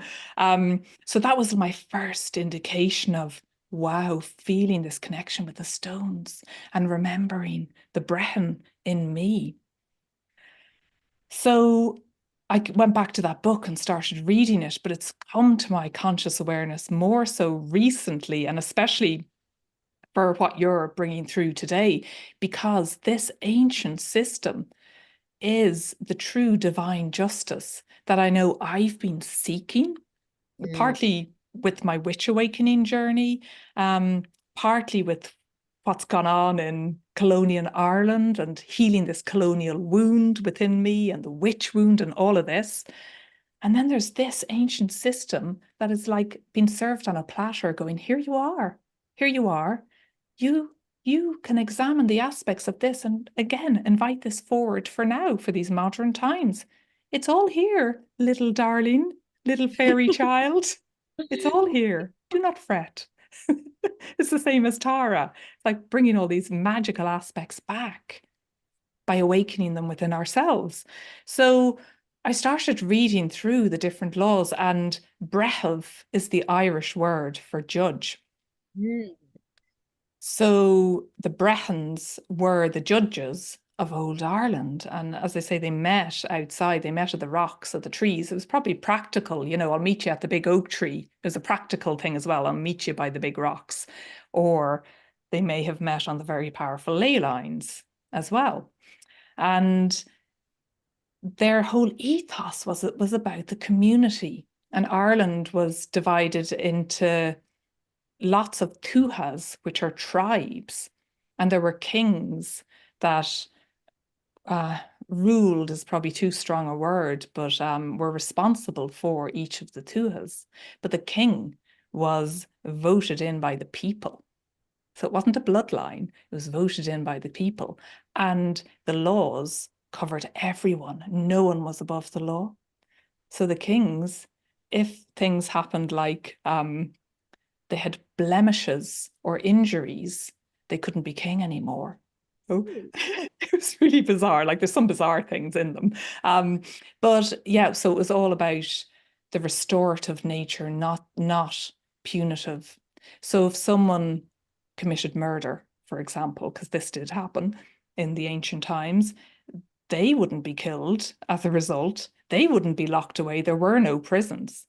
They would be brought in front of the community, and it would be decided what bounty or honor price they must pay. So if it was something as serious as murder, they may be stripped of their assets, of their wealth, and be there was hierarchy there, be placed in the lower echelons of the tribe, and then they would need, as rehabilitation, they would need to work their way back, work their wealth back up again, and earn their cows and sheep, basically, as a farming society. So yeah, there were laws on the equality of women, and women could own land, they could divorce and marry. There was laws on if someone was orphaned and didn't have parents, the community would look after them. They wouldn't be placed in a Magdalen laundry. No, they wouldn't. So the community stepped in and supported everyone. And the beauty as well is that there were laws about the trees and the bees and the animals. I couldn't find a lot on wolves, but I need to dig deeper. But I could read you a tiny bit about the how trees were viewed. Yes, that would be amazing. Yeah. So I highlighted the page and underlined the bits of relevance for today. I better put my glasses on. Sorry. So I just can't believe how relevant this is now for these times. So the nobles of the wood is what the trees were called. Trees were of enormous importance to our ancestors for the material, building craftwork, fuel, but also the benefits on the environment. The Druids of old were well aware of the natural arboreal power, and their unique ohm alphabet was linked to the individual trees. So class distinction held sway. So these are the 4 levels of class distinction for the trees. The noble, common, shrub, and bramble. They're the 4 classes of trees. If you cut down a tree, that was very, very serious. You had to pay an honour price, and it depended on which class of tree had been affected if you cut it down or damaged. So the trees were very, very protected. So the noble trees were oak, hazel, holly, yew, ash, Scots pine, and apple. And they held a very high status. Then the common trees, yes, common trees were alder, willow, hawthorn, mountain ash or rowan, birch, and elm. Then there were the shrubs. Hopefully this is interesting for certain people. Oh, I think it's interesting. I mean, yeah, I love it. I'm interested. Everyone signed up for the trees. Everyone's interested. The trees. Where's the shrub? I've done the common trees. The shrub trees, I haven't underlined this, were blackthorn, elder, spindle, white hazel, aspen, arbutus, and the test tree, which is so far unidentified, but may have been one which was used for wood chips and carving ruins, or like I Ching. Oh, and it lists also the fine if you've damaged any of these. So if you damaged a shrub tree, a heifer was the fine for cutting these. So it was all linked to farming as well. And finally, the bramble tree, fern, bog myrtle, firs, briars, heath, broom, gooseberry, and ivy or woodbine. So all these had many magical qualities, and you were fined a sheep if you damaged one of these. Yes, I'm feeling the presence of these.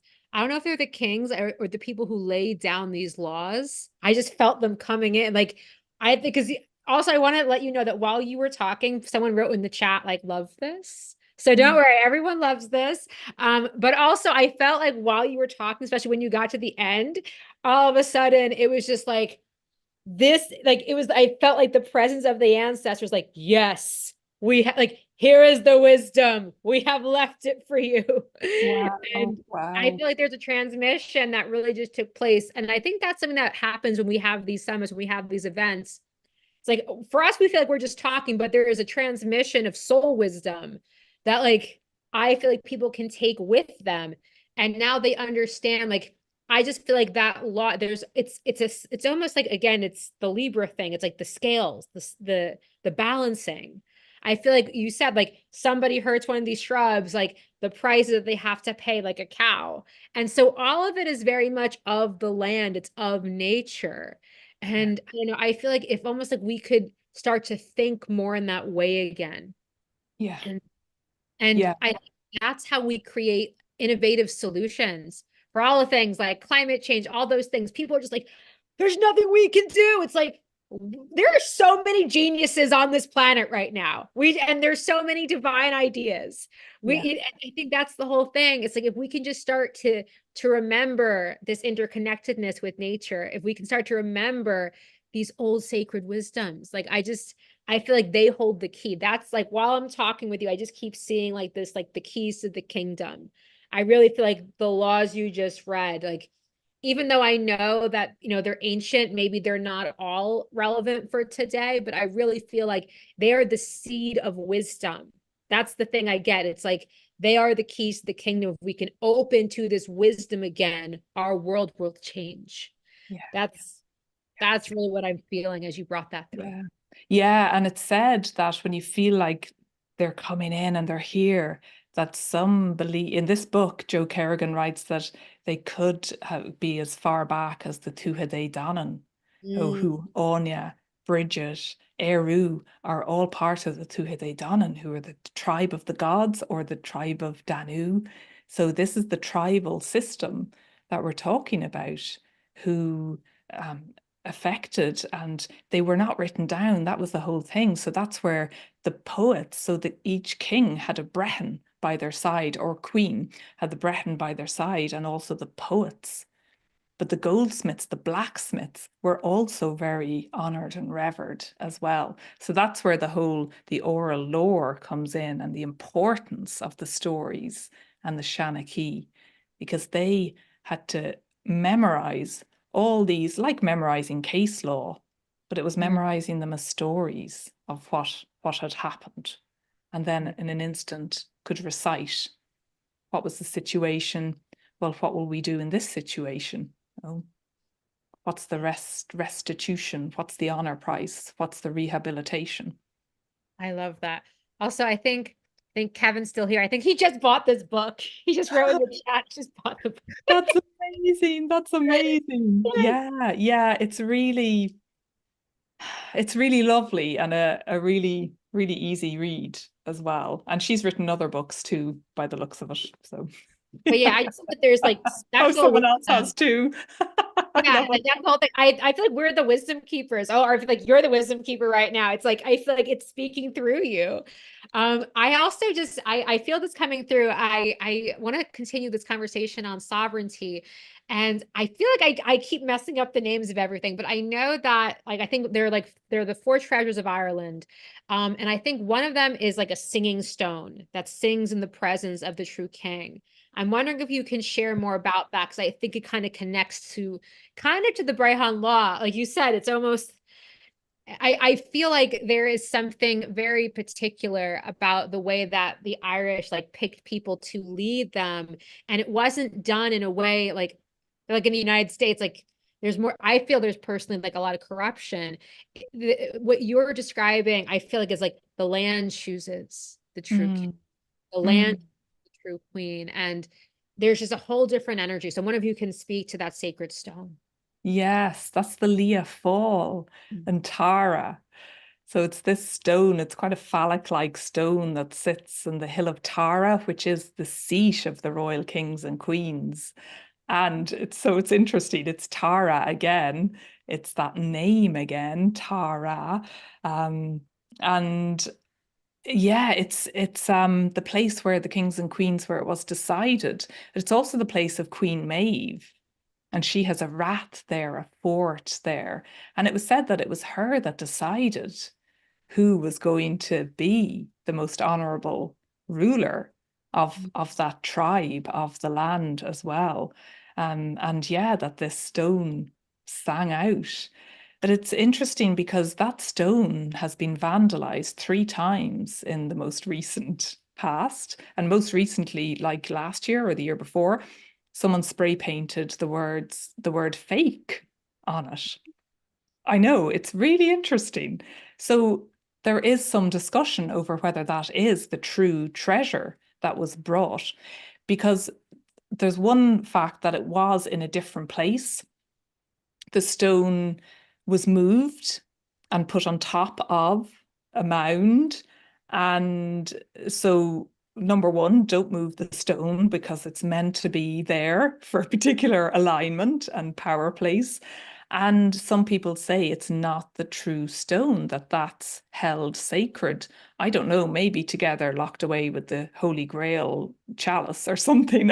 I'm just being silly, but I don't know. So yeah, there's discussion about that, which is interesting. But that is the Leah Fall. Yeah, like the Stone of Destiny. And there's also the Stone of Scone in Scotland. And when King Charles was coronated, the stone was brought from Scotland to London and put underneath his throne, his seat, so that there's the same idea of sitting upon the stone throne to be coronated. Some people say these are one of the same, but they're not. They look different. So yeah, there's something about what is the truth there is still being unraveled.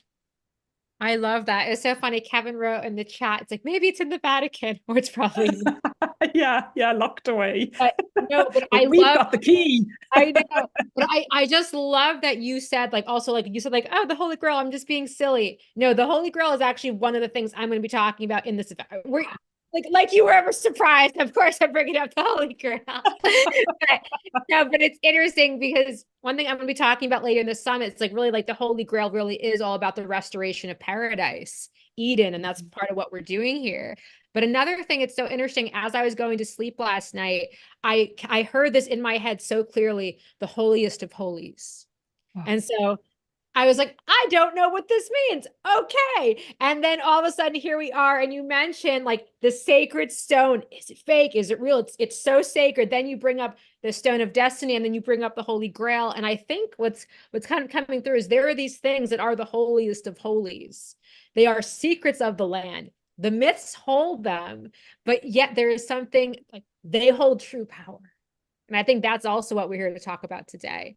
And one thing I just also love that, we were talking about like the stone that sings in the presence of the true king.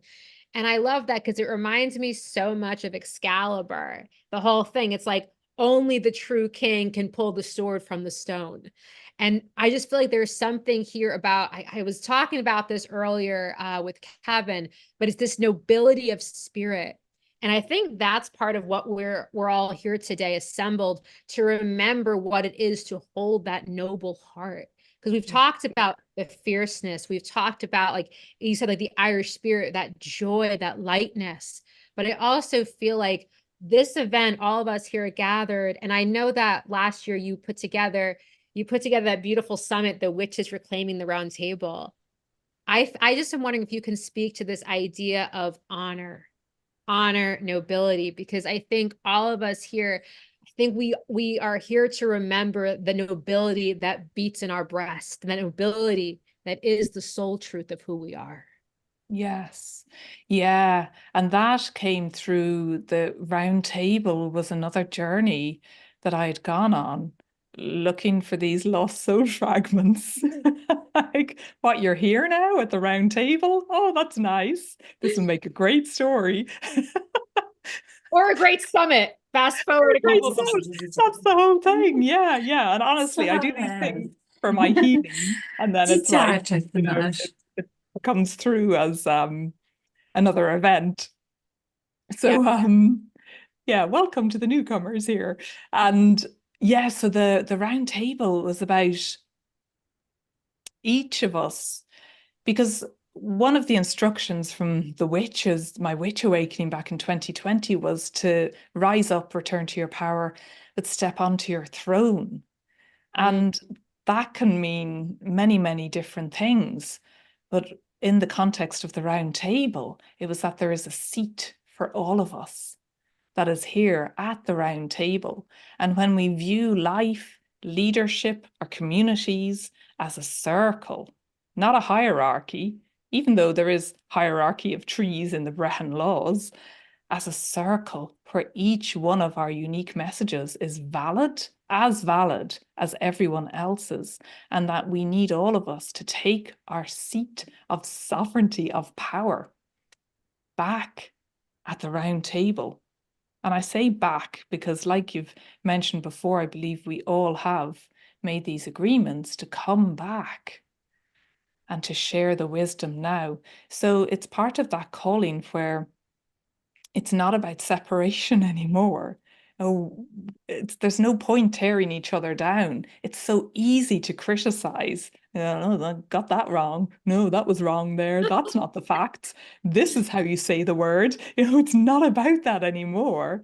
It's about coming together and acknowledging our flaws as well as our strengths, and to reweave together at the round table. So initially it was like the knights were there, and then there were seats that appeared that were waiting for, it was like the divine masculine was already there, waiting for us, the divine feminine. And I say us, but the masculine feminine within each one of us as well, these energetics were waiting for us to take our seat, to come back into balanced power. And from there, in that journey that I had gone on, there was soul fragmentation healing, but also I was witnessed creating new universes, new realities. And it was like just from my fingertips, from thin air.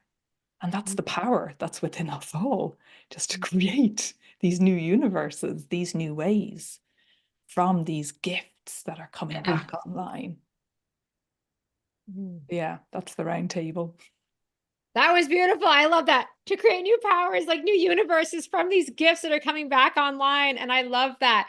Right when you said that at the end, I just had this vision of like the Lady of the Lake, like coming, like basically like handing a sword, like I feel like over to you.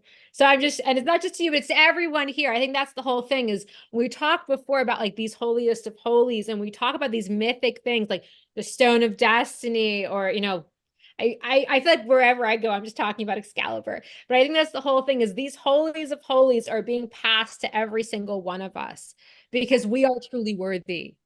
We are truly worthy. And I just love what you said. It's like this, you've just, Eimear, you've talked about today. It's like infinite potential, like the power to create worlds, like the power to, I feel like that is true sovereignty. That's what you're really bringing through.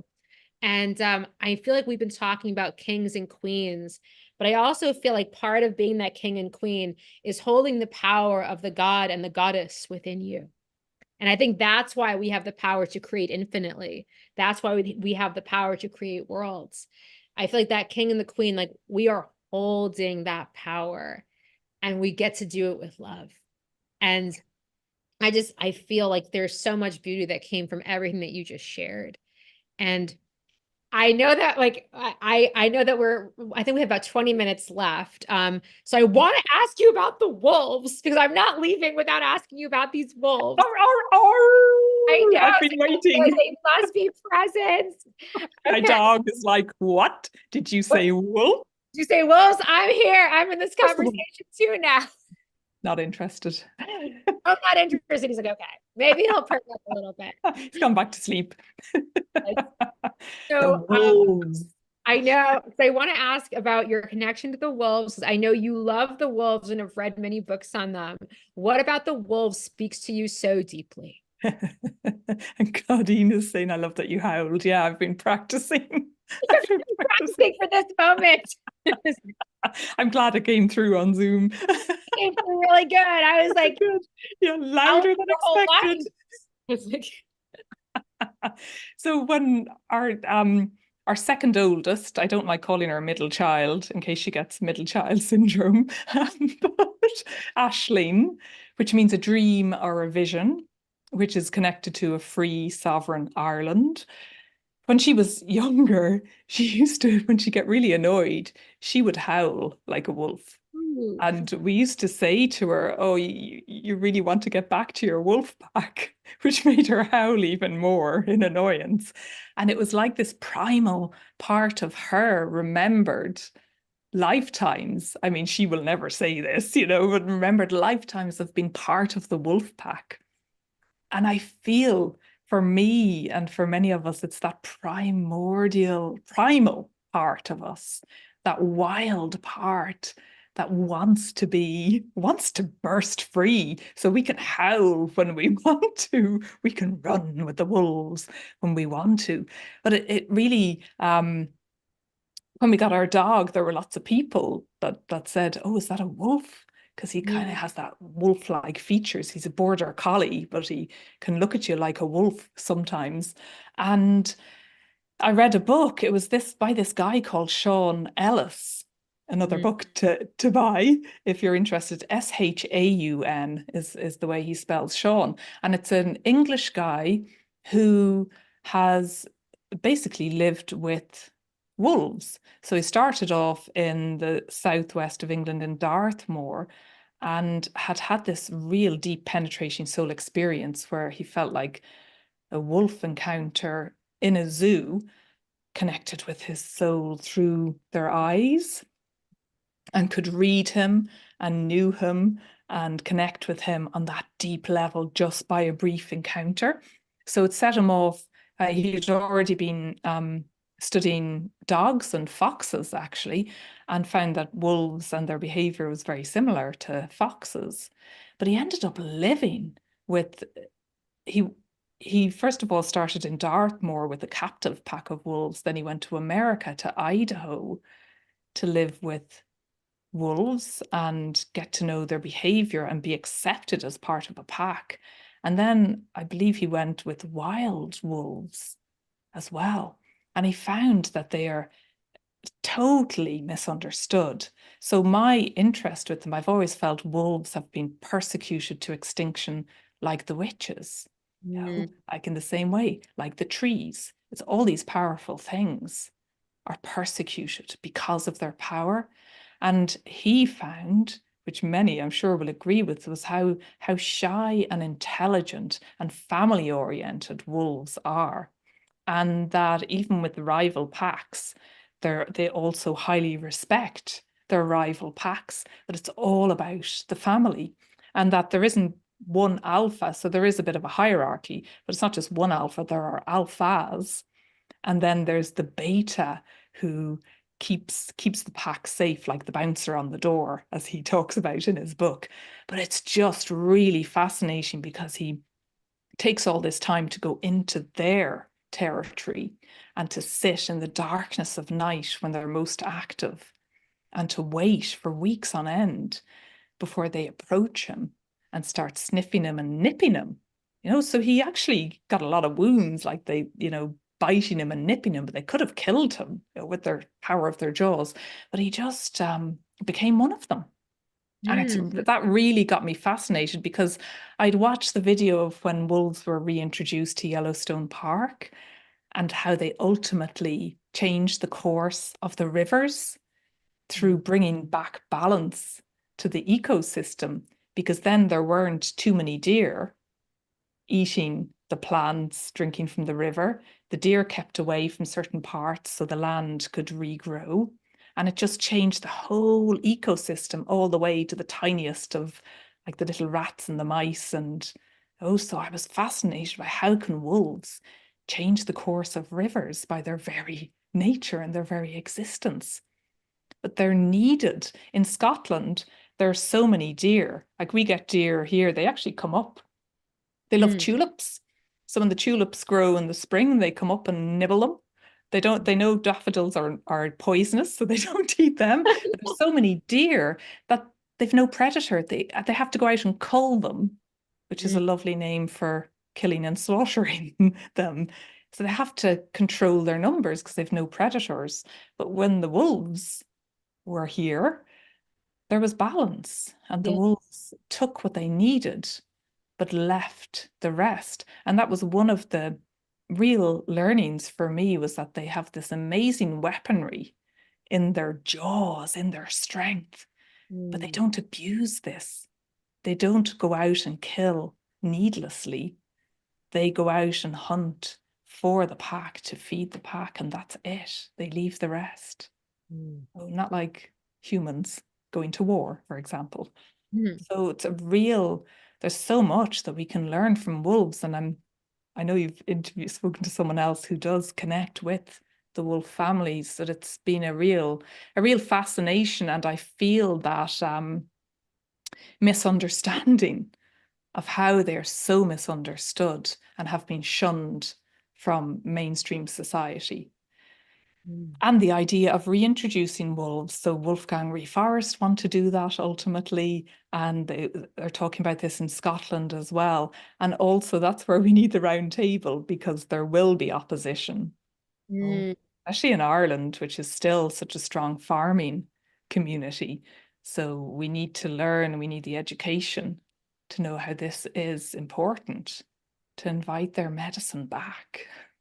Yeah, no, I want to like make sure that we talk about Bridget before we end this interview, but I have this question that's bubbling up that I feel like I need to ask. And so this is kind of what Spirit wants me to say. So I think there's a lot of fear around the wolves, and it reminds me of the fear of the witches. And so I'm wondering if you can speak to this. There's a group fear, and I think it comes from not understanding. But I'm just wondering what you feel about this collective fear and the similarity. Like you brought that up in the beginning, the witch and the wolf being very similar. Yeah. It's like the land, the witch, and the wolf, all these things that have been attacked and desecrated. And I feel, as you asked the question, I feel it's the power. It's how we fear our own power. Oh, I'm afraid of how powerful I could potentially be, of how loud I can howl, of what universes we can create together at the round table. I feel it is that misunderstanding and innate fear of how powerful and amazing we truly are.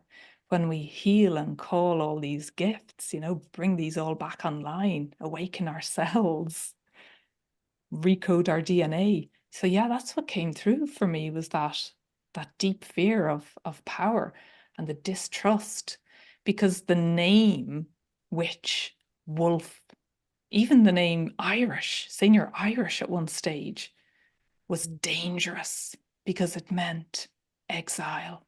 It meant suppression. It possibly meant, well, for witch, it meant death. So that name has been wounded as well. And that's part of my work, particularly for witch and the land of Ireland, is to bring healing back to these words, to these ways. Yeah, so it feels like it's the power and back to sovereignty that we spoke about as well. Yeah, no, I love that. I just feel like the big message for everyone here today is just like, you are powerful. And I know, like, I feel like we keep saying that, but I think that's the whole thing. I feel like the forces that be, the people, like, they could take, I feel like, the lives of the Irish in 1560. I feel like so many different people, whether it's the British Empire, doesn't even need to be the British Empire. It's just people in the world, like these abusive power structures come in and they want us to believe that we have no power. They want us to feel small. And that's the whole thing, is the thing they fear the most is us remembering how powerful we are, that the actions we take can make a big difference. Yes. And so that's part of the inspiration of us all gathering here today. But I feel like that really is, I feel like both of us, I think we are wanting to encourage everyone here to step into their sovereignty, not just as a concept. And I think a lot of people, I personally do a lot of work with the Queen, and we talk about establishing sovereign boundaries, but it is more than that. It is acting on that power. And Eimear, the way you just said, it's like the wolf has, like you said, it's like their teeth, it's like they have so much power, but they don't fear it because they know not to abuse it, because they understand that true power, like, is beautiful. I really feel like that true power, it's God's power. Yes. And I feel like that is part of what we are all inviting you to lead from, that place, to find that place within you and follow it. Yes. So. Yes. And it's Sean Ellis who says that. It's like the most advanced spiritual beings know how to be with their power. And the book is called The Man Who Lives with Wolves. So, and there is a video on YouTube as well that you can see him. But yeah, it's our power with ourselves. So it's back to the round table. It's not power over anymore. We don't want any more of that. That's not welcome in Tara. Yes, I know. Round table for everyone. Yeah, no, go back. Go back. Go back to learn some more. Yes, I love that. Okay, so as promised, we are talking about Bridget. Okay, so Bridget is really overlighting this event. So I was wondering if you could share, your thoughts. I know that people think of Bridget as a goddess of fire, a goddess of inspiration, but they don't always remember that she's also a goddess of healing. And I'm wondering if you can share your thoughts about how we can connect with Bridget to heal the past and sow new seeds for a brighter future, this Imbolc and beyond. That's beautiful.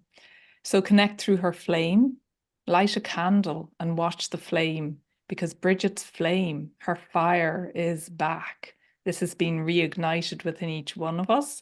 And it's also that sacred no of no more to what's going on that no longer serves in your life, in society, in the world.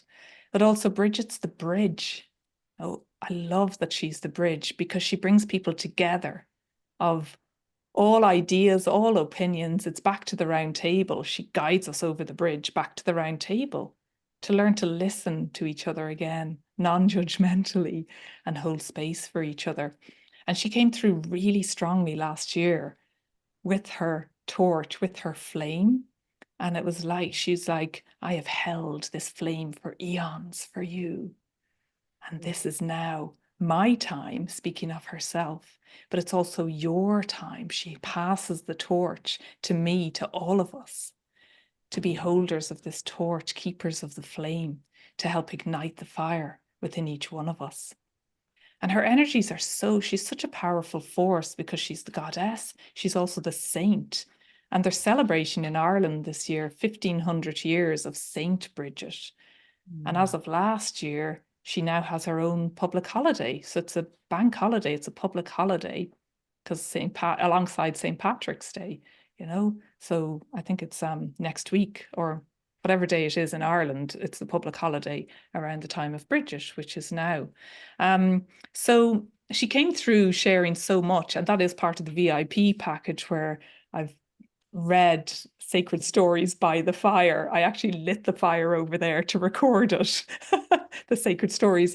That it's like there's so much that she wants to share when we connect in with her, to feel her power. And what does she want to say? There were some words. So here are some words that had come through when Bridget came through really strongly. And it's about the flame, to nurture this flame. So when she handed me the torch and I'm like, what do I do with this, Bridget? She says, nurture this flame, connect with this flame, feed it with your desire. Feel this flame, dance this flame, and honor your inner fire. So that's what she's calling on us to do, to be. And also as the bridge connecting, because she came through so strongly that there was Bridget's flame, but also the Magdalens, and that they were all one. It was all the same energy of these divine beings, as the Magdalene sister, Mary, mother and wife, born out of the temple of Isis. Like, it was like, what? I was in Ireland, now I'm in Egypt, now where am I? You know, like, it's all similar energies that she's calling to come together now. It's not about separation anymore. I think that's actually so perfect, because the next speaker is actually Jocelyn, who I interviewed her when she was in Egypt. Amazing. She's still there. She's still there, yeah. That's why she couldn't be here live. But no, I just was like, the energy of Egypt needs to be here.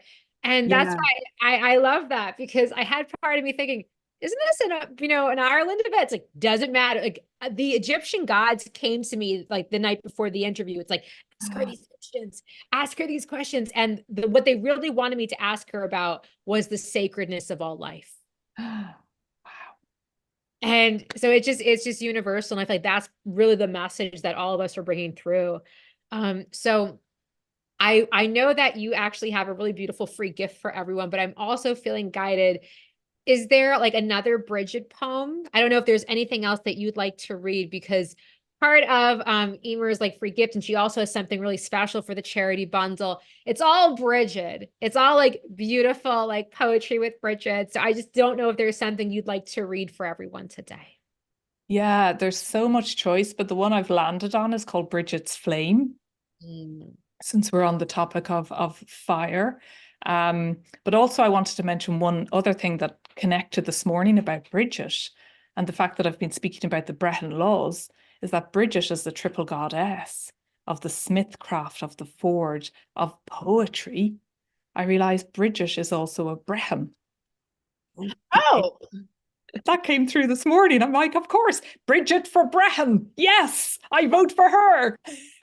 And it's just so poetic as well.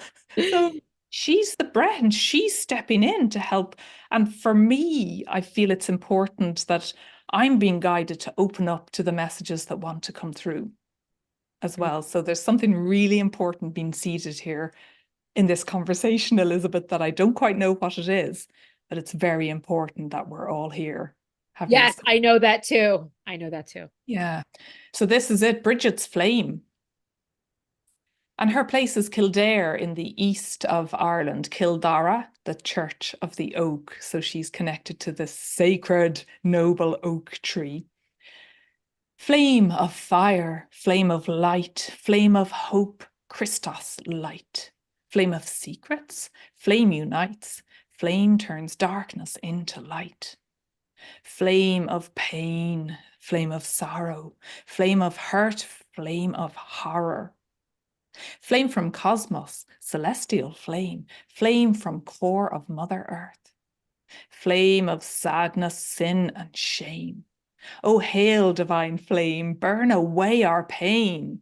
O divine flame of eternal grace, hail to thee we pray. Today we remember Bridget's flame and the Magdalene sisters of the thousands of names. That's the one that wanted to come through. I love this. Oh my God. I just love the Magdalene sisters. No, I just love this. I just want to presence. It's so funny. A couple of days ago, I was getting ready for this and I was nervous. I was like, this is a big container. This is big energy. And at first I felt the wolves coming through because they were like, we're getting you ready. We're preparing you. And then all of a sudden I felt Yeshua and I just felt, and he took my hand. And it was this moment of like, this is my work. Like, you don't, like, there is nothing you have to be afraid of. This is my work in the world. And that's why I said when you brought through the Magdalene, it just brought tears to my eyes because it was that unity. And yes. like you said before, you said like, I don't know what we're doing here, but something so powerful was seated in this conversation. And I just know that like, yes, it's like you and me here. Yes, it's everyone here in the audience. It's all of us standing together, but this is God's work in the world. This really is the coming of a new era. This is the coming of a new dawn that we are all seating here together in this moment. And we are so divinely supported. This is the prophesized time. This is the era of change, freedom, power, sovereignty. We all have to claim it though. I think that's the whole thing is we say it, but no, we have to claim it. And we claim it, I feel like for the trees, like we claim it for all of the natural world, because we are the ones, Eimear, like you said, like the wolves, we have the power and we have the wisdom now because of the Brehons. It's like, we have the wisdom to use that power in the way that it's meant to be used with love and respect for every living thing.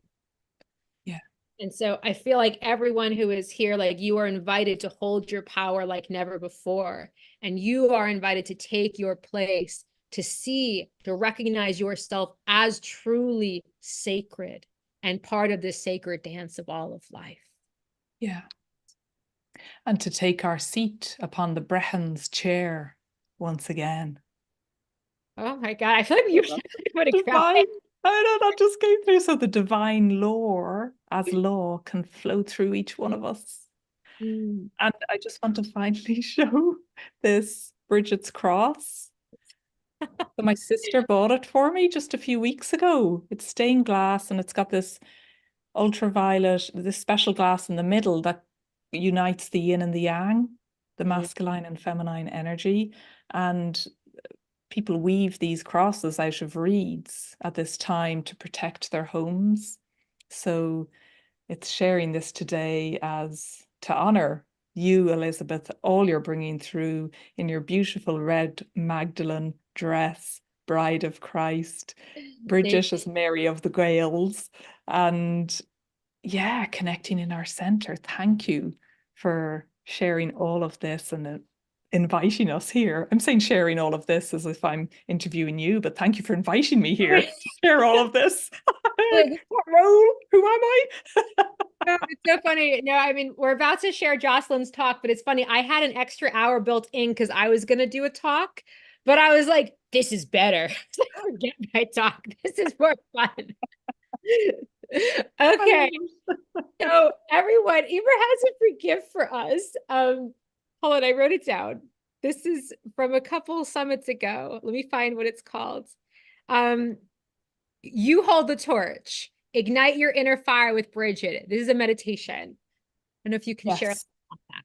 Yes, so it's come back to what I spoke about, the fire and the flame, and it's also connected to my witch awakening experience of realizing that I'm one of the torch holders to help activate other people, and we're all walking together in this journey. So it is a meditation activation through sacred storytelling and visualization to guide you to remember that you too are the torch holder and to know what your mission is here, because it's all so unique.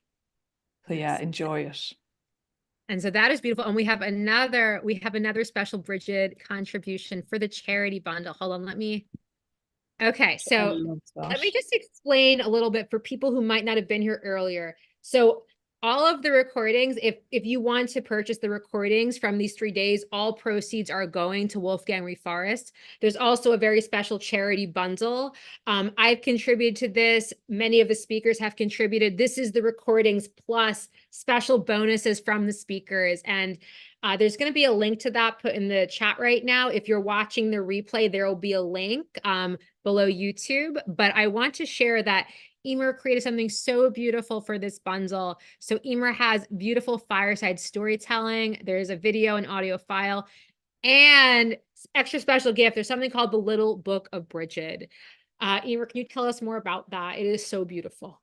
Yeah, giving it all to you today. It just felt really important. All the Bridget. All the Bridget. And I wrote this little book of Bridget last year when she just came through so strongly and the words just kept coming. I'm like, okay, I'm typing them up.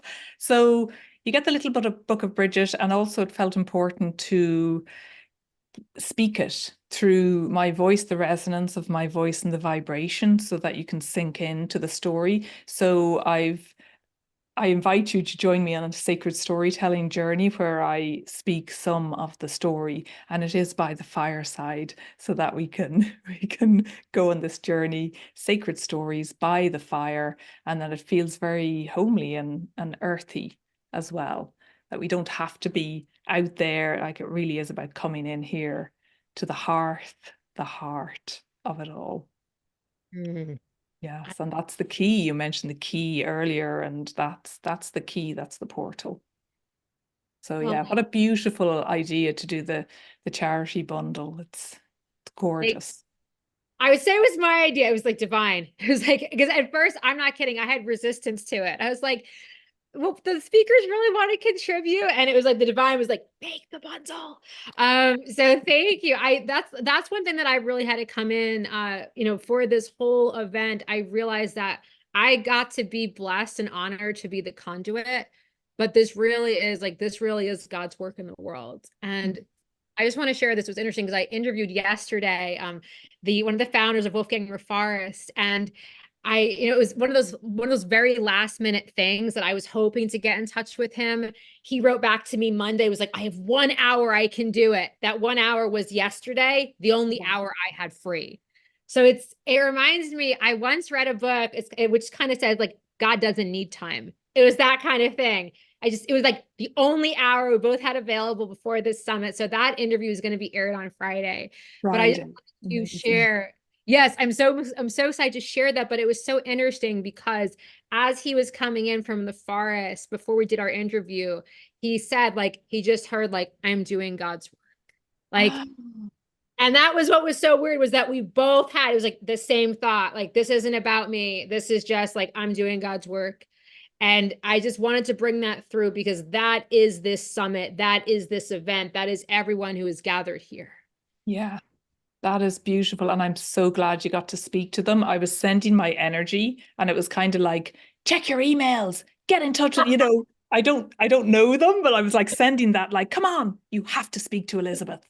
So, and I'd love to go visit. It's only an hour, less than an hour from my home in Dublin to Wolfgang Reforest. So I will visit on your behalf and everyone's behalf for all the trees that are going to be planted.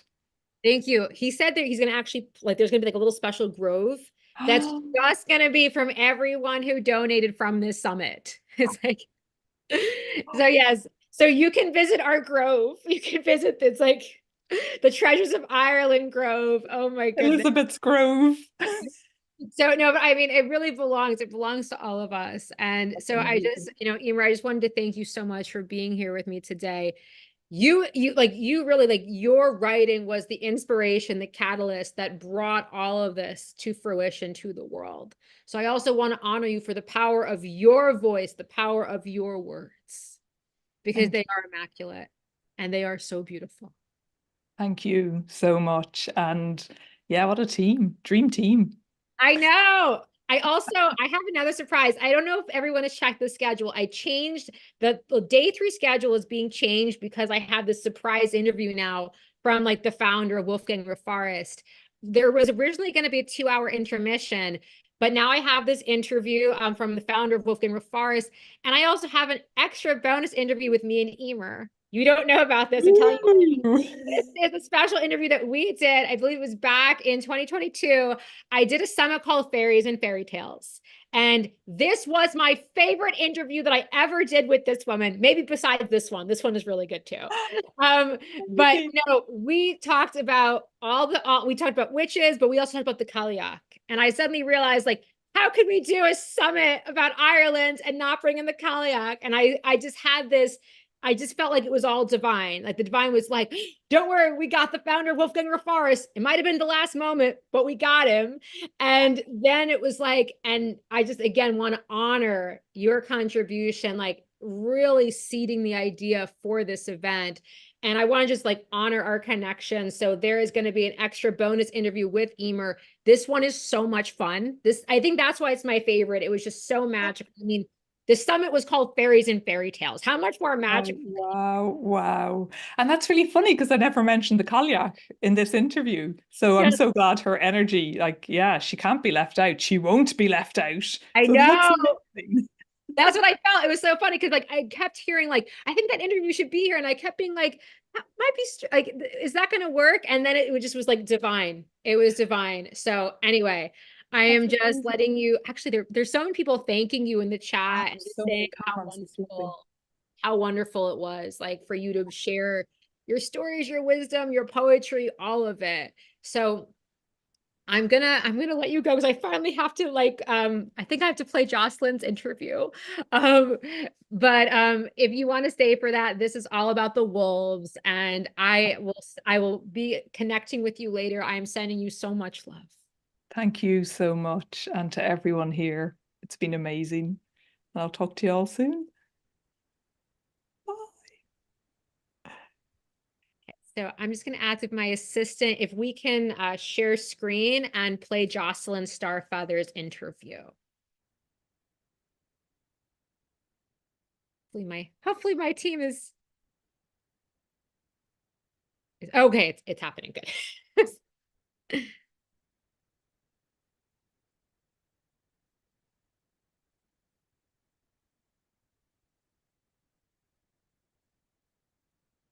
Well, I don't know if we have sound.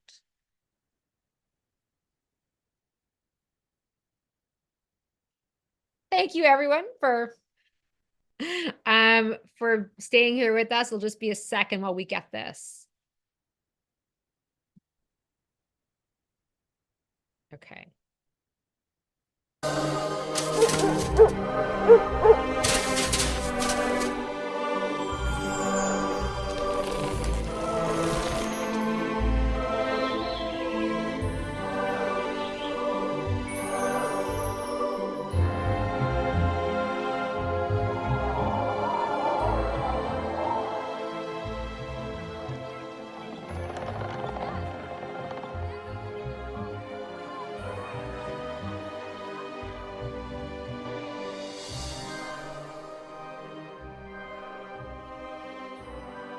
Hello, everyone, and welcome to Treasures of Ireland. I am your host, Elizabeth Zillenberg-Avici, and I'm so excited to be here with Jocelyn Starfeather.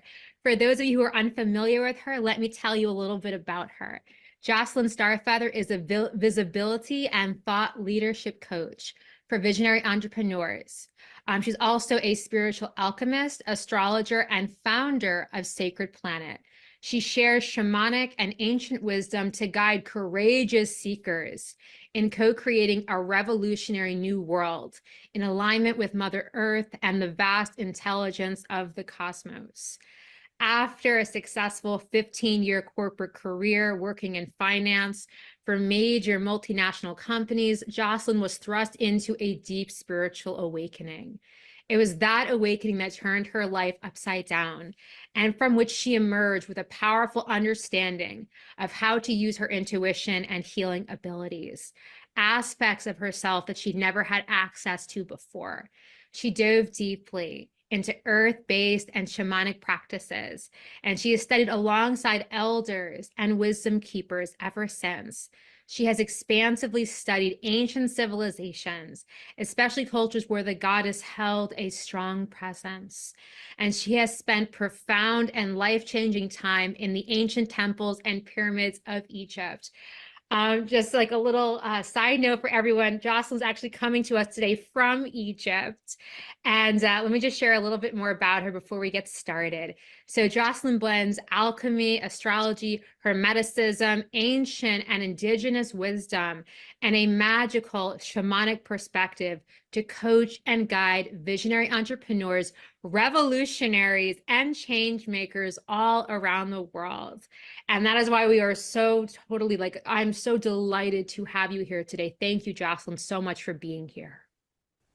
Well, thank you so much, Elizabeth, for the warm welcome. It is truly an honor to be here with you. I am so inspired by your event and what you're creating here and raising funds for the Forests of Ireland. And it's so powerful. Thank you. Thank you for what you're putting together here.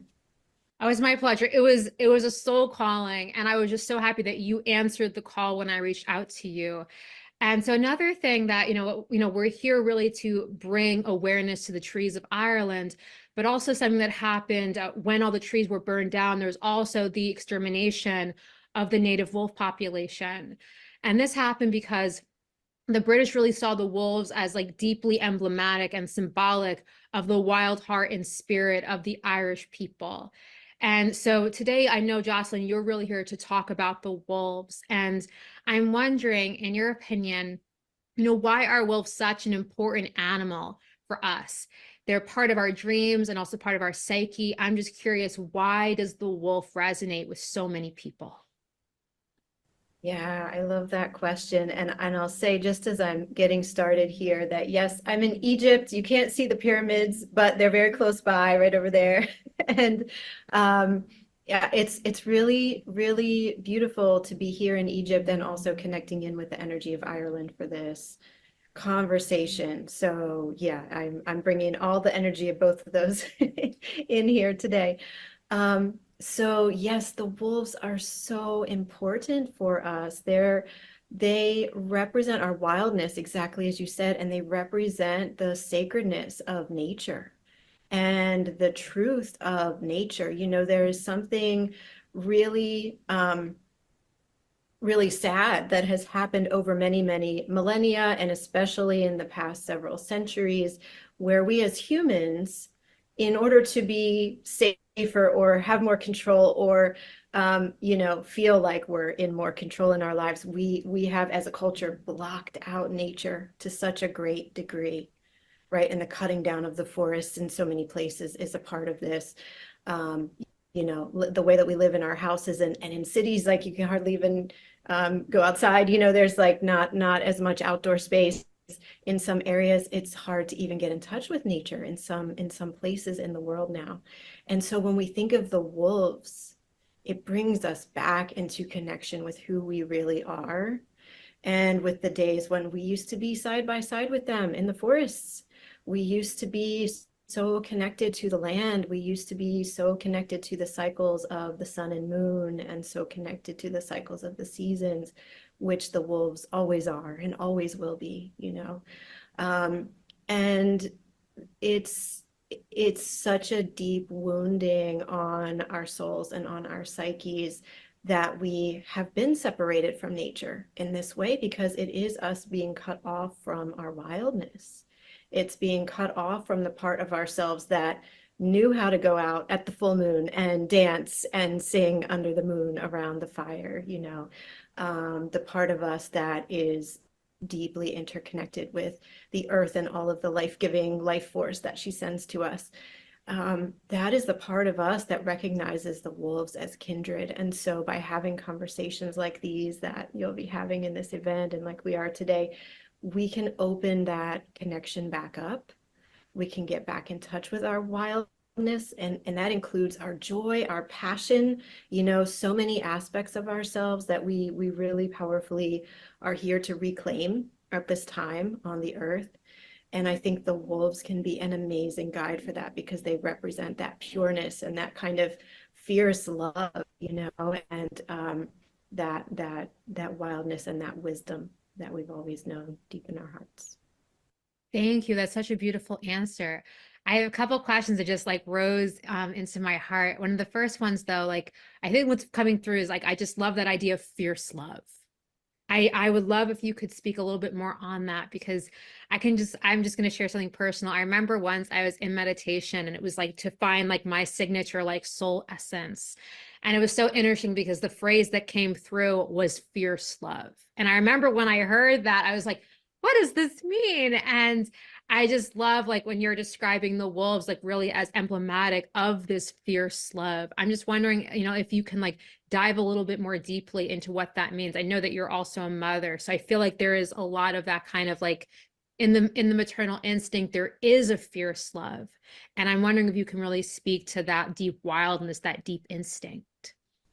Yes. Absolutely. Absolutely. I think we've all heard the story of the mother, human mother, who, if her child was trapped underneath of a car, there's stories of women that lifted up, cars that weigh 1 or 2 tons in order to get their child out of there, like something they couldn't normally have done under any other circumstances, right? So this is the fierce love. And we see that so beautifully with the wolves. And also, we think of the bears, right? Mother bear protecting her cubs. They will do anything to protect their cubs, right? And there's an interesting correlation for Egypt here that I think is meant to come into the conversation because the goddess Sekhmet, she is the lioness goddess, and she is the one here in Egypt that I represent, that I connect with fierce love, because she has 2 sides of her personality, right? She has this gentle, motherly side where she's actually connected with the goddess Hathor, right? And it's a mothering energy, it's a birthing energy, and it's a very calm and serene energy, right? And there are statues of the goddess Sekhmet that are actually called Mut statues. It's spelled M-U-T. So this is another form of her, is Mut, where she's sitting and she's seated in her power. And she's so powerful that she doesn't even need to stand up. Just whatever she thinks, is created into the world. But then we also have the standing Sekhmet, and she's the one that carries this fierce energy. And this is a fierce love for her people and a fierce love for the earth. And so there are stories in the mythology of where she used this fierceness to help humanity to change. It's very powerful. And so that's what I think of so strongly with fierce love, is the goddess Sekhmet. And you can just see it when you look into her eyes. She's this lioness goddess. She's so fierce. She's so strong. And so we have the energies of courage and boldness and confidence that come from her. And she knows what to do. She knows what to do in every situation, and she is fierce about it, and she is loving about it at the same time. And so I think this is a really important energy for us to bring into our world right now, because we know we need more love. We don't need war. We need love and compassion and generosity and kindredness of spirits. But at the same time, we need to be fierce and bold and confident and stand up for what we believe in and stand up for what we know is right. So that fierce love archetype of Sekhmet and of the wolves and of the bears is really important for us to keep in our hearts at this time.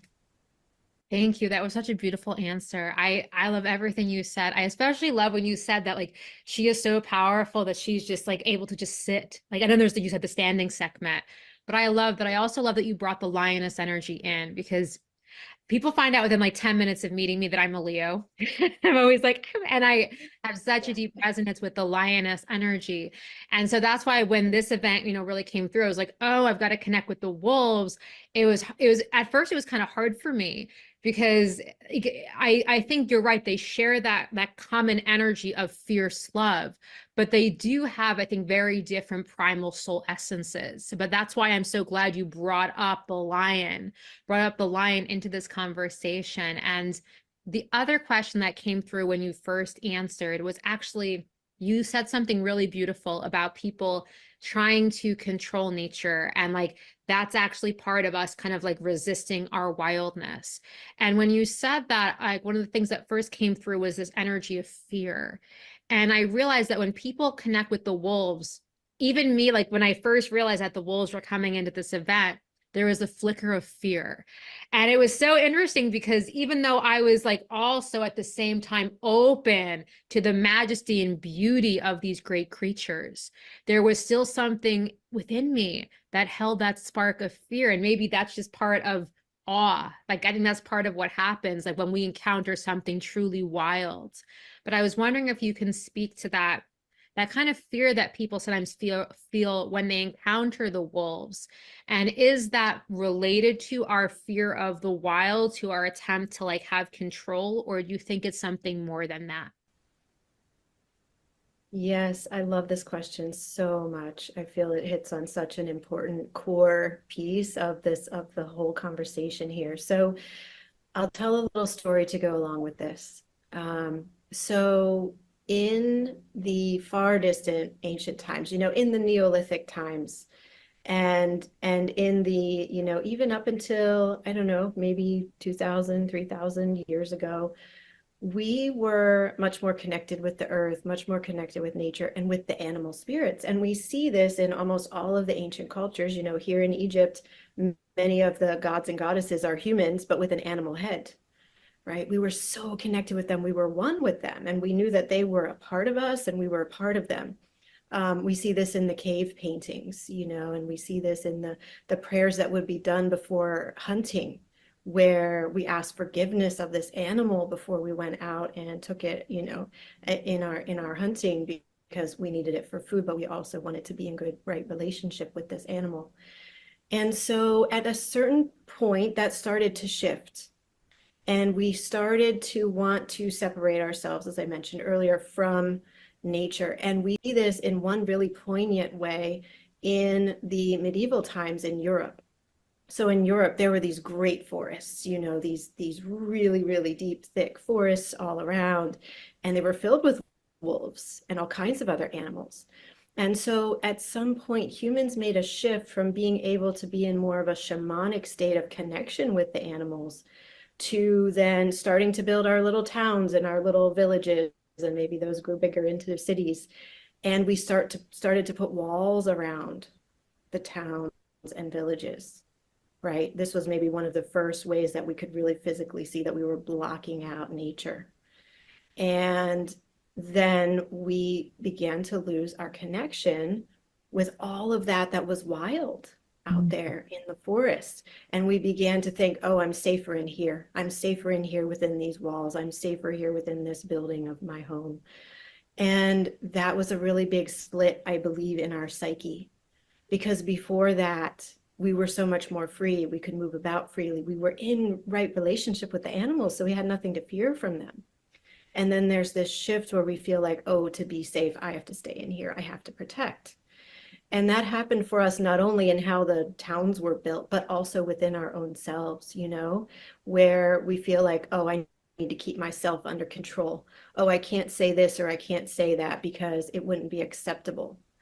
And I need to act with manners all the time, or, many, many ways that this shows up. And so now hundreds and hundreds of years later, we've taken all of that in for so long, for so many generations, that we can hardly even remember what it would be to run with the animals in the forest, to feel such a strong shamanic connection with them day and night all the time, that we know we're one with them. And again, I think that's what we're being called to remember now.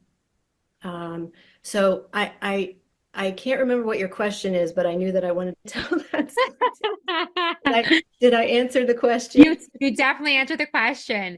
Yeah, I asked about the disconnection, between like us and nature. I remember it was more to do with like our fear. And I think that's what you answered so beautifully. I think Yes. I really felt that was when you said like, and then we built the wall. And I felt like even though that was a literal wall, it was so much more than that. It was the symbolic wall between us and nature. And I also, when you said that, I felt this wall that was also built in the heart. It was so interesting. Felt it was like the physical wall and the internal wall. And so I really feel like what you're calling us here today is to put those heart walls down, the heart walls that we have put between us and nature. And I think that is so, so beautiful. And it actually kind of leads me into like the next question I have. Because I know, and even though we might have, do you want to say something? One more thing, because actually I just want to tie this together really quickly, because that is the fierce love, right? The fierce love is located in the heart.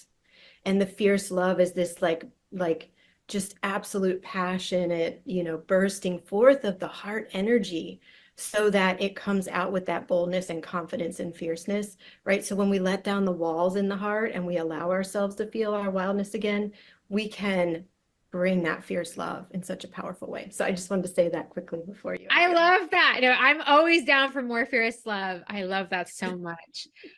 It's just interesting because my next question, it's interesting. It's because we were talking about like putting down like the heart walls. And I realized a way that even when humanity tries to kind of wall itself, up from the wilds, one of the ways that it can't really stop being connected to everything is through dreams.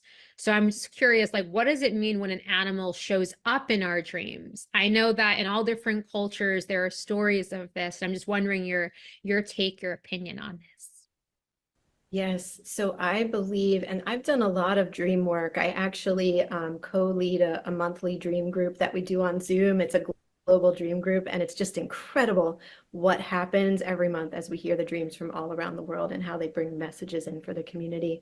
I think dreams are so, so important for us. And so when animals show up in the dream, what I believe is that they're connecting with us and they want to work with us. Of course, there are messages, there are symbolic messages that each animal brings that will be unique and different to that animal and then how they're relating to you in the dream. But also, I think it's so important when an animal shows up in our dreams that we continue to call that animal in as a guide after that dream, right? Or that we continue to be in connection with them, in relationship with them, and work with them. And very often these animals are calling us back to our wildness. I had a dream, I'll just share this example. I had a dream one time with wolves, and I was running in the woods on all fours, but I was a human. But I was running on all fours with a pack of wolves, and I was running and running, and it was very liberating. It was very beautiful to be like a part of this group, this pack of wolves. And the one wolf bit me. It wasn't a vicious bite. It was like a caring bite on the back of my neck.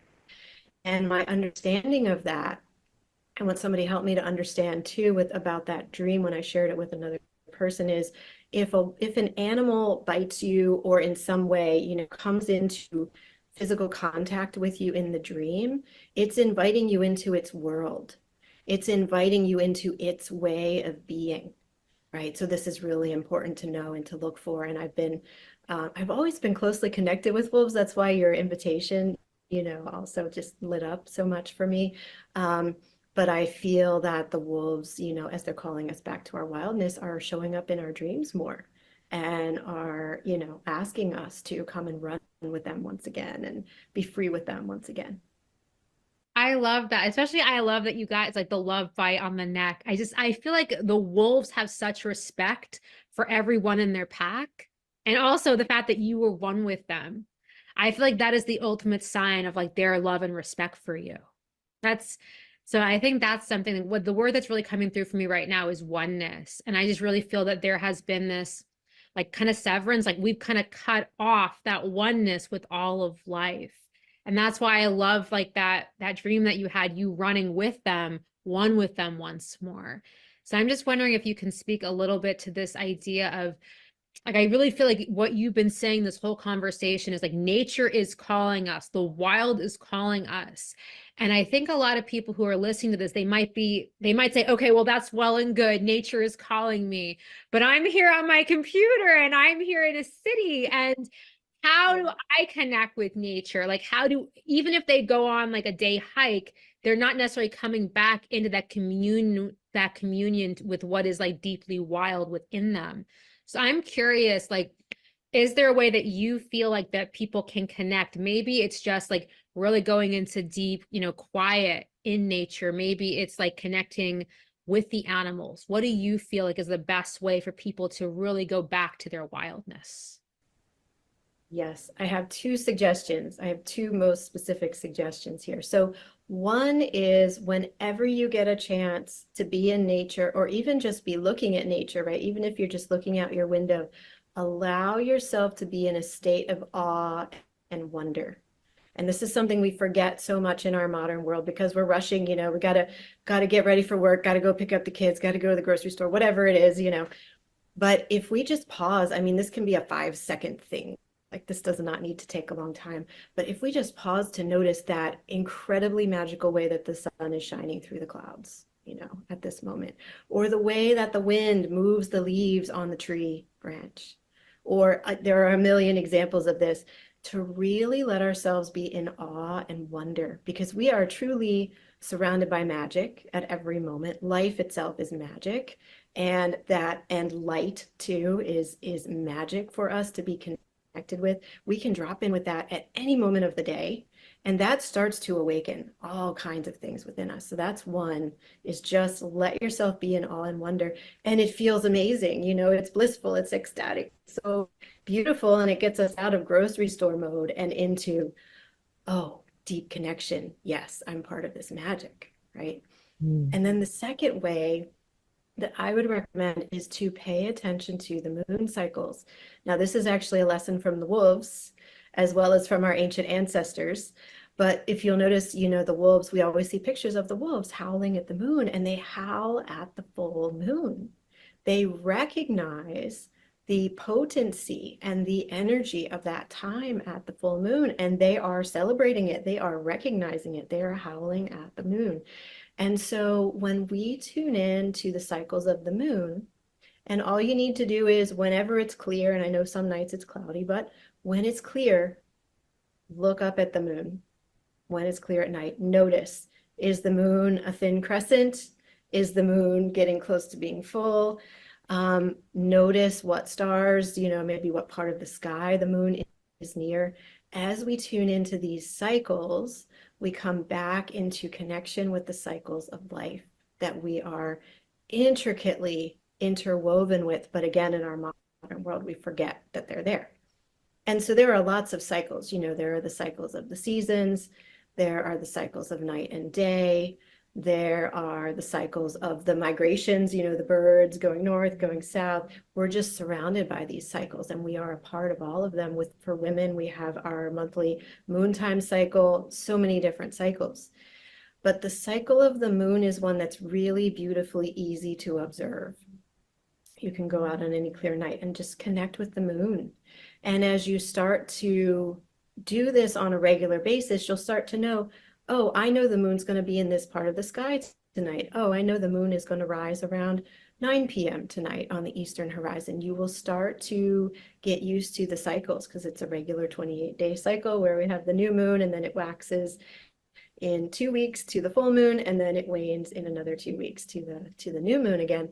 Once you become in tune with that, you're in tune with the cycle that our ancient ancestors would always base their rituals and their ceremonies upon.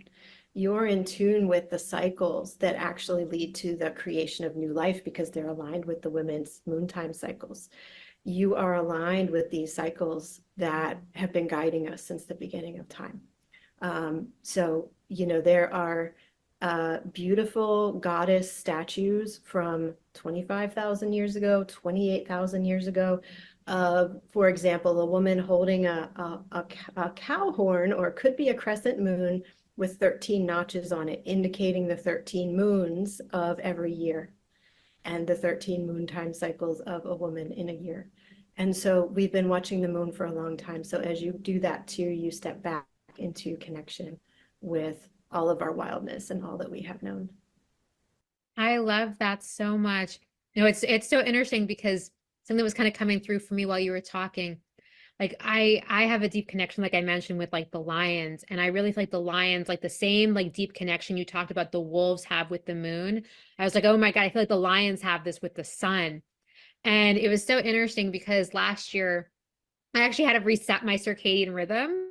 And I did this by like waking up with the sun, waking up with, and it was so weird because you talked about cycles and how these are such intrinsic things to us as human beings. And yet we forget that.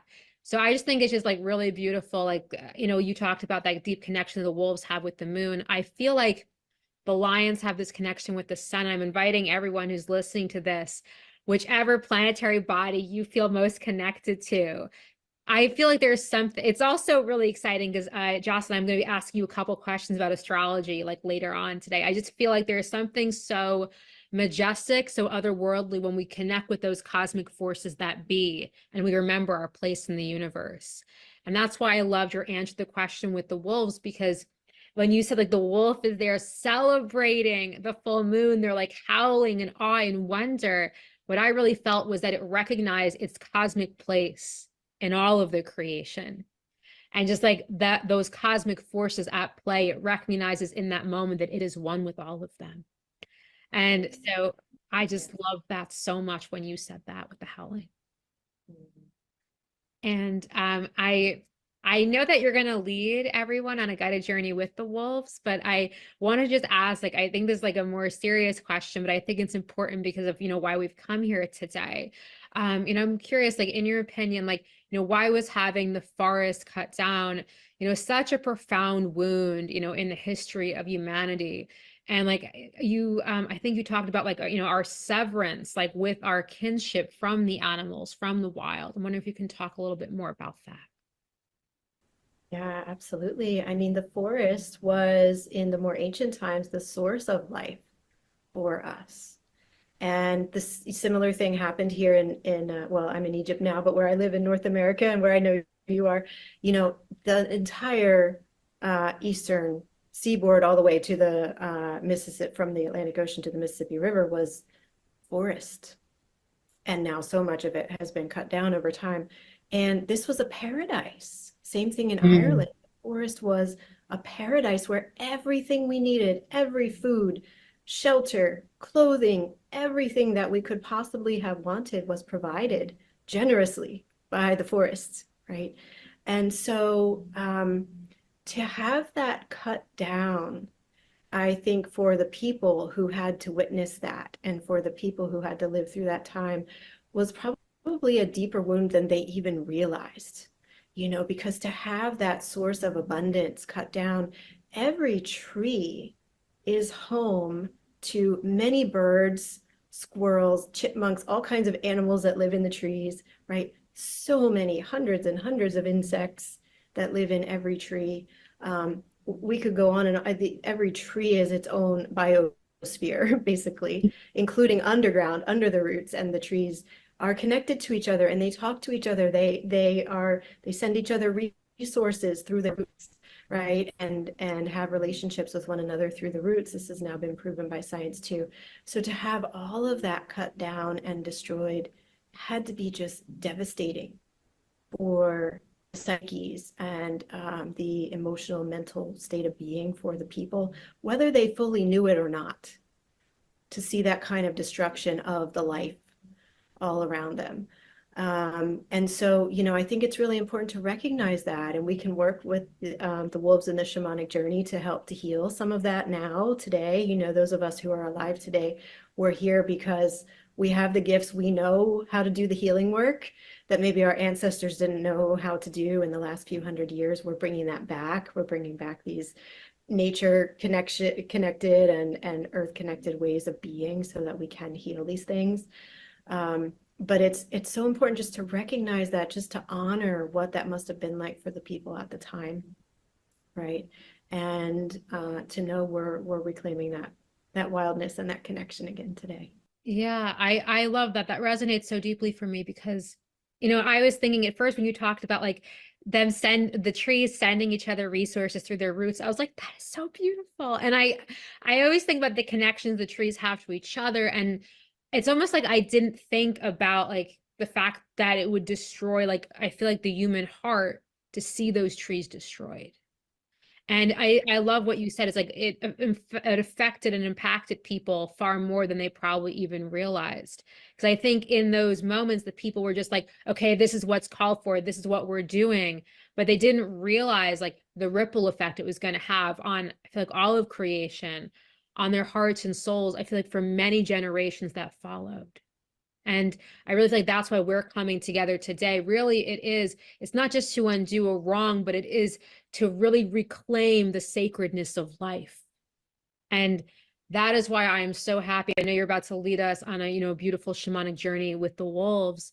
But I really feel like the wolves here today are our teachers and our great guides to reclaiming this wildness and this inherent sacredness of all life. So I love that you said that. And for me, I feel like I just learned something.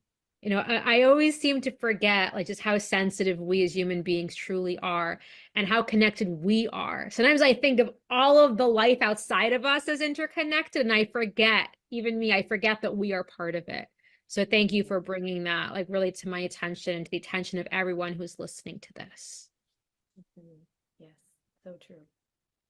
And I know that you have a beautiful journey for us today. So I am just like, I'm really excited for this journey. So I'm just really, just looking forward to whatever magic you're going to bring through for us today. Okay, wonderful. Well, I invite everybody to get really comfortable. And to do that, you could even lay down if you feel most comfortable that way, or you could be sitting with your spine straight, or you could be standing and let it be a movement journey. Let your body move with how you feel. And when you feel ready, go ahead and close your eyes, and we can all drop in together. And let's take a really deep breath into the heart. And as you breathe in, notice that you're breathing in the sunlight and the oxygen and the elements and all these magical forces that support our life. And then on the out breath, just let yourself drop deeper and deeper into a state of consciousness that's connected with the heart. And let's take one more deep breath in, really feeling the nourishment of that sunlight and oxygen and all these miraculous things coming into the heart, into the lungs. And then breathing out, relaxing and dropping in more and more deeply.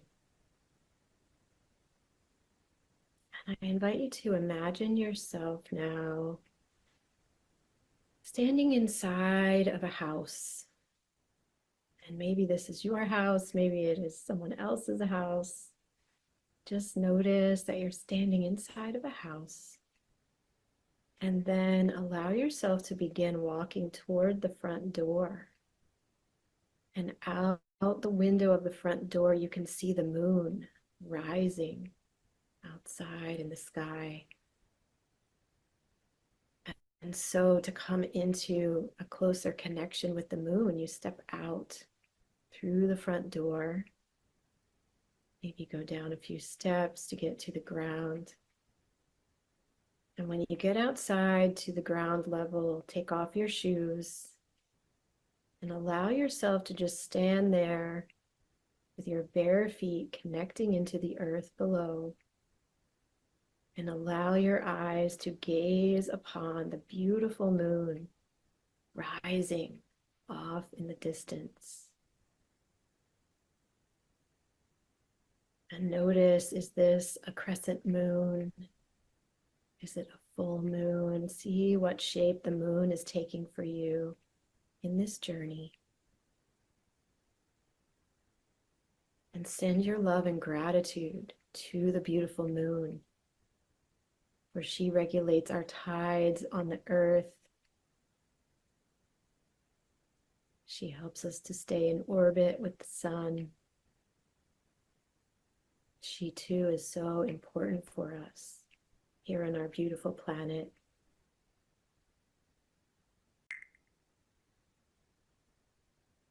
And then you hear some movement off to the side, and you look and you see that a beautiful wolf is now approaching you in the night.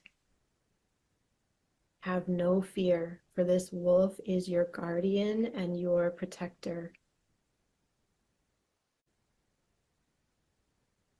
And as this wolf approaches you with kind eyes, notice what is your wolf. How tall is your wolf? And is this wolf male or female? Just notice the beingness and the qualities of this beautiful, glorious animal as it is approaching you as your guide.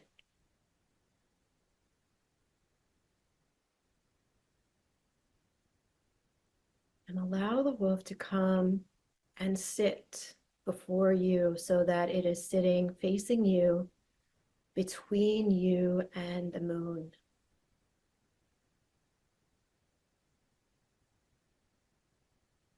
And this wolf now is gazing into your eyes. You have the feeling that this wolf is seeing deep into your soul. And you can feel the energy of freedom and wildness emanating from the aura of this wolf.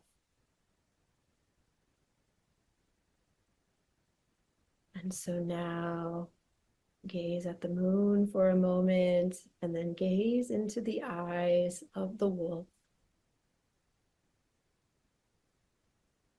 And feel yourself in relationship, in connection with this beautiful creature.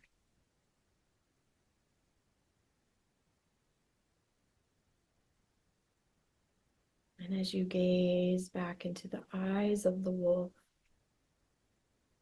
is going to speak to you and share a message with you, a message from the wildness of its own heart. So go ahead and listen now.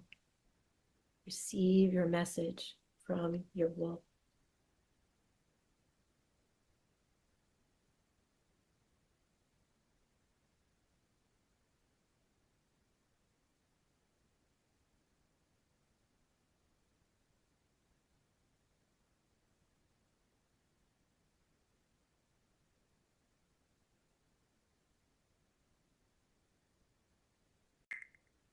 Once you have received this message, you can give your thanks, your gratitude to the wolf in any way that you would like. Maybe you give them a hug. Maybe you hold out your hand and let your wolf place its paw in your hand, feeling the oneness.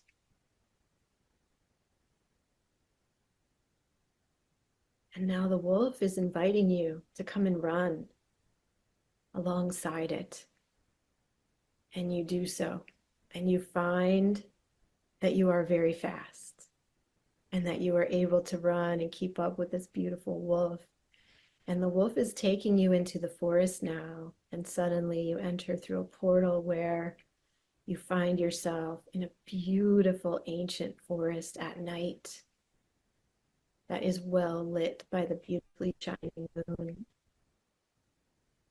And you see that the wolf's family is here. The other beautiful wolves are here, and you are invited to run with them. And so I'll give you a minute now to just experience this in whatever way is shown to you, to allow yourself to run with the wolves through the forest at night, feeling your power, feeling your wildness, feeling your heart beat with joy and fierce love. So go ahead, run free with them now and enjoy every moment.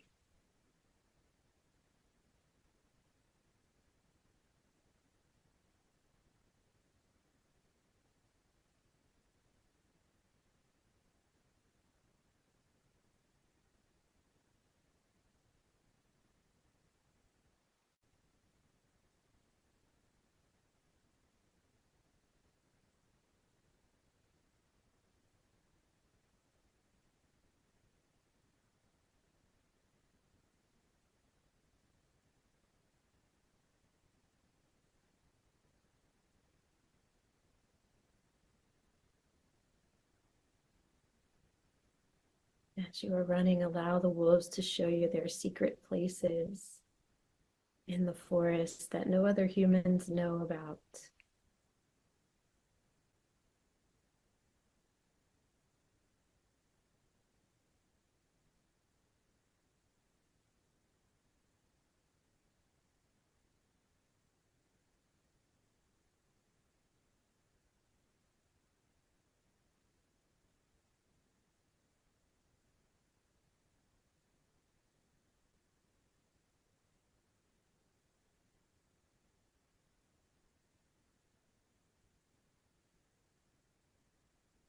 Little bit more time now to connect with the wolves, to feel your wild relationship with them, your oneness with them.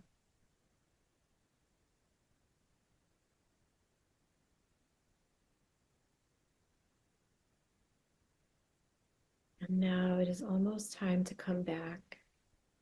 But before you return, the family of wolves wants to give you a gift. And so allow your wolf guide to place this gift into your hands. And now gaze at the gift and just notice what it is. Notice what symbolic or deeper meaning it might have for you. If you have a question about the gift, you can ask the wolves now.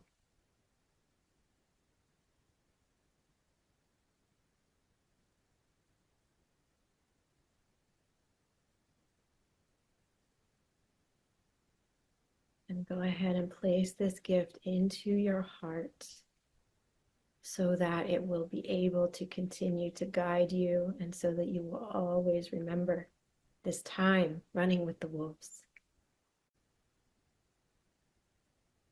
You can thank the wolves, give them hugs, send them your love and gratitude. And then your guide wolf, the one who met you at the beginning of the journey, is going to carry you back, all the way back to the front doorstep where you first met with them.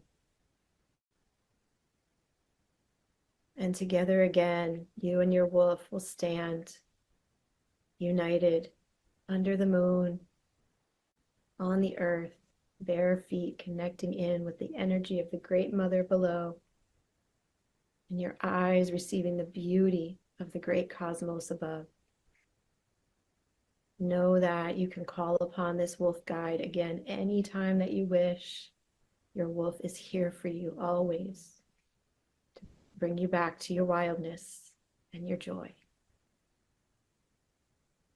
And so, thanking your wolf once again, your wolf now leaves back into the forest, and you turn and go back into your house, the house where you began.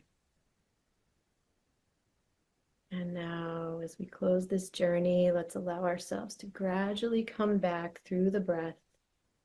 So taking a deep breath into your heart, filling up with all the magic of what you have received here today from the moon and from the wolves.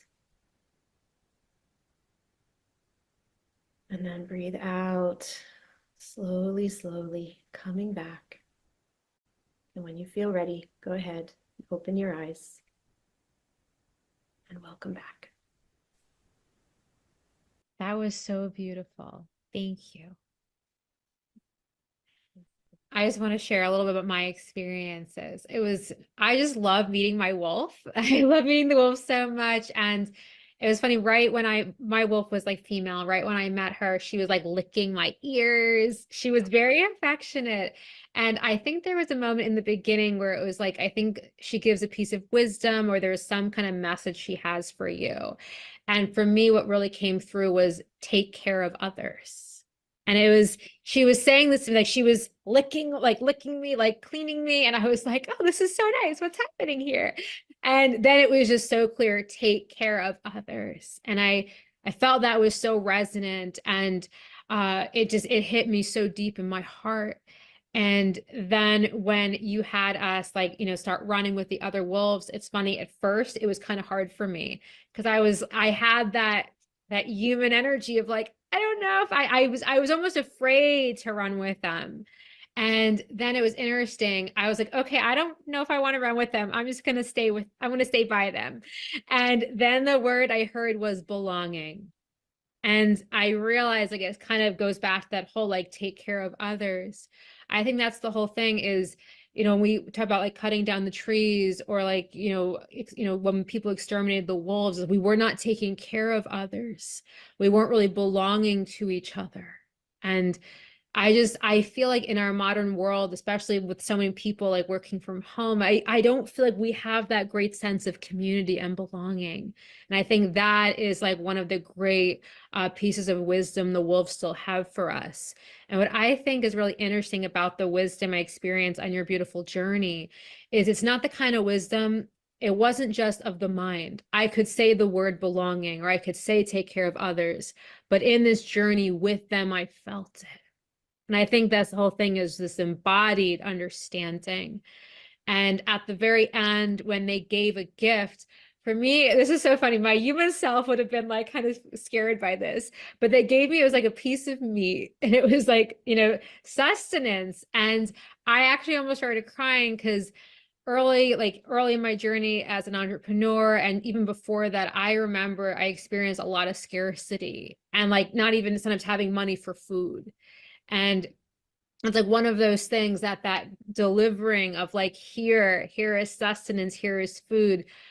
I don't think for people, unless like someone knows what it's like to not know if you're going to have money for food, like nobody knows like the preciousness of that gift. And it was this sense of like, we will take care of you. We will provide for you. We have given you life.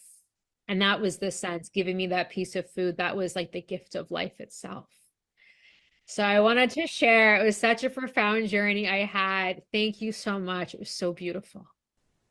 Oh, I'm so glad. Yeah, it was a joy to share it.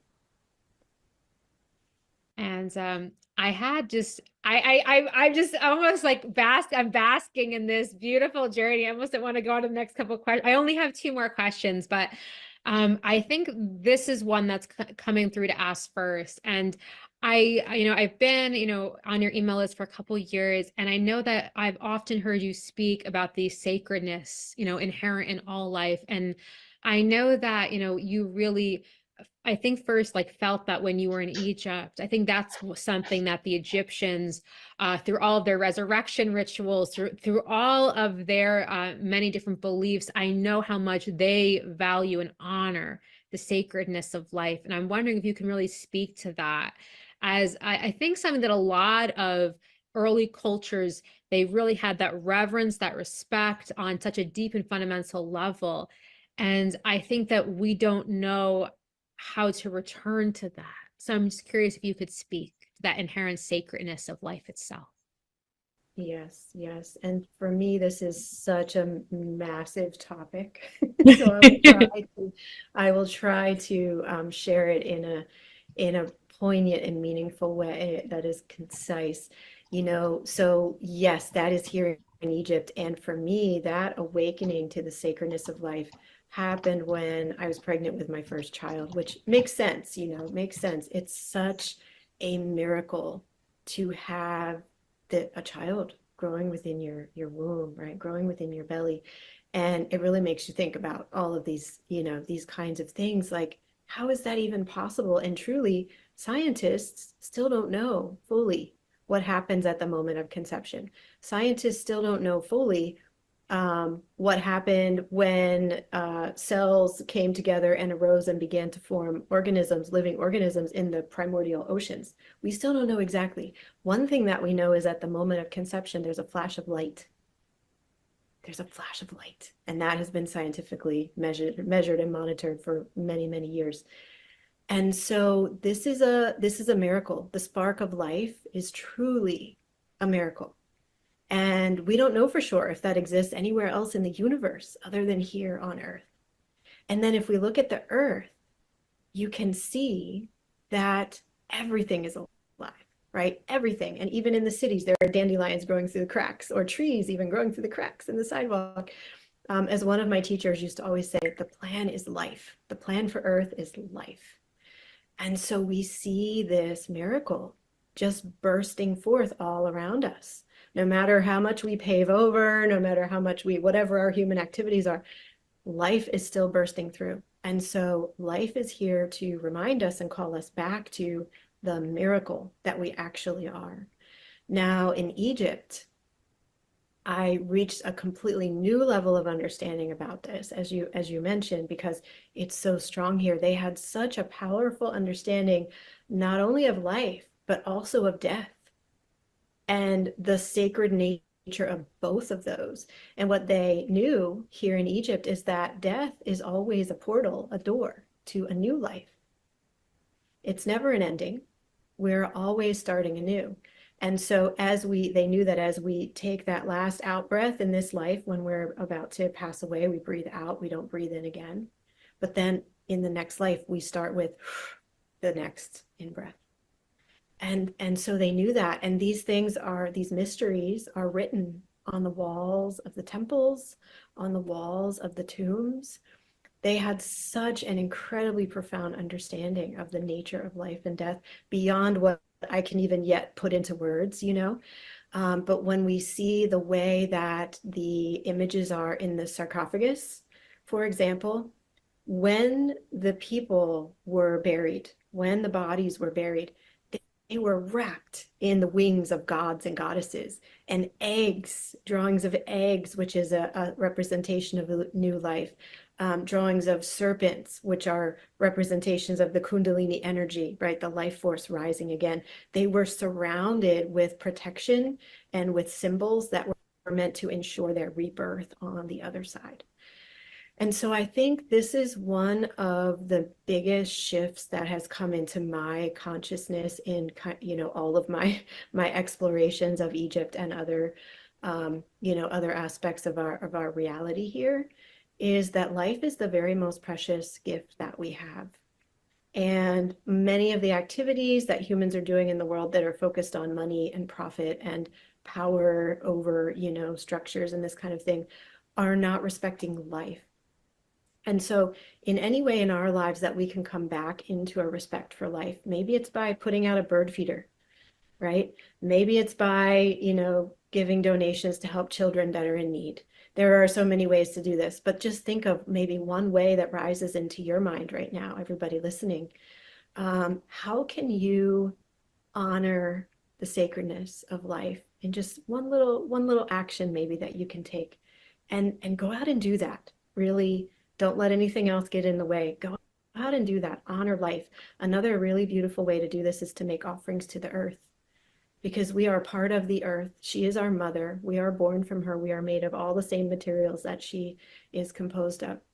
And so we can go out and we can make an offering. The ancient people would do this with tobacco or cornmeal or little crystals or little shells, and just place them on the earth and just speak to her and say, Mother, thank you for this life. I honor this life. Help me to do the best I can every day in this life, and leave her that offering as a gift.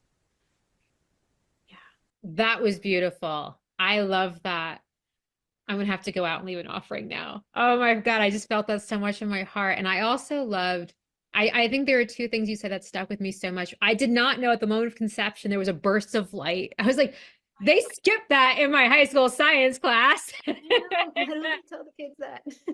Like, wait, that was the most important part. I actually remember when I was in high school asking, this was kind of just about the beginning of life. I remember there was theories of the beginning of life. It came from the water. And I remember asking my teacher, but what happened? Suddenly there was no life and there was and I think I didn't realize that the teacher was I can't answer this question, but I was I just want to understand. And I think the teacher got kind of flustered, but now I feel it's almost you've answered this question. It's this flash of light. This is life incarnate. And I loved, it's almost like what you said in Egypt, at the ends of a life, it was that last exhale, because the next inhale was the new life. And so I love this. I love the connection with the breath. I love the connection, breath as life, and also that light and the miracle of all of this. So yeah, thank you for sharing. That was so gorgeous, so beautiful. And I know that we are almost at time, but I just have just one final question. I know that you are like the astrology queen. So I've got to ask you because I know we're pre-recording this January 22nd, and I think it was on the 20th. I think it was like Pluto moved into Aquarius. I could be okay. I think you're saying yes. I think I got my astrology right. And I feel like this is a moment where it's kind of like a shift into that Aquarian energy. And I just really feel that Aquarian energy is really this like power to the people, revolution, change. And part of this event, this event came through me actually a year ago. I actually got the seed of inspiration for this event. And I tried to actually bring it to life earlier a couple times. And each time the universe like, no, it's not time. No, it's not time. And it was like this was the moment. And when this is airing, it's actually going to be the Celtic tradition of Imbolc, the beginning of spring.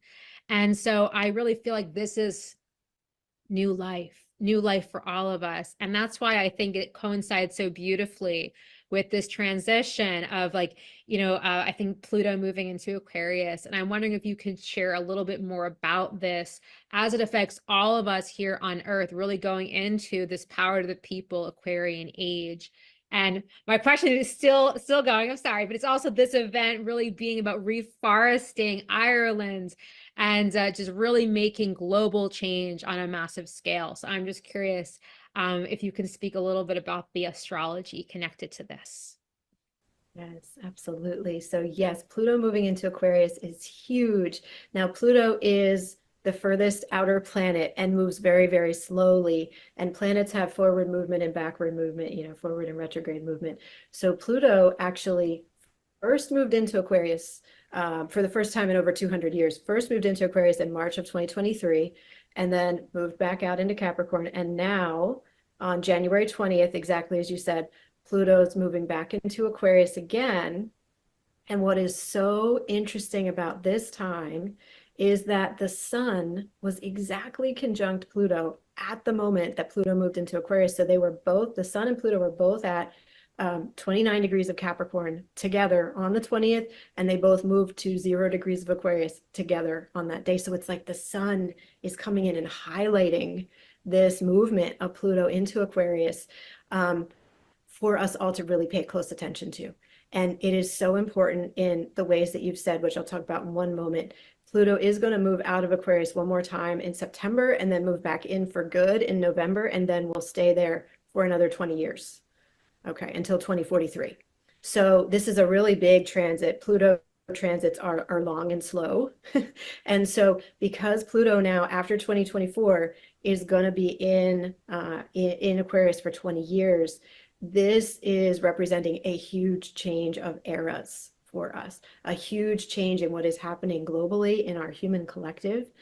And so the Aquarian values are really important for us to think about because Pluto represents power. And so Pluto is going to bring a shift in the powers that be in the world to come into alignment with Aquarian values. Now, Aquarian values are very, very much about the community, very much about the ground up, like egalitarian, equal for everybody, humanitarian as well, like as we're all looking out for one another. And so wherever there are power structures where there's one or two people at the top that have all the money and all the power, that's going to be deconstructed. Pluto is the planet that represents, similar to Egypt, life and death and rebirth. And so our societal structures are going to need to be broken down. And that's already happening. That's already happening in so many ways around our world. We have all these governments that are clearly changing or needing to change.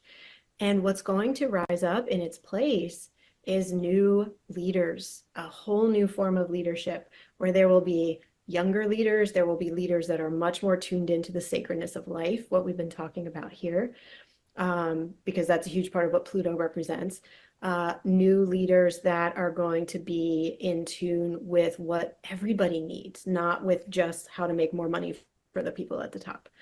And so this is really leading us into the new Aquarian age, which is a whole other conversation about the 26,000 year precessional cycles that the Earth is a part of. And so we're actually moving moving into the age of Aquarius, which I'm sure everybody's heard a million times, but Pluto is really highlighting that. So what's important for us to know about this is that Pluto is calling us all into our power around these Aquarian ideals and values, and we will be bringing these back in over the next 20 years, where we will be focused on what does the community need, what is the new way forward into the future, and how can we have an existence that is equal for all, humanitarian for all. So it's going to be a really big shift, and it is a much needed shift, and Pluto's helping us to bring that in. I love that. Thank you so much for being here. It has been such an honor to connect with you today. I love it's not just like, I feel like the knowledge you bring, but it's just like the deep embodiment of the sacred. And I felt that so strongly just being in your presence here today. And I'm sure everyone listening feels the same. So I'm just so grateful to have you. And I just want to make sure before we go that you get to share your free gift with everyone. So I believe your free gift is called the Goddess in her act of creations. I wonder if you can tell us a little bit more about this. Yes, so this free gift is really perfect to connect us in with our primordial wildness. It is a journey way back, tens of thousands of years, into a connection with the feminine and the goddess cultures and all of the power that we knew back then before we were separated from nature. And so it's a video workshop. So I hope everybody will love that and enjoy every minute of it. I'm sure they will. Oh my, if today is any indicator of like that, I feel like that call to return to the wild. I really feel like that is what is being called for today. And I really feel like you brought that message forth in such a beautiful way. So thank you, Jocelyn, so much for being here. It has been such an honor to connect with you here today. Thank you, Elizabeth. It's been an honor to be with you too, and an honor to be with everybody. Thank you all for listening, and much love to everyone out there.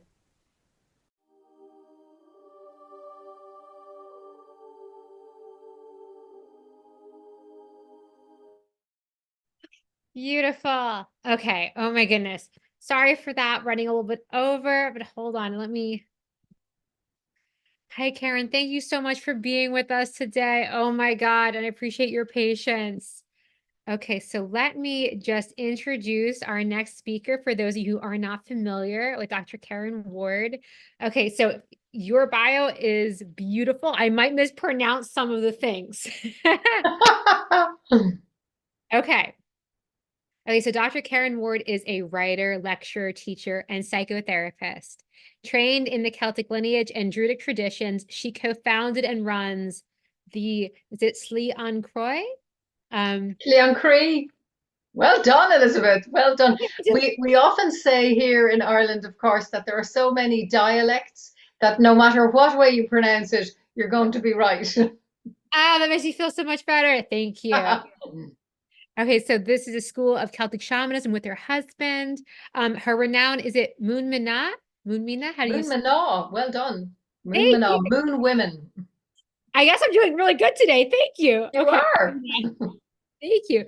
Woman Celtic circles brings the wisdom of the Irish goddesses, archetypal energies to those whose hearts sing with Celtic soul. Karen is author of Change a Little to Change a Lot, Goddesses of Ireland, Ancient Wisdom for Modern Women for Adults, and Glorious Goddesses of Ancient Ireland, a book for children. Seems like you have actually a lot of books, but I think one is the Moonmana, the diary journals that you've like created for people. I just think that's so beautiful, and you really just have contributed so much to Celtic shamanism. So I'm just so deeply honored to be here with you today. Thank you for answering the call. And I know that you are a wealth of wisdom, and I'm so excited for you to share your knowledge of all the different Irish goddesses. And I know the audience is really excited for you to be here.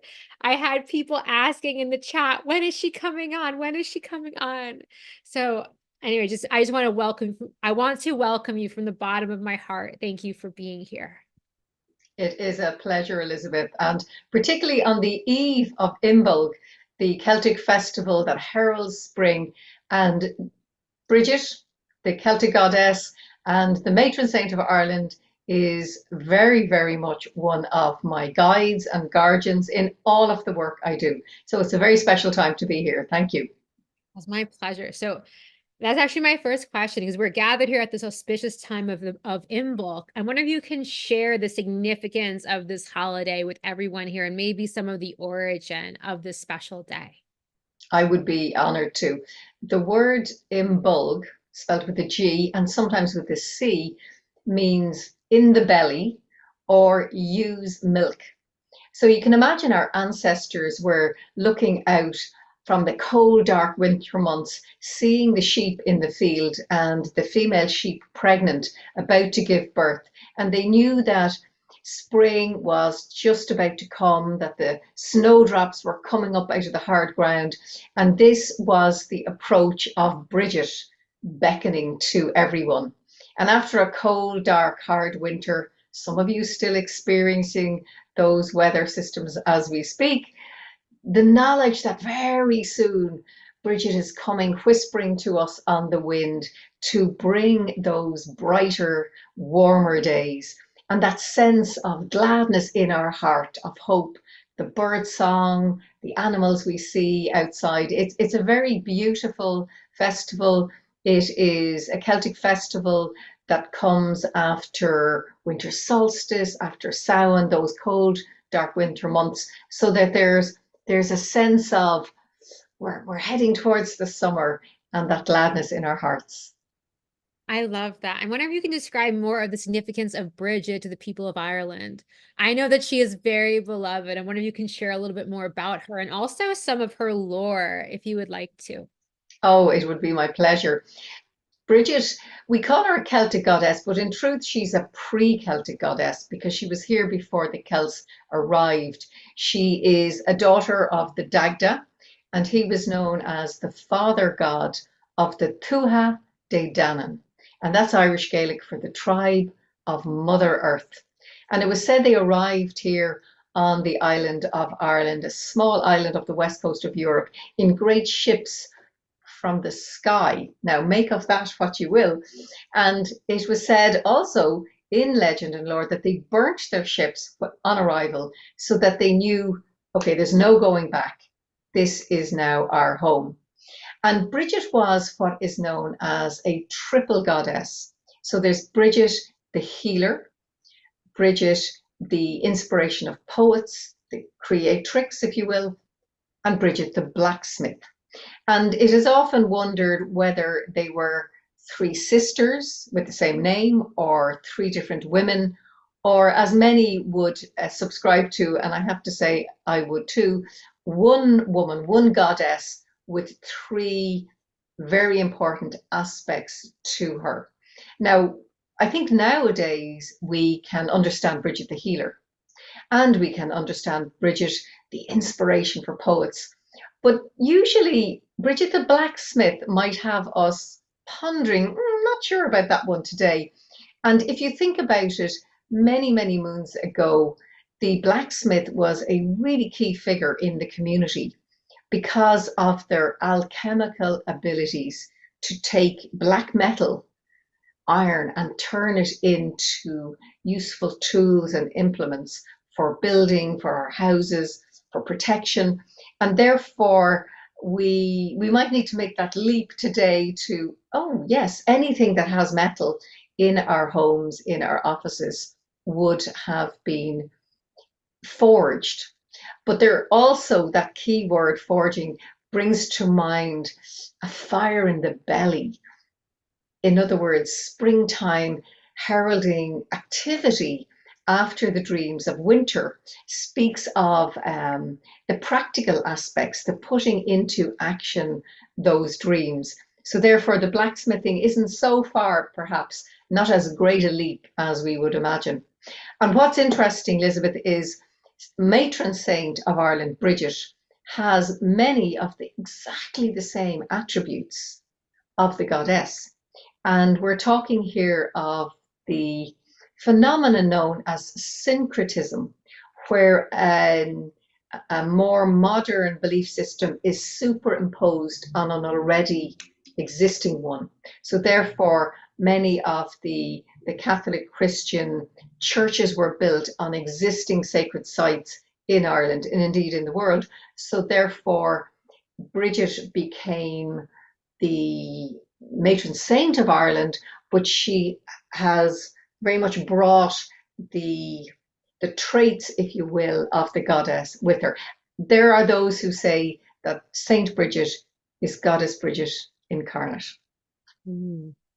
I love that. I also, speaking of that, I actually wanted to ask, I know that Bridges Day became a national holiday in Ireland fairly recently. I wonder if you can talk a little bit about that. I'm sure a lot of people here are really curious. Well, it's very exciting, and I'll tell you why. The Moon Mana, the women that I'm involved with, two of the Moon Mana were involved in making the new national holiday a reality with the fabulous Melanie Lynch of her story. So Tracy O'Connor and Lorna Evers Monaghan. And the three of them thought, I mean, why don't we have a woman for our national holidays? This is crazy. So they really, really campaigned hard and fast, and the rest of us, Moon Mana, rode in behind them. And what happened was, and indeed is, an incredible phenomenon. I would imagine that most of you are familiar with St. Patrick's Day, and it's become St. Patrick's weekend. And it tends to be a lot of drinking green beer and great crack and excitement. But because of this national holiday, it has from last year and this year being the 5th of February. So therefore, we have Bridget's feast day on the 1st of February. And we've had a whole week of amazing celebrations of Bridget. And there were those of us who were curious as to how this might manifest.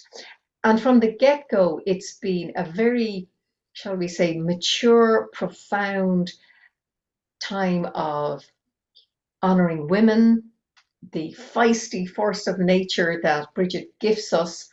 There's been crafting, there's parades, there's parades of light, a very much a spiritual aspect grounded in the practicality of Bridget, who founded a dual monastery in Kildare. She was an extraordinary woman of hospitality. So therefore, we now have Bridget's Week from the 1st to the 5th, which is very exciting. And perhaps someday you and many of the women here will come to taste that for yourselves.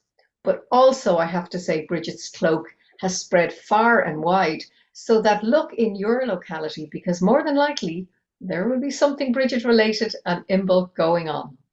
Mm.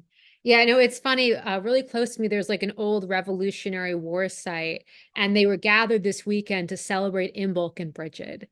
And it was so funny because someone came up. My mother works with different people, and like they were just like, "Do you know this goddess Bridget? I might go to this thing." My mother was like, "My mother only knows about Bridget because I love her." And I was like, "Oh my God, it's spreading like wildfire, the power of goddess Bridget." I just love that so much.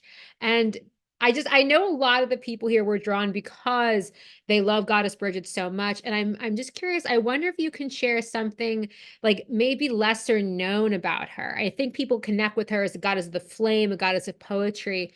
But are there a couple things that people might not know about Bridget, stuff that is not commonly told about her? I'm wondering if you might be able to shed some light on that. Oh, I would be delighted to. I might start with a little anecdote and finish with something practical.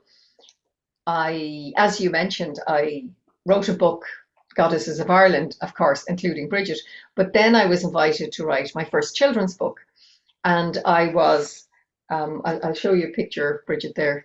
I was in a library last year and I was talking to the children all about Bridget.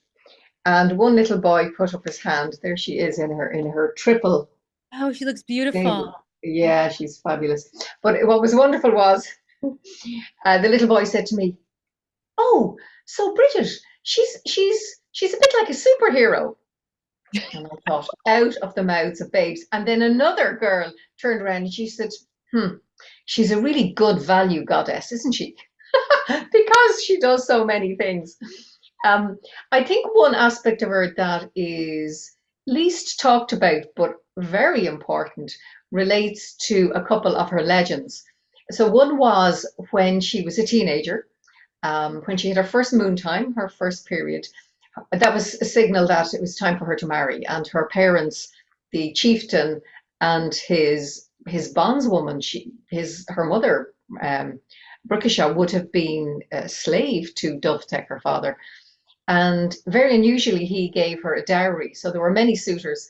But of course, Bridget was, no, marriage is not for me. I have a calling, a spiritual calling, a vocation. I want to set up a spiritual community.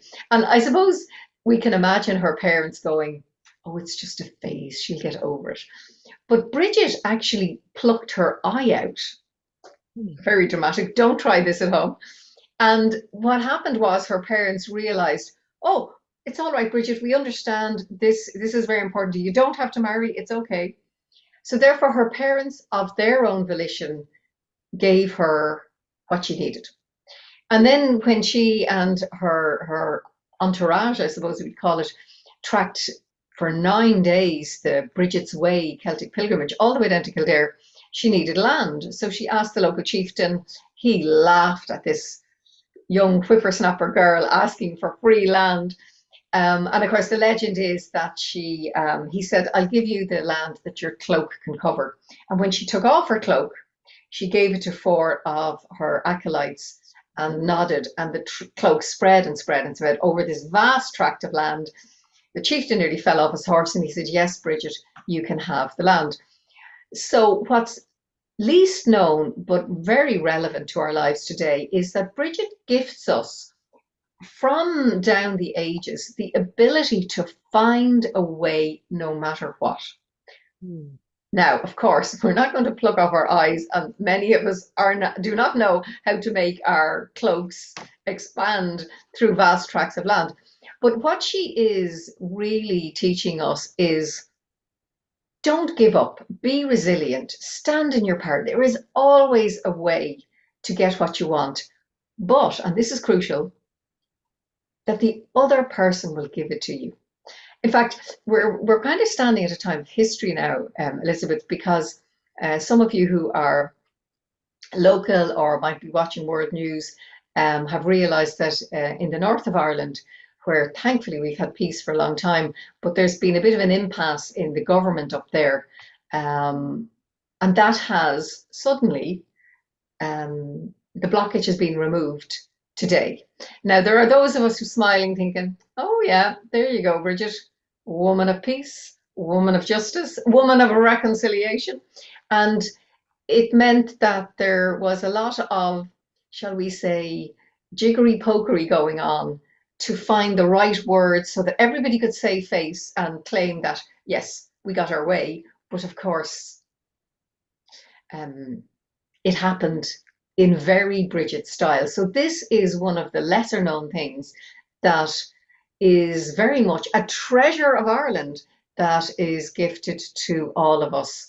And I think that's an important, that the legend and lore, they're not just stories, they mean something. It's the heroine's quest, the hero's quest that can translate into our modern lives today. I love that. I feel like that last sentiment was so eloquent. Just, these are more than just stories. And I really resonate so much what you said with Bridget. She is the one that finds a way no matter what. And I think I really feel like Bridget is like the overlighting goddess for this event. You know, this is really all about reforesting Ireland. And it really is like, she's the one that lit the flame of inspiration for this event. And I really feel like this is her finding a way, saying this can be done, it will be done, it shall be done. So yes, I love that sentiment so much. And I think one of the reasons why I was so inspired to have you as a speaker, well, one, you bring the stories to life. You bring the stories to life. You show they are more than stories. But also, I just feel like there are a lot of people in their hearts, they are drawn to Ireland. And I know, especially there are a lot of women, I think from the United States and other parts of the world that have Irish heritage, and they don't know the stories the way you do. And they love the Irish goddesses. They're drawn to them. And yet they have only a superficial understanding. And so that's why today I wanted to ask you kind of more in depth about, I think the goddesses that really came forth. I know Danu, a lot of people like are very drawn to Danu, but they don't know much about her. Another goddess I really felt wanting to come through. I hope I'm saying her name right. I think it's like Eru, the goddess for whom Ireland is named. I felt those two goddesses coming through very strongly for this event.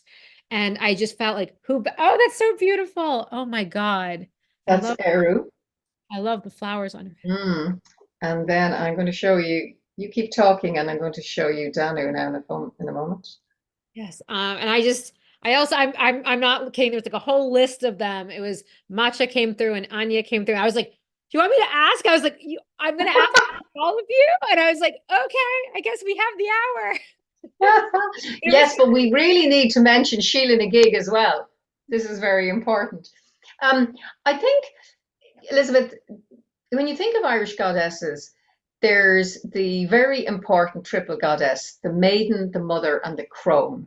So the maiden is Grania, and anybody who went to school in Ireland will know the story of Toriacht Dermid agus Grania. So this was the journey of Dermid and Grania, and she was, again, a teenager, very feisty, and her father, who was the King of Ireland, was looking for a husband for her.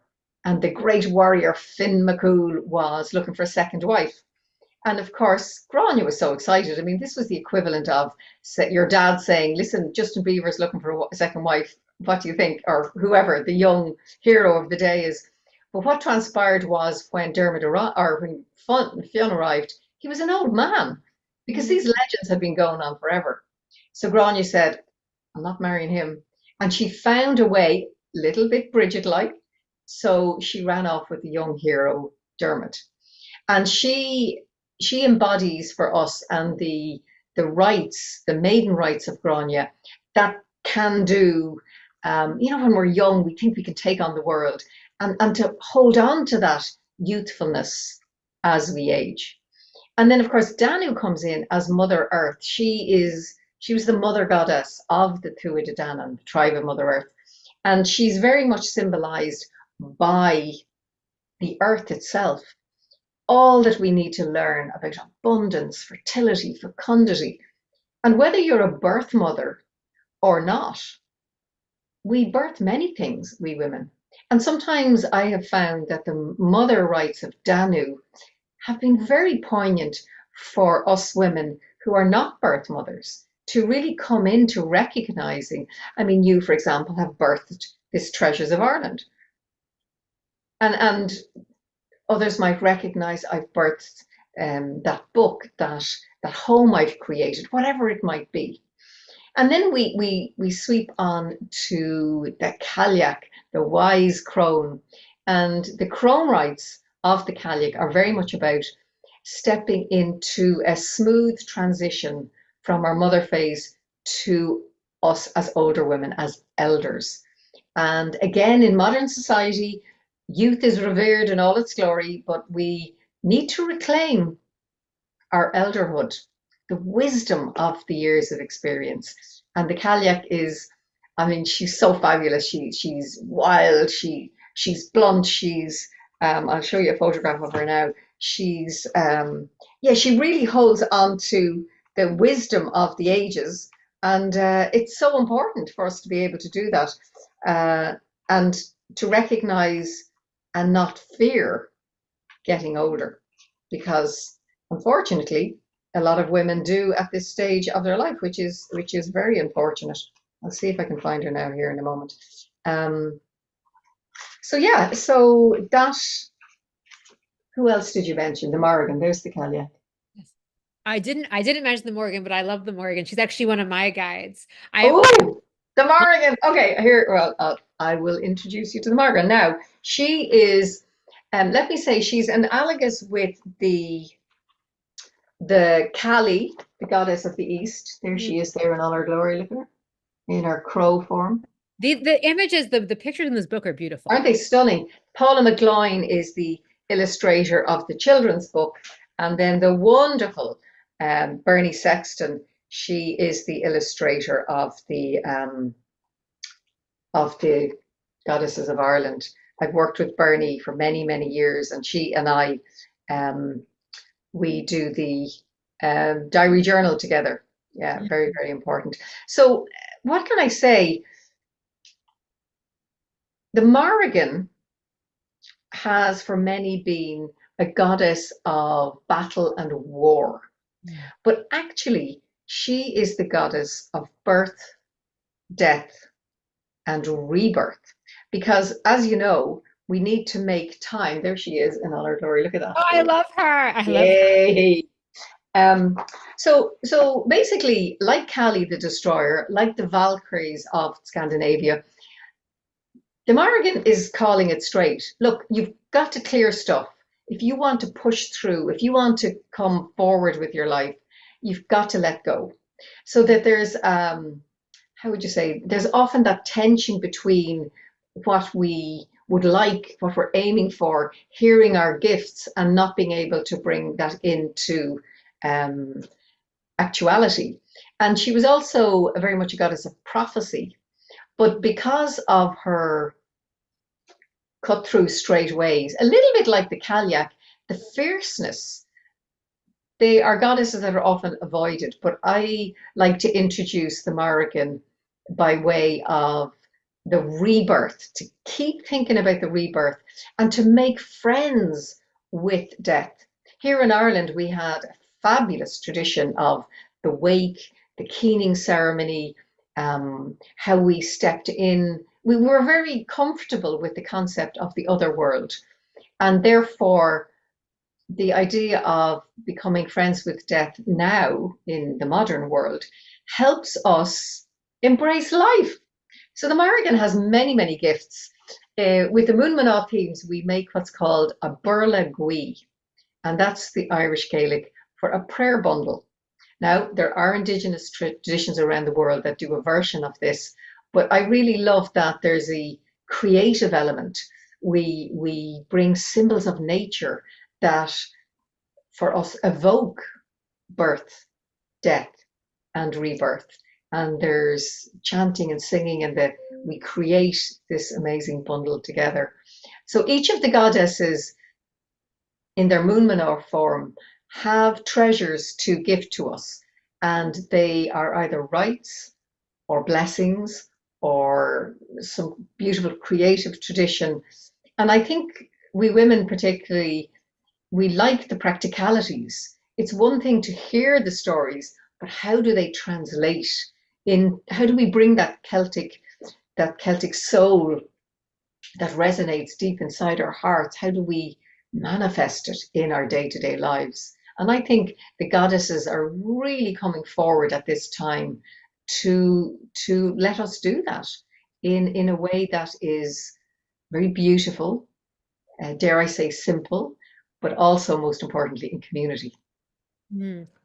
I love that. That is so beautiful. And I one thing that was kind of coming through this morning for me, it's almost like all of the goddesses, they're so strong like on their own, but together it's like the whole is stronger than the sum of its parts. And I love that. I also love that you brought in the Morrigan, because I have like a good relationship with her. And I did like a summit about like 2 years ago where the Morrigan was like the overlighting goddess. And like people were like afraid of this summit. People were like, oh my, and I was like, but don't you see her like that? She's like the revolutionary. She like, and I think that there was this resistance to her energy. And I just love the way that you described her as like she is birth. Because again, it's that like cyclical nature of life and death, because people think of the Morrigan, like she's the Raven Queen, she is like the goddess of death. And I forgot, like till you just said, the flip side of that, of course, is life. And so I just think that is so beautiful you brought that in, because I feel like today I do want to touch on like the trees, and I want to ask you like different myths and legends related to the trees. But I really feel like we are here for a holy, sacred cause, which really is to bring awareness to reforesting Ireland. And I really do feel that it is a revolutionary figure like Goddess Morrigan or like Goddess Bridget. Like they're the ones that are here innovating, creating this new world because they are fearless. And I really feel that you brought that energy through. So I'm just going to ask you before we move on to the trees. I'm loving this energy of like these very fierce goddesses. I'm wondering if you have any other stories you can tell us about these Irish goddesses where they are particularly fierce or particularly like revolutionary. I know that's the word that's coming through. I hope that resonates with you. It does, Elizabeth. I understand completely. So I think I would mention three more goddesses. I'll start with Sheila na gig. Now, there are those who would say, Sheila na gig, a goddess, really? But the Sheila na gigs are forces of nature again. A lot of these goddesses are. They are carved stones on pillars, sometimes above a window or a door lintel, of a naked woman exposing her labia, exposing her vulva. Her yoni might be another term you'd use. And the women generally are, sometimes they've no hair, sometimes they're very wild, and a lot of people are afraid of them and think, what is this about? And the story goes that they were carved many moons ago by the stonemasons, the men, to remind us all of the power of our sexuality and how women in their holistic health, it's not just body, mind, and soul, but our sexuality is very important, our fertility, because how else was the tribe going to continue if we didn't have wonderful lovemaking? But also, it's not just a perfunctory, okay, you stick this here and I stick, oh. This is about wild passion, abandon, the ecstasy, the euphoria of the coming together to become one. And Sheila na gig is very much making herself known, particularly over the last few years, in, I would feel, a whole different way, so that women are recognizing the importance of embracing this part of us. And you know, the interesting thing is, Elizabeth, women are often more afraid of Sheila na gig than they are of the Morrigan or the Cailleach, because sometimes our sexuality has been separated from us, or we have to be good girls, or there's that whole, how can we embrace it in the best possible way? There's that lovely expression, we become wild, untamable women.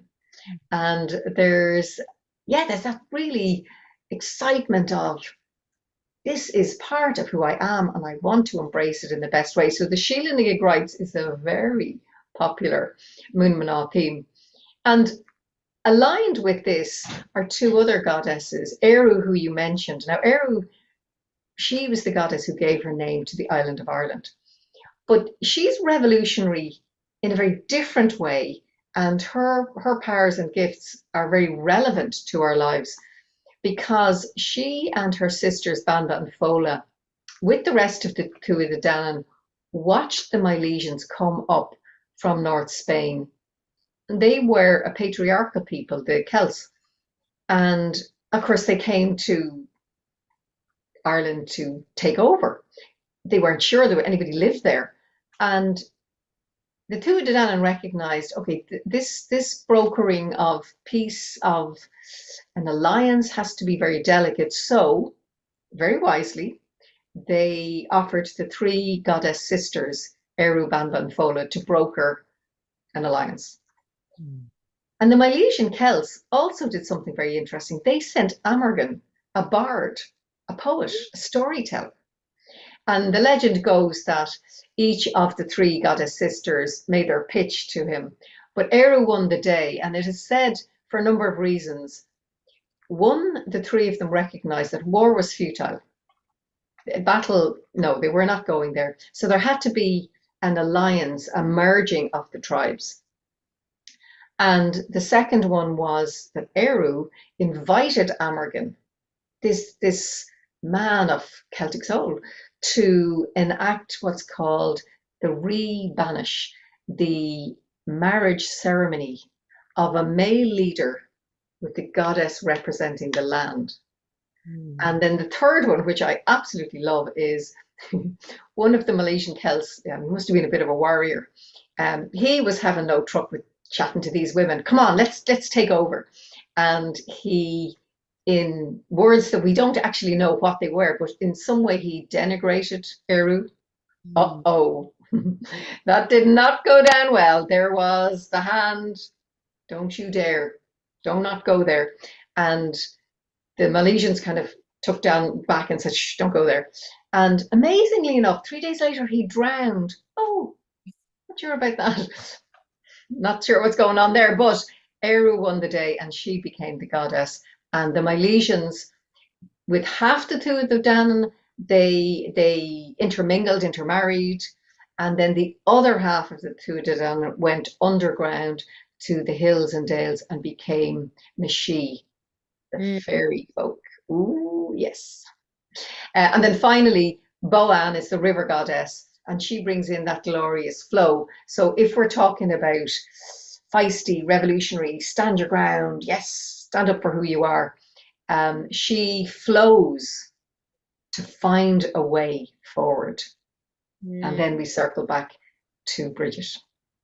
I love that. Oh my goodness. So I could go, I feel like I could talk for hours about any one of these goddesses, but one thing that's kind of coming through, I also have, there are a lot of women signed up for this event, but I also have a lot of men who have signed up.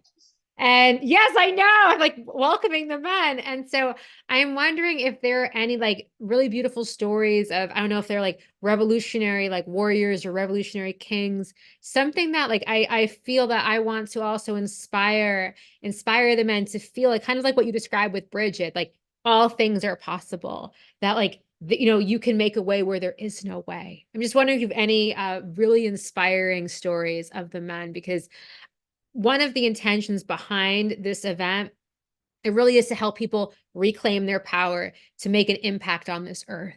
And I feel like we're all looking for that inspiration. So I'm just curious, are there any stories that come to mind? Oh, there are so many, Elizabeth. Interesting enough, my publisher has invited me to expand on this children's book. So its glory is gods and goddesses, because there are loads of fabulous stories. And I think maybe the one that comes to mind is the god Lu. Now, Lu is what's called a Samaldonach. Isn't that a fabulous word? Samaldonach. And basically, Lu was what we would call a Renaissance man, a man of many talents. And it is said that he arrived up on the hill of Tara to where the High King lived, and his way was blocked in, and they said, "Whoa, no, the gate man, who are you?" And he said, "Oh, I'm Lu." He said, "I'm a blacksmith." "No, we have one of those." "Okay." "I'm a poet." "No, we have a poet too." "Okay." "I'm a warrior." "We have a warrior too." "Okay." I'm a mediator, a peace broker." "Yeah, we have one of those." And the list went on and on and on. And then finally, Lou said to the man who was the gatekeeper, "But do you have somebody who's all of those things?" Oh, And the gatekeeper went, "I don't think so." And he went into the High King and he said, "Who is this man? Bring him in, bring him in." So Lu, the sun god, came in. And what I love about Lu is he very much, his consort was Anya, the sun goddess. She was a fairy princess, a fairy queen. And I love that the stories of the gods and goddesses of Ireland tend to be very, they see the male and the female, however that's expressed in each of us, as equal but different. So that equality is very important in this day and age. And of course, diversity is very much welcomed. And therefore, I thought he was a good idea. And the sun god, here we are, just on the eve of winter ending in Ireland, early spring, on the run up to the summer solstice.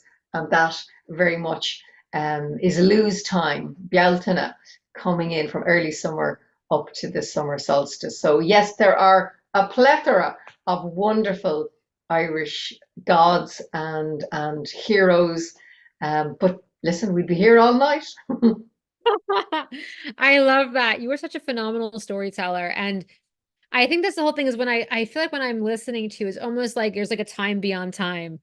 I feel like Anya's just gonna come like as this fairy queen right here and be. I feel so much the presence of these gods and goddesses when you tell their stories. So that is just such a gift that you possess. I just want to reflect that back to you. Well, I might have said to you, Elizabeth, that my name Ward is translated as Nick on Bard, daughter of a bard. So I the did not know storytelling, that. it's very much in my genes. Absolutely. But there's an amazing phenomenon. I teach women to be Moon Manás circle facilitators. So if anybody is called to host or facilitate women's circles, and more women are, and we take it as a given that the men are also going off to set up men's circles. Think of the amazing men's sheds phenomenon. But in the women's circles, every month I teach them to gift a rite or a blessing or the craft. But what happens is when we tell the story of the goddess, her archetypal energy comes through us. I don't know if you noticed, but when I'm talking about Grania, there's that light, youthful. And then Yes. with Danu, it's that mothering, warm. And then suddenly it's the Morrigan. So their energy comes through us in the most extraordinary ways. I just love that. I love that too.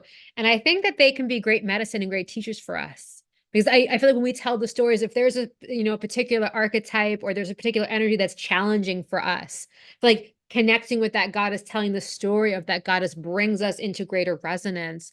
And I just feel guided to kind of circle back. I don't know if we were talking about Danu or Eru, but like I feel like you were talking about fertility. I know you were talking about like sexual power and fertility. And I feel like for so many, like women in particular, and I think actually, no, I feel for men too.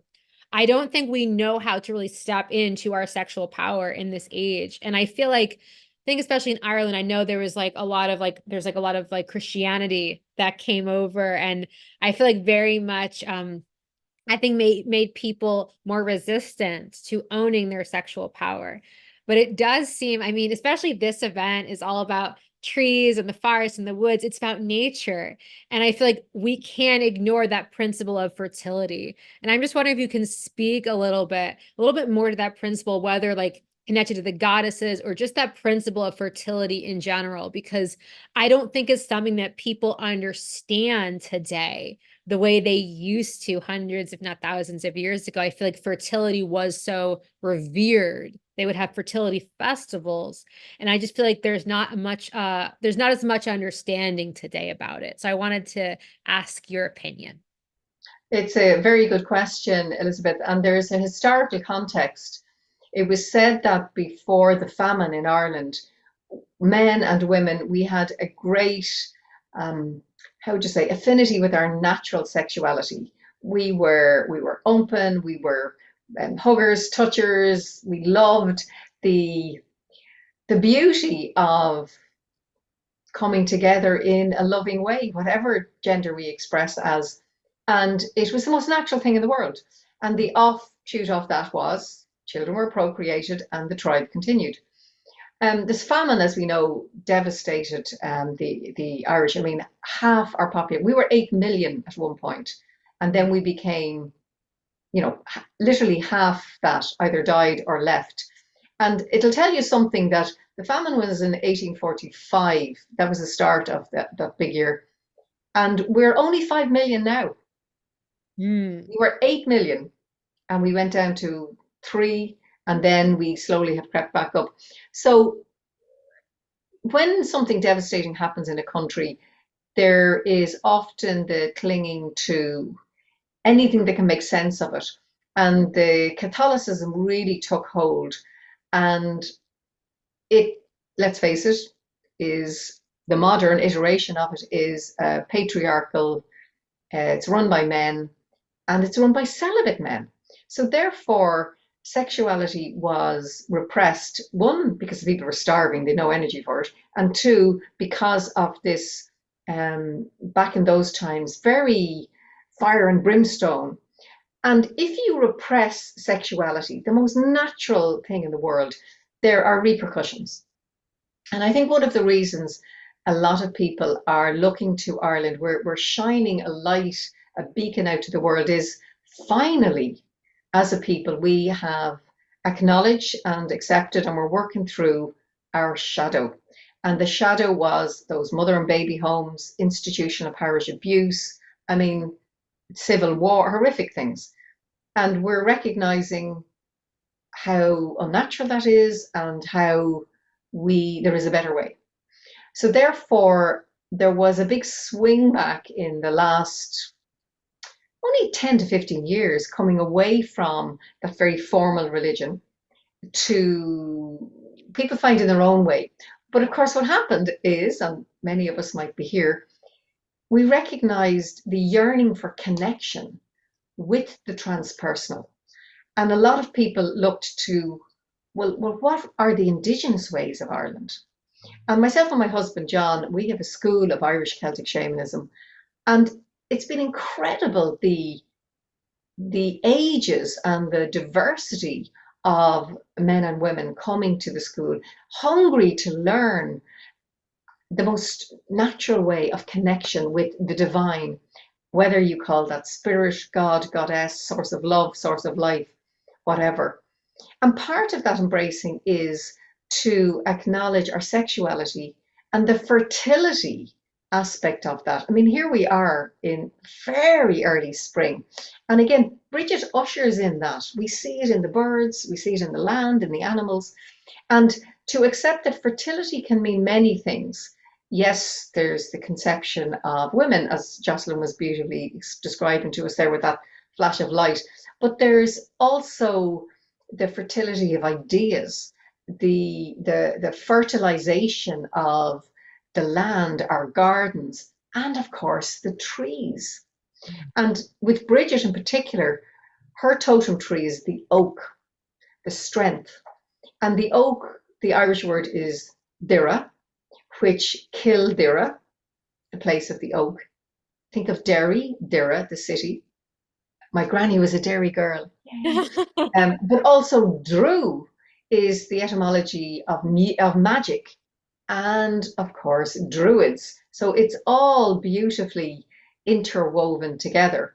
And therefore the concept of fertility for me is woven into my sexuality and how I express that as a cisgender woman. But also recognizing and acknowledging that however other people express that in the most natural, healthy way in the world, that is their prerogative, and all should be celebrated in the best way possible. Thank you. That was such a beautiful answer. And I also love that you brought in, I did not know that Bridget's tree was the oak tree. I have never heard that before. And that, like, I feel like I just really want to go into the trees with you now. So I'm wondering if you can speak to the sacredness of the trees and how precious they are to the land of Ireland. It is said that at one point, would have been around the Tuatha De Danann, that a red squirrel could travel from the very tip of County Cork all the way up to the top of Donegal or Derry without getting its feet wet, because there were trees, mighty forests, all the way up through Ireland. And of course, we are a country that was colonized by our nearest neighbor for 800 years. And now there's peace, and we've come to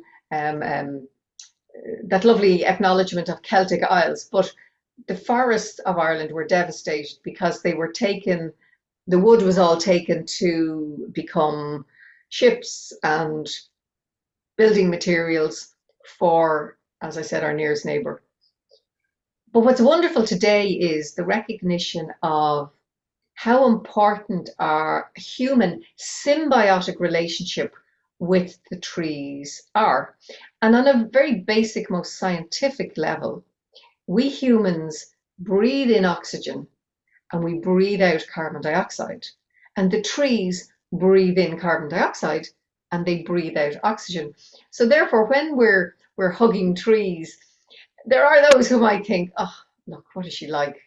But at a very most basic level, I will feel renewed and refreshed and energized by a tree because I'm getting this fresh, pure oxygen, and the tree is being replenished by me.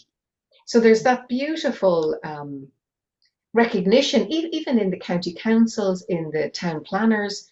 The trees are important, that we need to bring life into our cities, into our towns.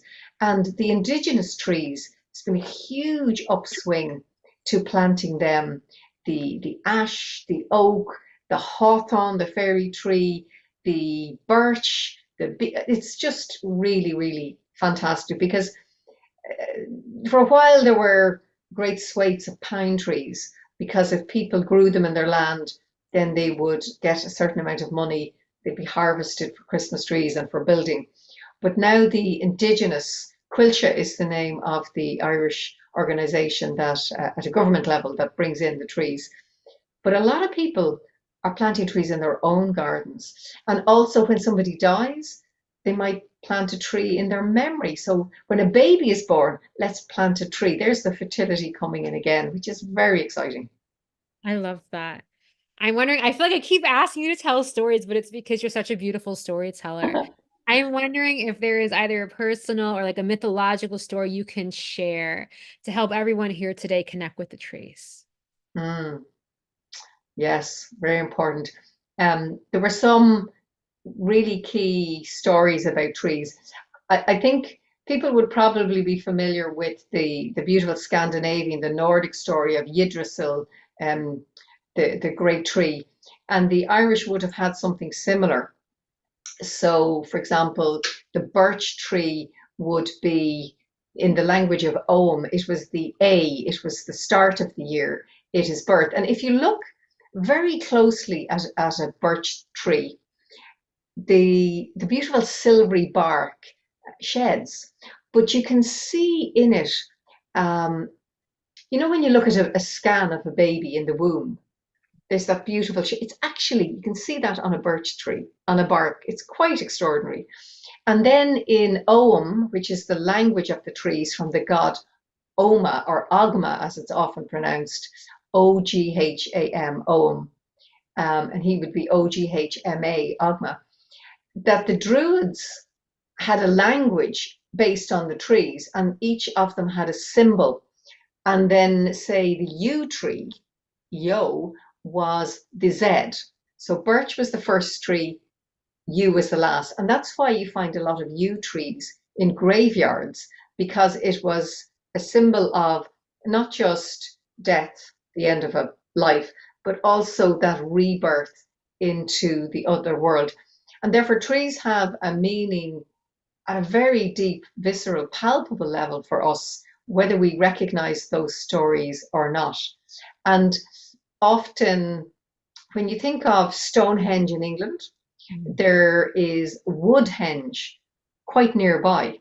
And in Ireland, in the drought that was here in, oh gosh, it would have been 2020, the wonderful Anthony Murphy was flying his drone near Newgrange, and he found an Irish woodhenge, which is now beautifully called Dronehenge. And it is said that these would have been gathering places for the Celtic festivals, but some of them also would have had the wood of the up to 28 sacred trees. So there were 7, and then there were 14, and then there was 21, and out to the 28th would have been, they would have included, say, more bushes, say, for example, the rose, whereas the trees, the classics are the birch, the oak, the hawthorn, you know, all the ones that we think of. And of course, over the years, we've had new trees come, like the sycamore or chestnut tree. And yeah, it's really, really beautiful to know that woven into our history is the tree alphabet. No wonder we all have the old tree hugger lying within our heart of hearts. I love that. I'm wondering if you can just like share a little bit more. I know you've been like talking, I hope I'm saying it right, it's the Ogham, it's the alphabet you're describing, and also about the Druids, because when I was growing up, I mean, I read stories and I think that these were meant to scare me, but like I read stories where the Druids they were mysterious figures with cloaks and they sacrificed animals, and it was weird. And so I grew up like, oh, these are scary people, these are bad. And I mean, I think that like I was always watching like and reading like kind of those like fantasy adventure stories. And that's the way the Druids were, you know, depicted in those stories. And then when I grew up and became more spiritual, at first I was confused. I was like, wait, no, the Druids seem to be loving. They seem to be helpful and interconnected with all of life. So they're like two conflicting versions of Druids. And as an adult, I've come to believe that it's probably more like the spiritual, loving version is the true one. But I am just curious if you can, you know, just shed some light more on the Druids and this ancient alphabet. And I don't know how many 100 years ago that the Druids were really like, you know, very powerful in Ireland. But I'm wondering if you can kind of bring us back to that time. Because I think we hear about the Druids, but we feel very far removed from them. And I'm just curious if you can share a little more about that. I'd be delighted to, Elizabeth. I have a theory that I journeyed to, and we would call shamanic journeys here in Ireland Imram, wonder voyages.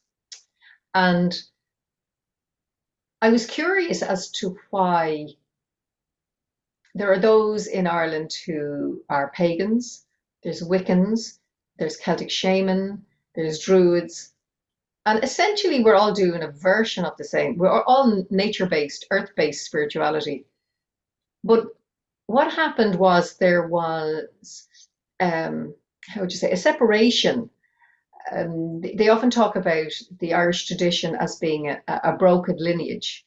Whereas when we think of the Native Americans or the First Nation people in Canada or the Aborigines in Australia, they have an unbroken lineage because we see them today as they were many years ago. And there were wonderful Englishmen in the 18th, I think they were probably 1870s or so, and they revived, and also in the 1950s, they revived the Druid ways, and of course it's spread out worldwide. So I studied Druidry in Kilkenny with Eimear Burke, who is now the chosen chief of the Order of Bards, Ovates and Druid worldwide. And myself and my husband come from an Irish Celtic shamanic perspective, because in a modern iteration, it tends to have more of a focus on the healing aspect, which spoke to us. But it's all a variation. My theory was, Elizabeth, that the Druids were the medicine people of Ireland and the Celtic Isles. However, in the ways of the world, my sense is that, I'm choosing my words carefully here, but they maybe became a bit power hungry. They were the top dogs, so to speak. They were very close to the high kings. They would have been divining the future and where was the best place to go to grow crops, to whatever. And my sense is that around the time of St. Patrick, they maybe had reached a point that many would consider the Catholic Church has reached today. So in other words, there was a peak of their height of their powers, and then it began to dovetail. Whereas Patrick brought in a very raw, pure, if we think of Jesus and Mary Magdalene, there was a very pure essentialness to that message. But when we think of the Catholic Church today, and maybe the same with Buddha, with Muhammad, with any of the other traditions, that there's been a whole, almost like an organizational company level of what became very pure. So I feel, and this is very personal to me, that we now in our modern world have a wonderful opportunity to embrace the nature, earth-based spirituality, but not to fall down the way of our ancestors, to keep it at a very practical, humble,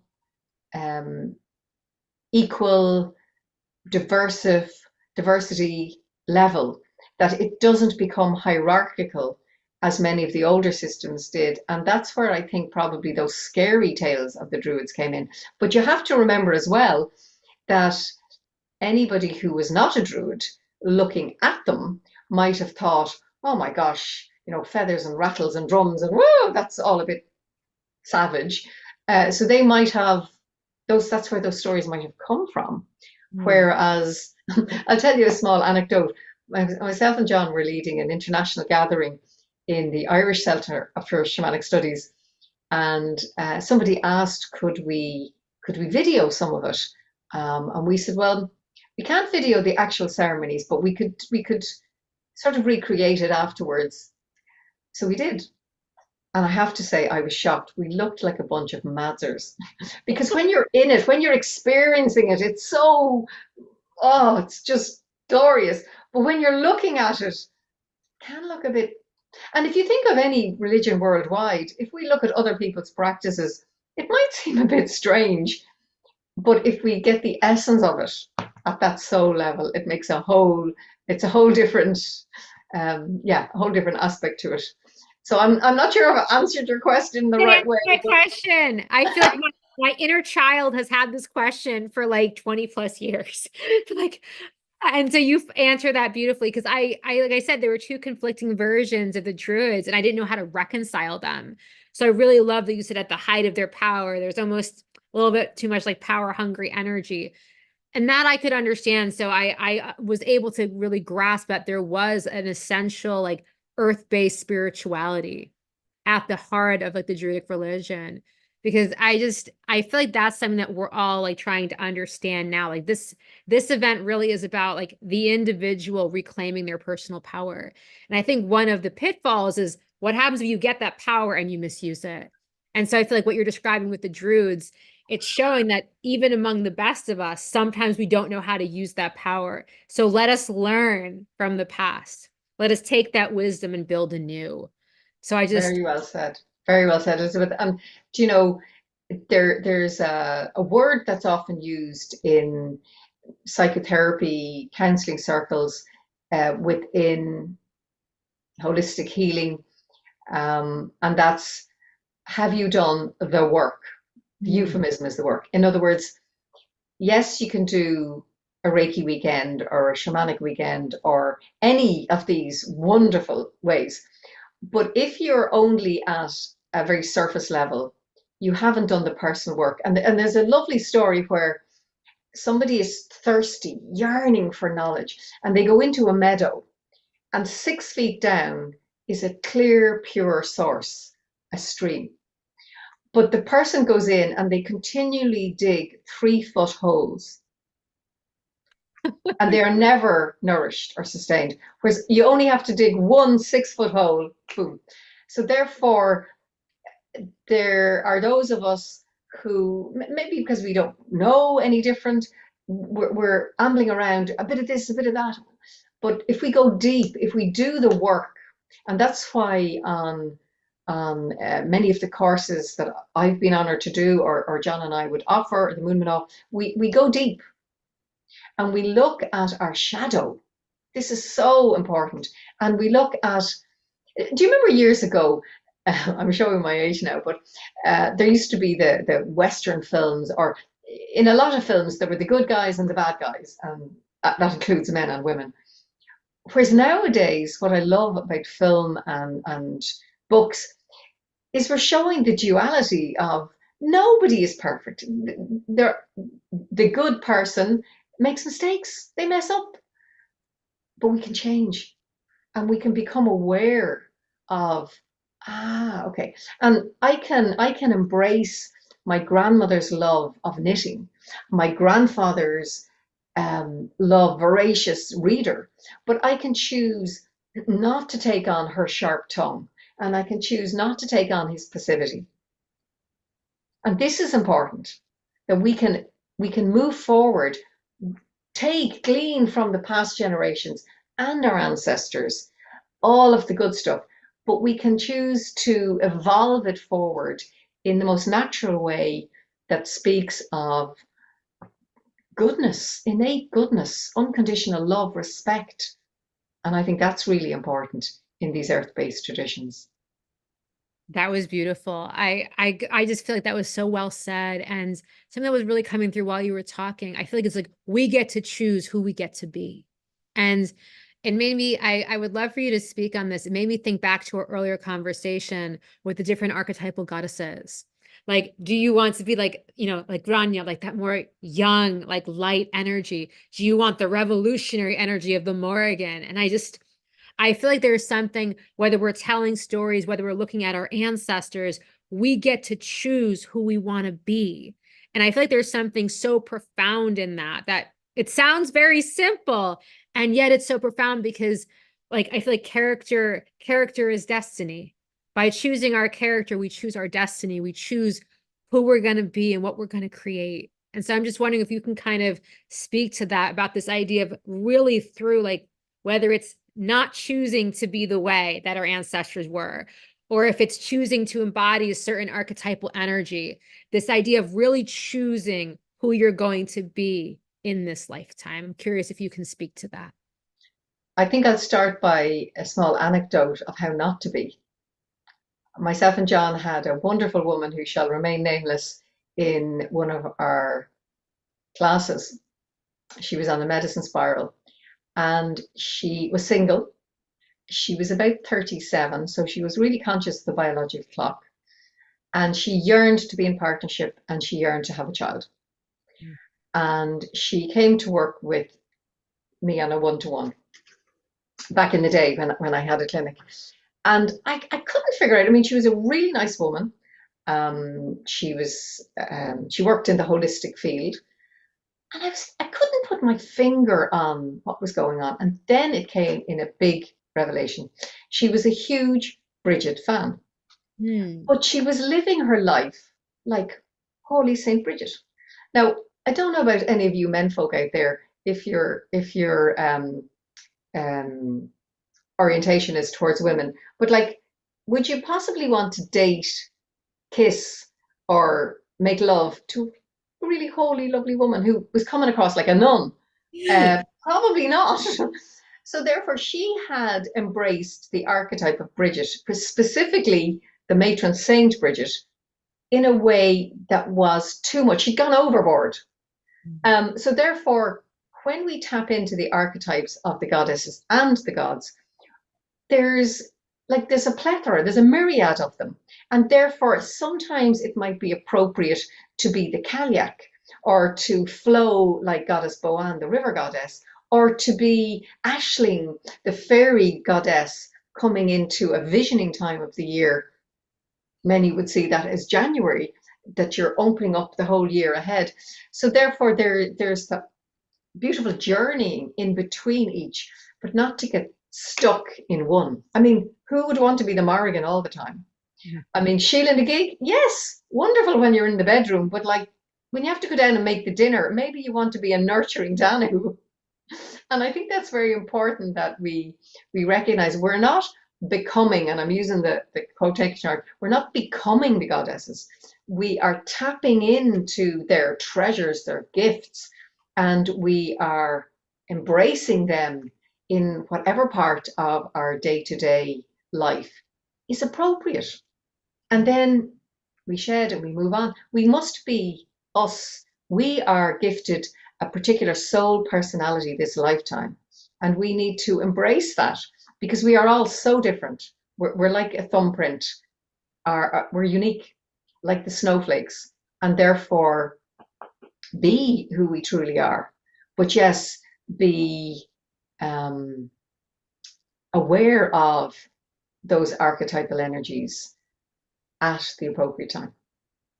Thank you. That was so beautiful. I know that we've been talking for over an hour, so I just want to ask a couple final questions, and I just want to ask if you can speak to, the importance in your heart and soul of the reforesting of Ireland. Why do you feel like this is such an important movement right now? I think it is absolutely vital, and I was so heartened to hear your initiative, Elizabeth, because how can we expect our children to do what they need to do for climate change, for climate activism, if they are not connected to nature? Why would you want to save hedgerows, or why would you want to save the corncrake if you've never heard or seen a corncrake bird, if you don't know who lives in the hedgerows? So therefore, by planting more trees, and particularly indigenous trees, it gifts the next generations a glorious opportunity to really see the symbiotic nature of how we humans are in the world. I heard a beautiful expression the other day that the story of Eden, of Adam and Eve, and the apple and the serpent, that actually that wasn't a seismic moment in humans. It was more the part where humans had dominion over the natural world. That was the big leaving the Garden of Eden.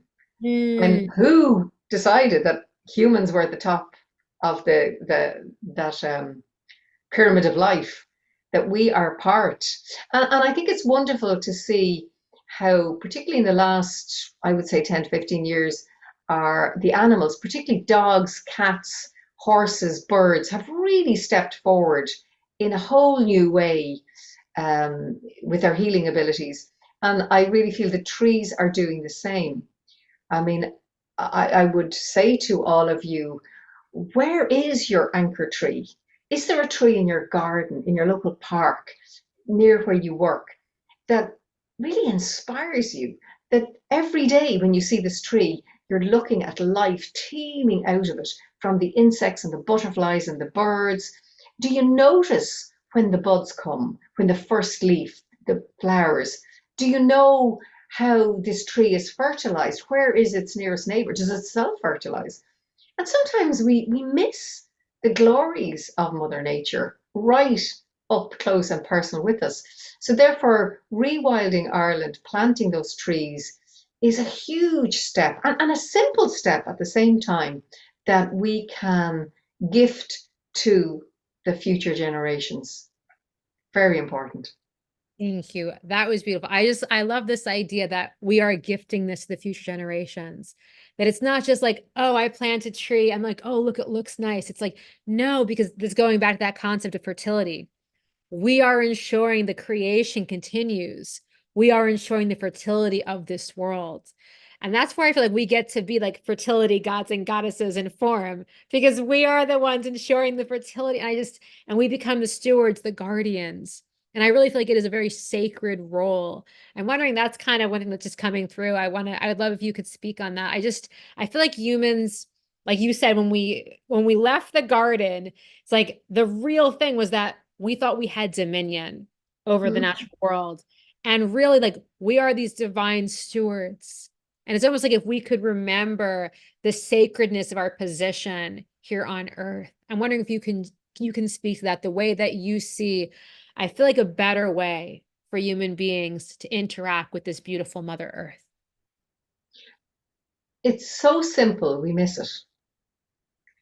Everything we need to know about anything in our lives is right outside our door. Mother Nature, Mother Earth, Father Sky, they're there for us. Life has been going on for millennia. We are a mere, blip in the whole consciousness of the universe.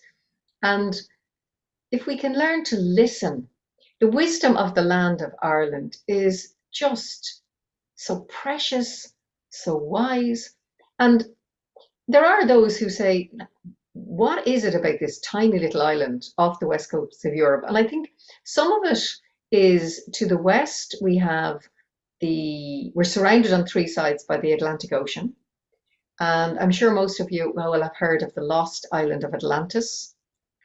My sense is that it's probably, Ireland is as close as landmass.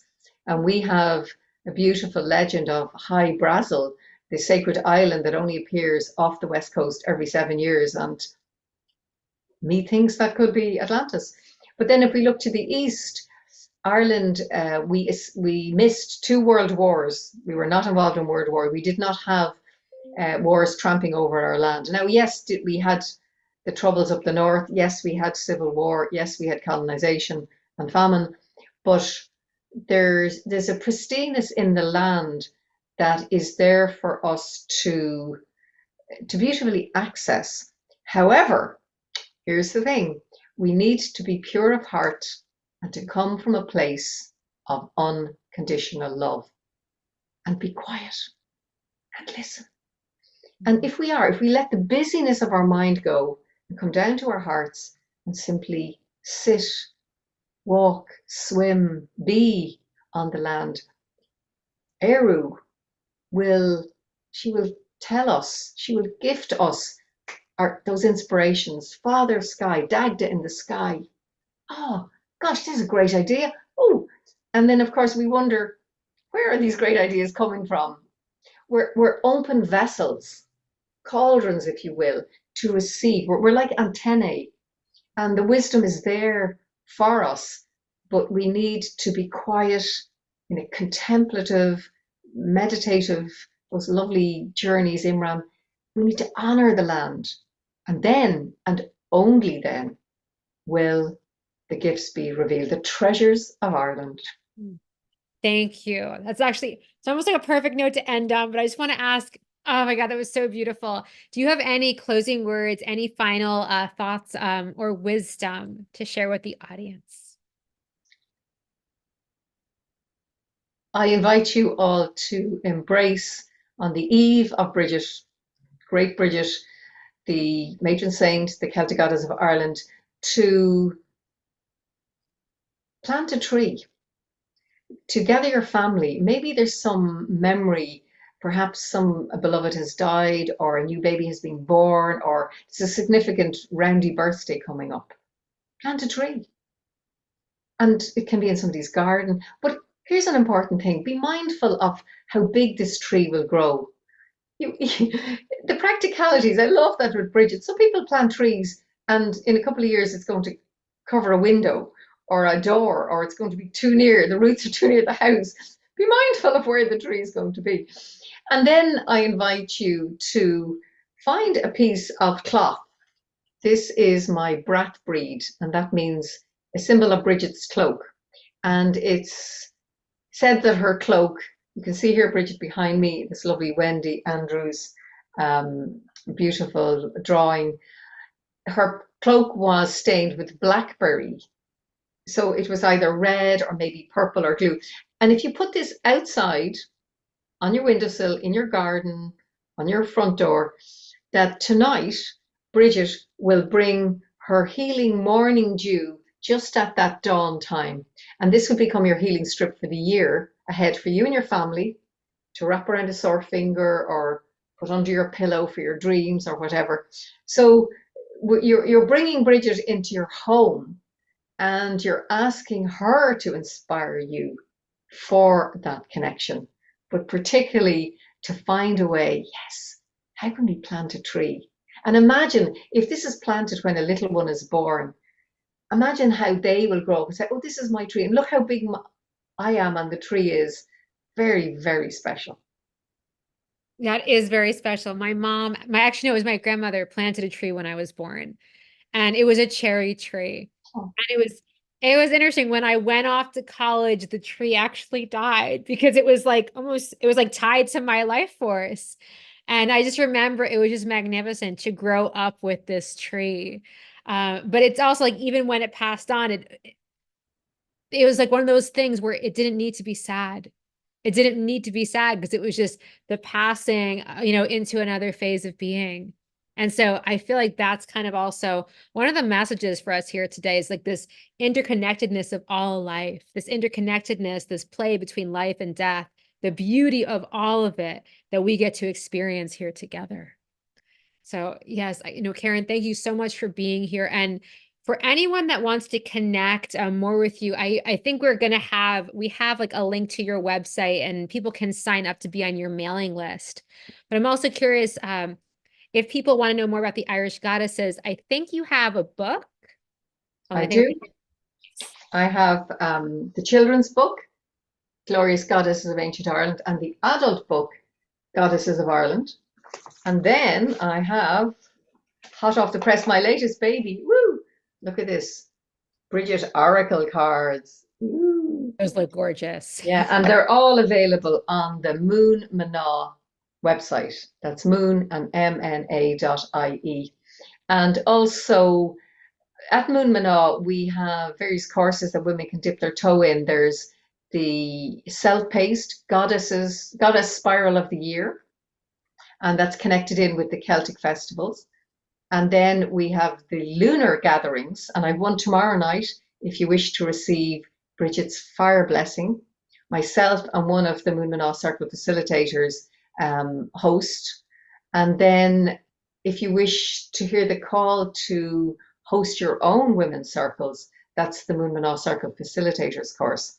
But also over on Slí an Cree, myself and John have an introduction to Irish Celtic shamanism that might interest you. It's a self-paced course, but it just allows you to dip your toe in to find that resonance with the old ways that have morphed forward into a more modern context. And anybody with Celtic soul, whether you have that in your lineage, your bloodline, or as it said in your milk line, maybe it's a past life connection. Yeah, we'd be delighted. I'll put them in the chat if you.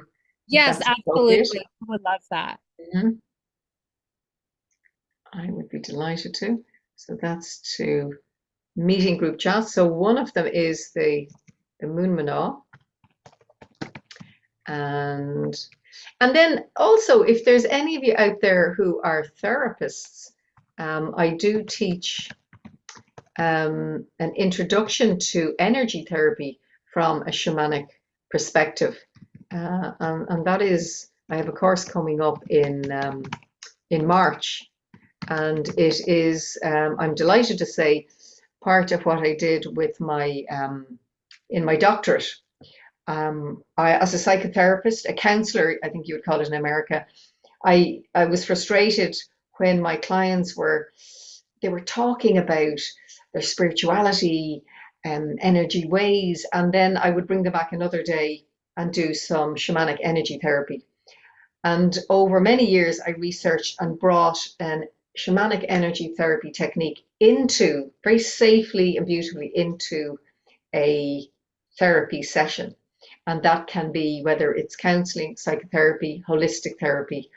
And it's one of I just love teaching. I love passing on and inspiring people with the work. So Introduction to Energy Therapy on the Dr. Karen website, Introduction to Irish Celtic Shamanism on the Slíon Cree website, and then the Lunar Gatherings and the Circle Facilitators course on the Moon Manaw. Have a browse and see what you think. Yes, I just want to ask for the circle that's tomorrow. Did you put that in the chat too for everyone? I'm not sure. I didn't. Well, I'll tell you how. I'm telling you, people are going to also. I'll tell you what the best thing would be. We are on Instagram. Moon Manaw is on Instagram, and actually so is Slíon Cree. And in the bio, the link is in the bio, but also on the websites. If you go to the websites under courses on the Moon Manaw website and the Slíon Cree and the Dr. Karen, you'll see on the drop-down menu all you need. As we say here, make yourself a nice cup of tea and put your feet up and have a nice little search and a look around. And of course, if you have any questions, just send me off an email, again, through the websites, and I'd be delighted to answer the questions. Thank you so much for being here today. You have been a beacon of light. Like, I just feel like you are just such a pillar of wisdom and like goddess power. Thank you so much for being here with us and for really just like being part of the mission to reforest Ireland. I know that all of us who are here, we feel this call in our hearts, and I feel this call in your heart too. And I just also just feel your love of stories. Like, you really embody that bard storyteller. So thank you so much for shining your light and spreading your wisdom. Míle buíochas, as we say here, 1,000 thanks, Elizabeth, for all you do, and thank you for all showing up. It has been an honor and a pleasure. Okay, so I'm gonna sadly take you off of the video, but I'm sending you so much love. Goodbye for now. Okay. Long go fóill. Okay, wow. I think some of you have been here since the morning. I'm so happy. I'm sure like some of you might be working and we're just kind of in the background. But I'm just sending love to everyone who's here live with me in the Zoom room and sending so much love to everyone watching later on the recording. Oh my goodness. So for tomorrow, we've been, I don't know how many hours we gathered here. It was 8:30 in the morning. There's been like 6 hours. Okay, so tomorrow it's going to be another epic day. So tomorrow we are starting with Day Isadora, who is going to be talking about the fairies, the She, and all different kinds of nature elemental beings. It's going to be gorgeous. It's going to be really beautiful conversation. If you like fairies, don't miss that. I believe that's at I think it's like 10 a.m. Eastern. And after that, about an hour after that, we have Alicia Main, who really channels the wolves. And we are going to be going deep into like the messages of the wolves and also what it is to reclaim your innate wildness. She's a very powerful speaker. I cannot tell you. I just recently was connected with her and I was awed by the power that she brought through. So first up, fairies, second up, wolves. And then after that, I have the wonderful Devorah Spillman. And so Devorah is actually bringing, her heritage. She's actually Jewish, but she is going to be sharing Jewish mystical stories of the trees. And that is going to be a 90-minute time slot. And it's actually more of a workshop. And, Devorah will be leading us through a guided process. And she's also going to be talking about what they did. Actually, Israel was reforested. I know right now there are tensions in Israel, but she's going to really share, what they did to reforest the land of Israel and just really bringing through some very sacred tree wisdom. And after that, we have Ana Maria Vasquez, who is like a tree communicator, tree whisperer, and she is going to literally bring messages through from the trees. So this is a very, very power-packed day. It is super balanced, super beautiful, and I am just so excited to share it with you. So I feel like my internet might not be the best right now, so I hope you guys are hearing everything I'm saying, but I'm sending all of you so much love. Thank you for being here with me today. It has been such an honor to facilitate day one, and I can't wait to see you for day two.